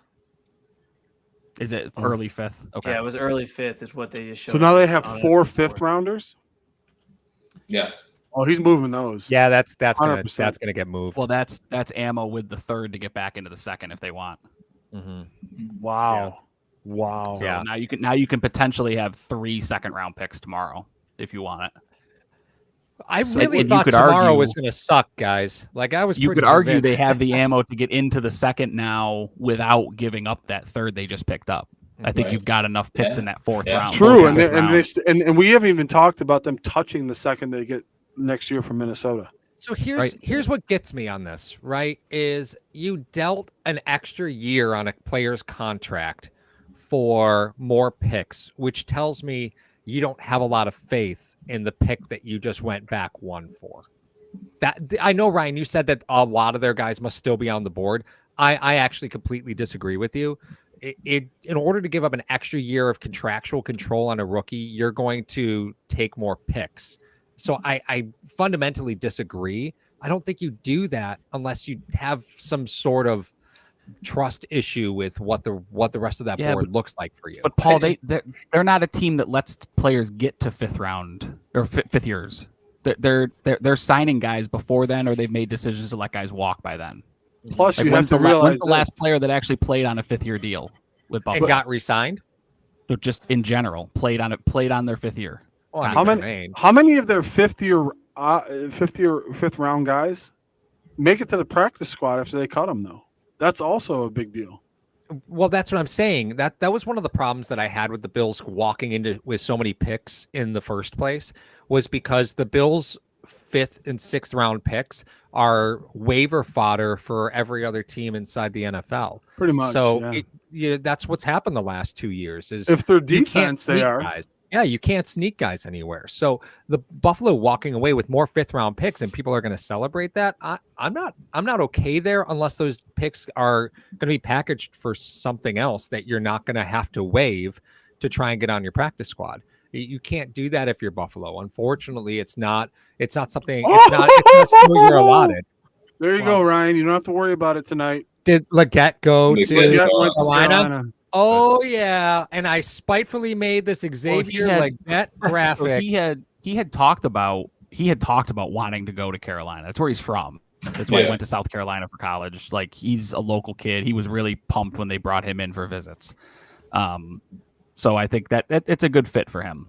I'm not sold on Leggett as anything special. I don't think I'm not a fan of guys that take 4 years and over 300 routes run to figure out how to be a good wide receiver. That's just my stance on it. That sounds So- that doesn't sound very objective, Ryan. Yeah, I mean, I don't know. What do you mean? He, it sounds objective. he ran over 300 routes in 40 games for South Carolina before he broke out. Like, that's not conducive to a guy that's going to be any good at the second level, to me. Buddy, I'm not a big Leggett fan myself, right? I think the guy oozes potential, and as a first round pick, I understand that potential is really attractive. I am on a similar train with you, where if you're depending on him developing, I think Carolina is a bad place to expect to do that.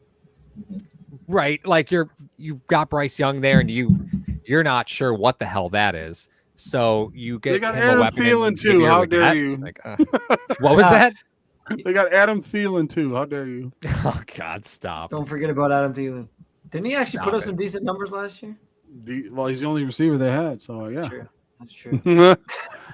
You know what though? I love this for the Buffalo Bills because they don't have to worry about anybody else. Mm-hmm. They could sleep on it tonight, which I don't think they'll get much of it, and they get to their free reign of observing what the board has fallen to them and who they want to do. And they could take some calls too, because there's going to be some teams that are going to want to move up there because of all the defensive talent that has fallen. Mm-hmm. Yeah.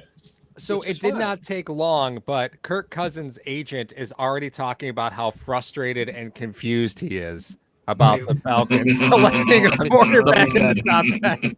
Somebody said after that pick, Kirk Cousins was so upset he poured himself 4 fingers of Gatorade. and let out a gosh darn it. And he's going to stay up past midnight.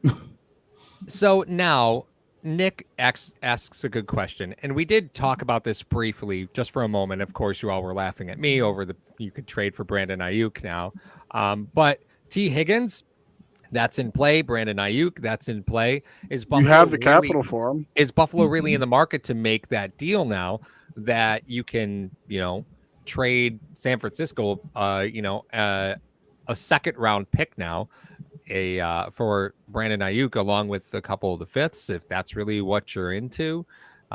Is T. Higgins, a possibility versus Brandon Ayuk, and which feels more likely to you? Well, I think the problem, Paul, correct me if I'm wrong, I don't think they can afford Higgins, right? From a cap standpoint. But you can afford Ayuk? Right? Yeah, they're the same boat. Yeah, okay. Same boat. Yeah, because Ayuk's 5th year. Here's the thing about the draft, right? When you make this trade, you don't have to file the contract with the NFL, so you have time to get under the cap. Right. So when you make this deal, you don't have to be under the cap at the time of the deal because it's during the NFL draft. So there's like an exemption period during the draft. So you could leverage that rule to your advantage. Now, do you have to do some sort of cap some sort of magic to the cap and re-sign a couple players? You will have to prior to June 1st because you're not going to get that money from Trey White, until after June 1st. But remember, cap rolls over. So when you get that money, you don't just, you'll get that even next year, but you have a couple days. So there's a tweet from Michael Silver, who covers the 49ers for the San Francisco Chronicle. Mm-hmm. He just tweeted out and said, based on conversations, the 49ers are more likely to deal Deebo Samuel than they are Brandon Ayuk. That's crazy. So it sounds like they want to deal Samuel to free up money, which I assume would then go to pay Ayuk to keep him long term. Right. So just this is tweeted. So I guess let's just phrase that question: T. Higgins or Deebo Samuel, assuming all things equal in terms of a trade. I mean, there's a $35 million difference between the two of them. Right. First off, because Deebo is already on a deal, so Ayuk is going to get one, but Deebo's already on a deal. I think Deebo signed for $42 million or something like that. I'll look it up, Paul. I got it. That kind of makes Deebo's sorry, Spencer. Go ahead. No, you're good. I was just gonna say that makes the Pearsall pick. It makes a lot of sense because you put on his tape and he does a lot of the gadget stuff that they like to do with Deebo. Samuel.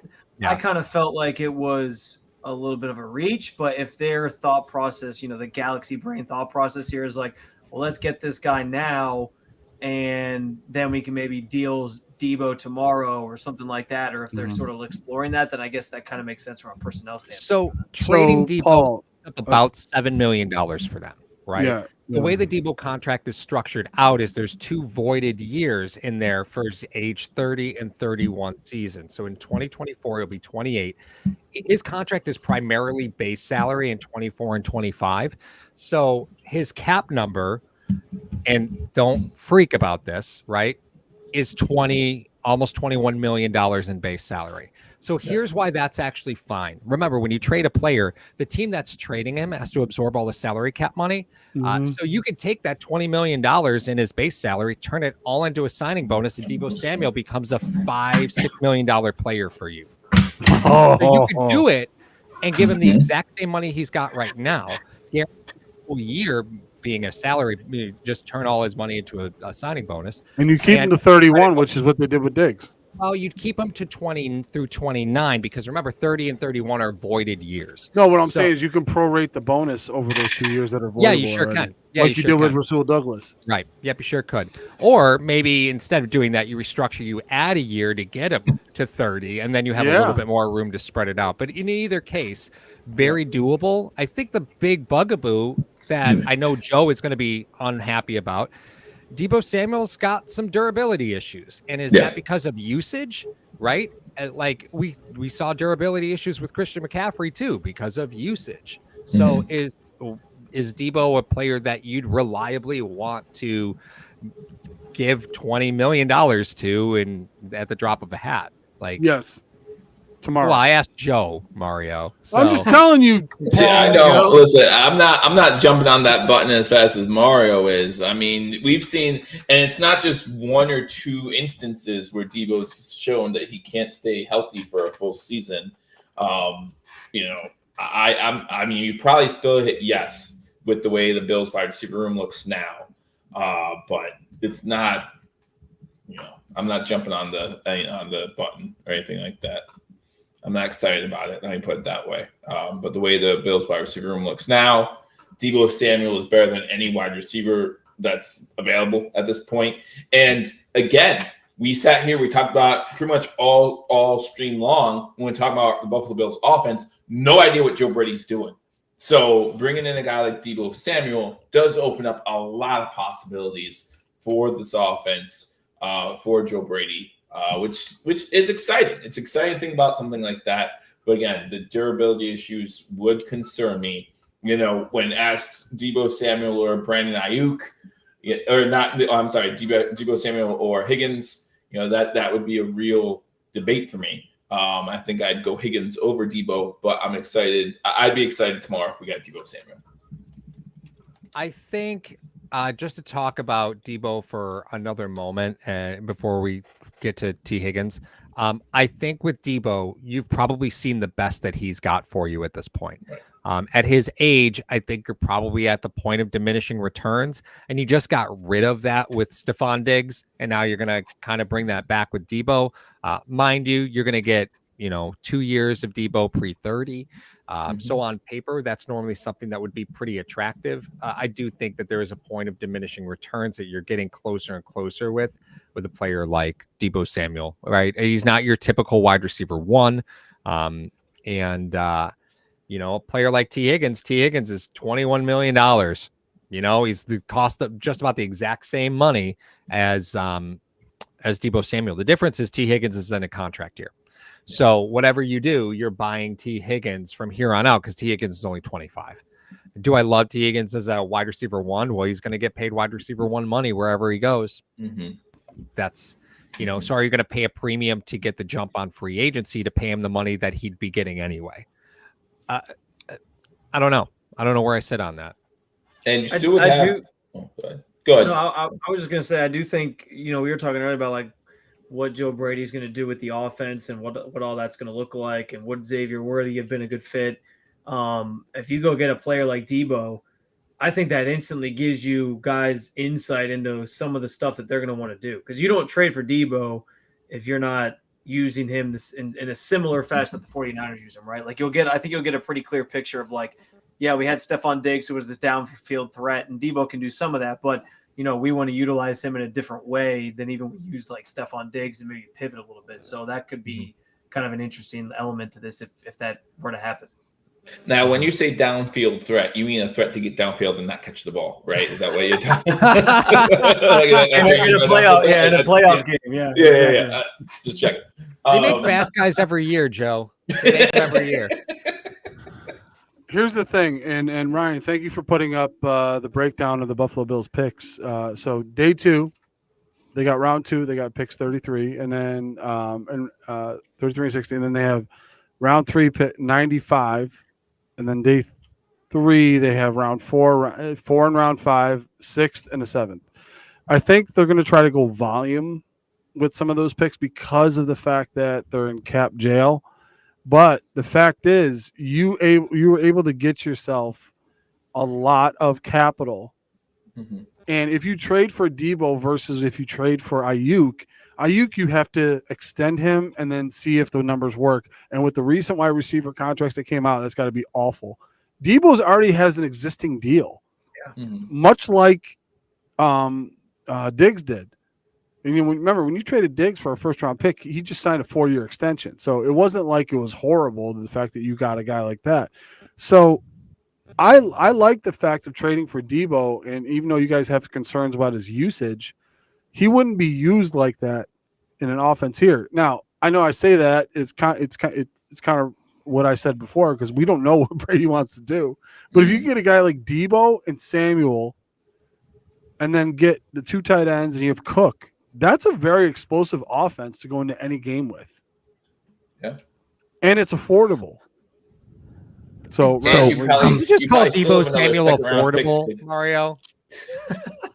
You said he was going to cost like $7 million this year. Why not? So Paul, so just to throw it out there, because I know you brought it up, like if you pick up all these extra fists or whatever, I don't care if you're trying to slide these guys through into the practice squad, right? Like you want them to turn into something valuable. So just for context, what I did was I went through the Jimmy Johnson draft chart and just kind of looked at like, okay, where would these picks get you, right? Like where would they? So you could take the 4 5th-round picks that they have equal to 123 on the Jimmy Johnson chart. Just for context, that gets you to pick 94 with San Francisco back into round 3. If you want to get back into round 3, if you can still get back into round 3 and keep one of those 5th-round picks if you want. So if you drop out, basically the second or the 3rd or the 4th 5th-round pick, that's going to get you to about 100 points, which is going to get you Washington's pick at 100 in the 4th round. Yeah. So all that said is, they now have ammo if they want to have 4 picks in day 2. Yeah, they really want to do that.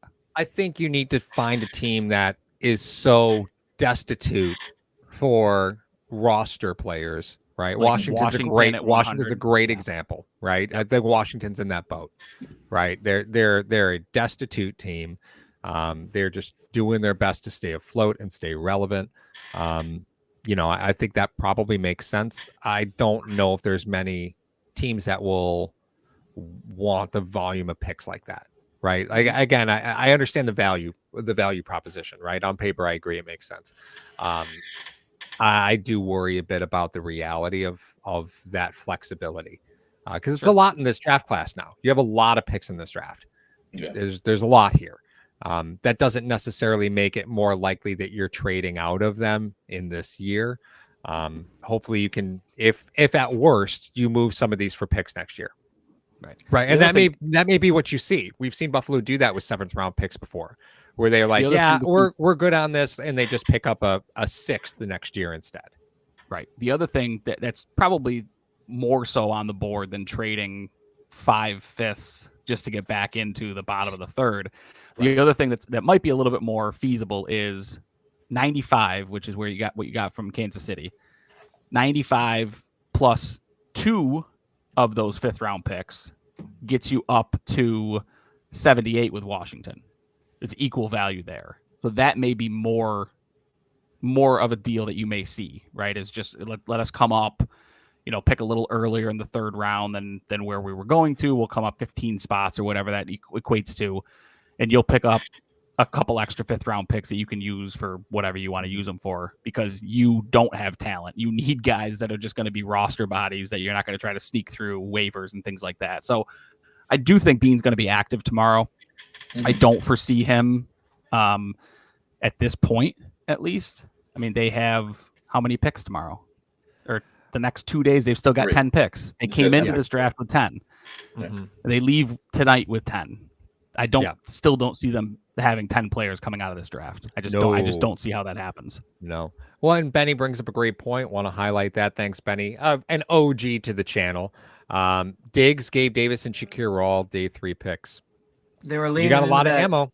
They were leaning into that Ryan stat about teams haven't won a Super Bowl by taking a 1st round receiver. They're waiting for the 2nd round. Yeah, that's it. They heard the hashtag. They heard hashtag talk about that. They're like, they had us on in the war room. They're like, you know what? Those hashtag guys, they were right.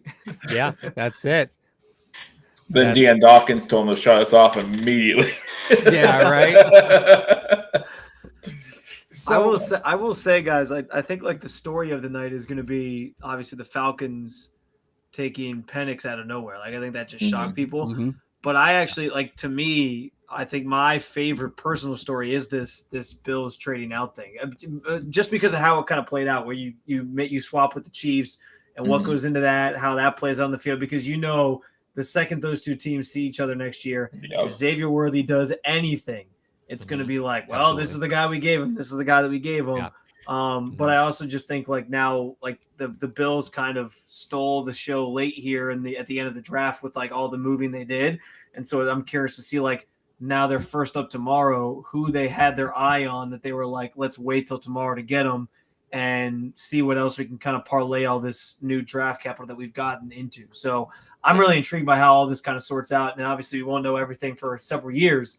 In terms of the players themselves. But I thought that was kind of a cool wrinkle that played out late in the draft. And for you guys to be able to talk about it even more tomorrow, I think is going to be fun. Well, and on top of that, Spencer, right? So Buffalo and Bean have been at this now for a few years. And I think there's a lot of patterns that develop over time that teams understand your philosophy. And especially when you've been a successful team and you have people from your front office getting hired by organizations, right? Your philosophy has a tendency to stretch out and impact other organizations. And at some point you need to look and say, okay, the book's out, right? The book's out. We need to reinvent the way that we're viewing how we go about this process, so that way we're not predictable. I don't think people would have seen Buffalo trading back twice and still getting the 1st pick in the 2nd round as the predictable path here. You traded with Kansas City. Nobody wanted that. Literally nobody would have said, oh yeah, no, I could see Buffalo doing that again, right? No one in their right mind. So I think you have to kind of reinvent the way that you view the Bills draft, because they've had an impact to other NFL organizations, because Sean's with the Giants, and and as scouting goes, and as front office people go, they're not people that you would know in the headlines, but the Bills have been an impactful organization to the rest of the NFL from a personnel standpoint. You have to change the way you do business at some point. And I know it feels like, oh my God, the Bills traded with Kansas City again. The truth of the matter is they are stating, we don't think this player is more valuable than what we're going to get back. So we're going to do what's best for our team. And we're going to let them think that they're doing what's best for their team. That's fine. People say, trust the process. The process is evolving. And this is what it looks like right now. They're clearly going for value and not headlines. And I think that's tough for content creators or people in the media to really understand. I think Buffalo did a great job here, but I am very curious how they use this ammunition, because I think there's going to be a lot of scrutiny if they don't grab headlines the first 2 weeks of the season with whoever they pick. I mean, and let's face it, when I don't know if they're talking to the media right now, to recap the night, but they're going to have to answer for the Kansas City trade, forever, maybe not forever, but tonight, tomorrow, this whole weekend, during the off season, people are going to ask a lot of questions about that. If the second Xavier Worthy makes his first massive downfield play where he scores a 60-yard touchdown, they're going to be like, oh, did you see what Xavier, it's going to be a constant thing. So you guys obviously are hoping, and Bills fans are obviously hoping that whatever they parlay these picks into, whatever it turns into tomorrow and beyond, that those players end up being impactful enough that you kind of forget about it. It doesn't matter. You brought up the point, Paul, like they're letting the Chiefs believe that they needed to trade up to get a guy that fit them. Well, hopefully the Bills believe like the guys they're getting are going to fit them, and it's gonna kind of cancel each other out in the end anyway. Mm-hmm. That's Right. right. When Cole Bishop takes Worthy's head off, it's not going to matter. Well, and you got a loaded draft still, right? So according to the hashtag big board, who is it? Newton is still on the board. He was hashtag top 20. Was he in the hashtag Yeah, he was top 19 overall. Yeah. Yeah. And Cooper DeJean, 18 hashtag overall on the big board. 18 overall. Yep. So a lot of players still there for Buffalo. And JPJ, the Jackson Powers Johnson, 29 overall. So 3 of the 4 guys that are left with first round grades, along with Kool-Aid McKinstry. So yeah, I was going to say, don't you forget about him. Don't you forget about Kool-Aid. How could we forget? No, we can't. Oh, that's an interesting take that Corey brings up. The Vikings have no picks last year. Let's trade for Jefferson. That's an interesting. I mean, like Justin Jefferson's going to get the biggest contract of any NFL receiver in the history of the game. Buffalo does not have the ability to do that right now. Just However, how you Roseman the deal. Put it like 7 voidable years on it. I don't really care. Voidable. That's what the Browns do. That's what the Browns do. Just kick the can down the road. Yeah, really. Well, I mean, it's an interesting. You're probably going to hear this conversation come up in the next 12 hours, right? Minnesota has nothing next year. So what are the odds that they're willing to trade the best player that they've seen in franchise history at the wide receiver position in a decade? No offense to Adam Thielen. Adam Thielen is a very good football player. I really like Adam Thielen, but the fact of the matter is, Justin Jefferson is closer to Randy Moss than Adam Thielen was to Randy Moss, right? So let's just be honest about that.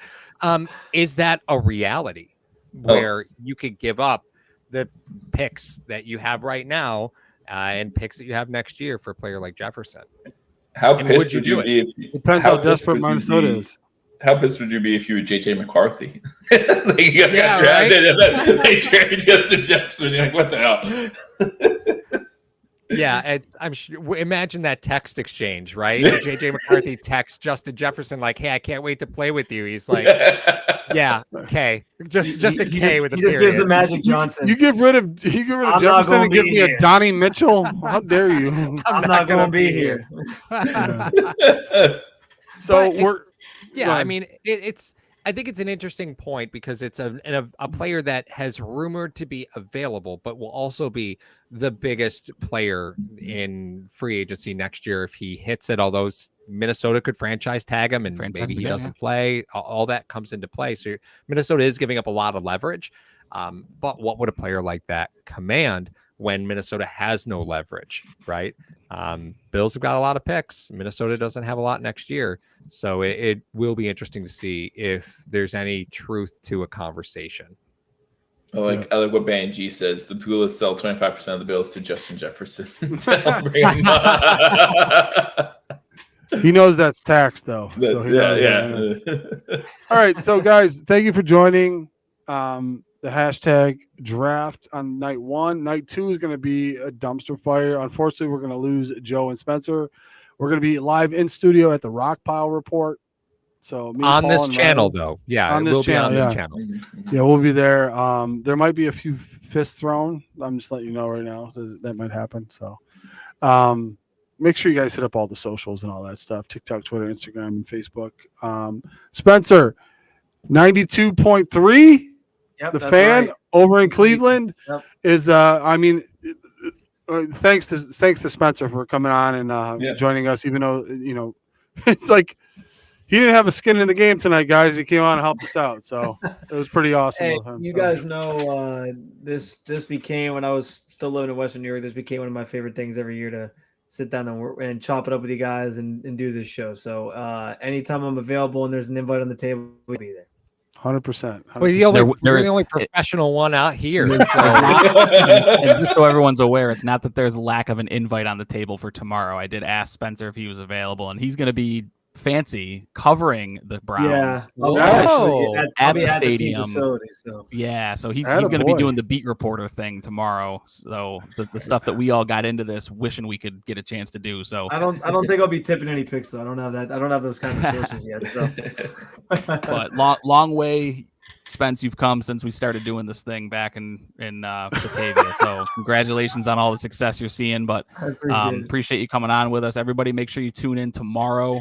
Same place, but 7:00. I think, Mario. We're looking 6:45. Yeah, we're looking at 7:00. We're going to be in the Rock Pile Studios. We're going to be on hashtag. We can stop giving them credit. It's going to be on the hashtag channel. Yes. You'll see some Rock Pile stuff. But so if you guys want to come hang out again, we appreciate it. It's obviously going to be a lot more action packed than it was tonight. But it was a great time, Joe. We're gonna miss you.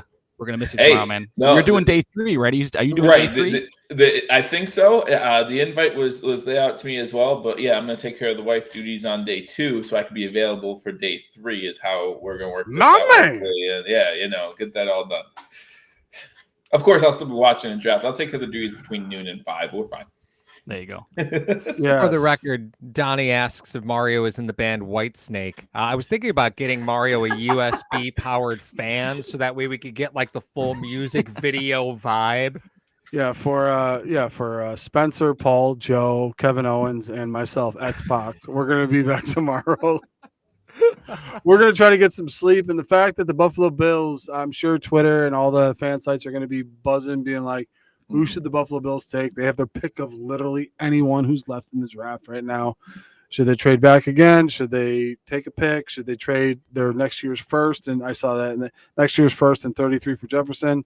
But you guys got to know that comes with a cost. With all the wide receiver deals, Amon-Ra St. Brown, AJ Brown, it's going to be tough for the Buffalo Bills to kind of swing that. So they have to look financially to the future as well. And that's what Bean is really good at doing. He's good at looking to the future. So for Joe, Spencer, Paul, Ryan, I am Mario. This is Hashtag Sports. Thank you guys for joining us for the live draft. Make sure you come back tomorrow at 7:00. We're going to have some chaos and mayhem for you, guaranteed. I'll have a different bandana on. And and Mario. Yes, sir. You're still on track for a Seagrams, my friend. True story. Back going. So tune in tomorrow for everybody to see who amongst Mario or me will be drinking a Seagrams, a double Seagrams. I believe the first pick for the Bills would have been a wide receiver, and technically the first pick the Bills make will be a wide receiver. Yeah, and technically at 28, it was a receiver. So, well, yeah, they've traded out of that twice. So both times they traded back, a receiver got taken. So. Shows you how much they value a receiver. I don't know, guys. I don't know. Volume, boys, volume. So, like I said, thank you, gentlemen, for joining us tonight. We're out of here. We'll see you tomorrow at 7:00. Go Bills. Hello, fellow Bills fans. Sean Rogers, realtor and lead of the Mr. Rogers Homes team. Did you know that real estate is one of the best ways to build wealth? And right now is one of the best times to own an investment property in Arizona? Please reach out to me. I'd be more than happy to answer any of your questions so we can take the next step to your financial freedom here in the Valley of the Sun, utilizing real estate. As always, God bless America and go Buffalo!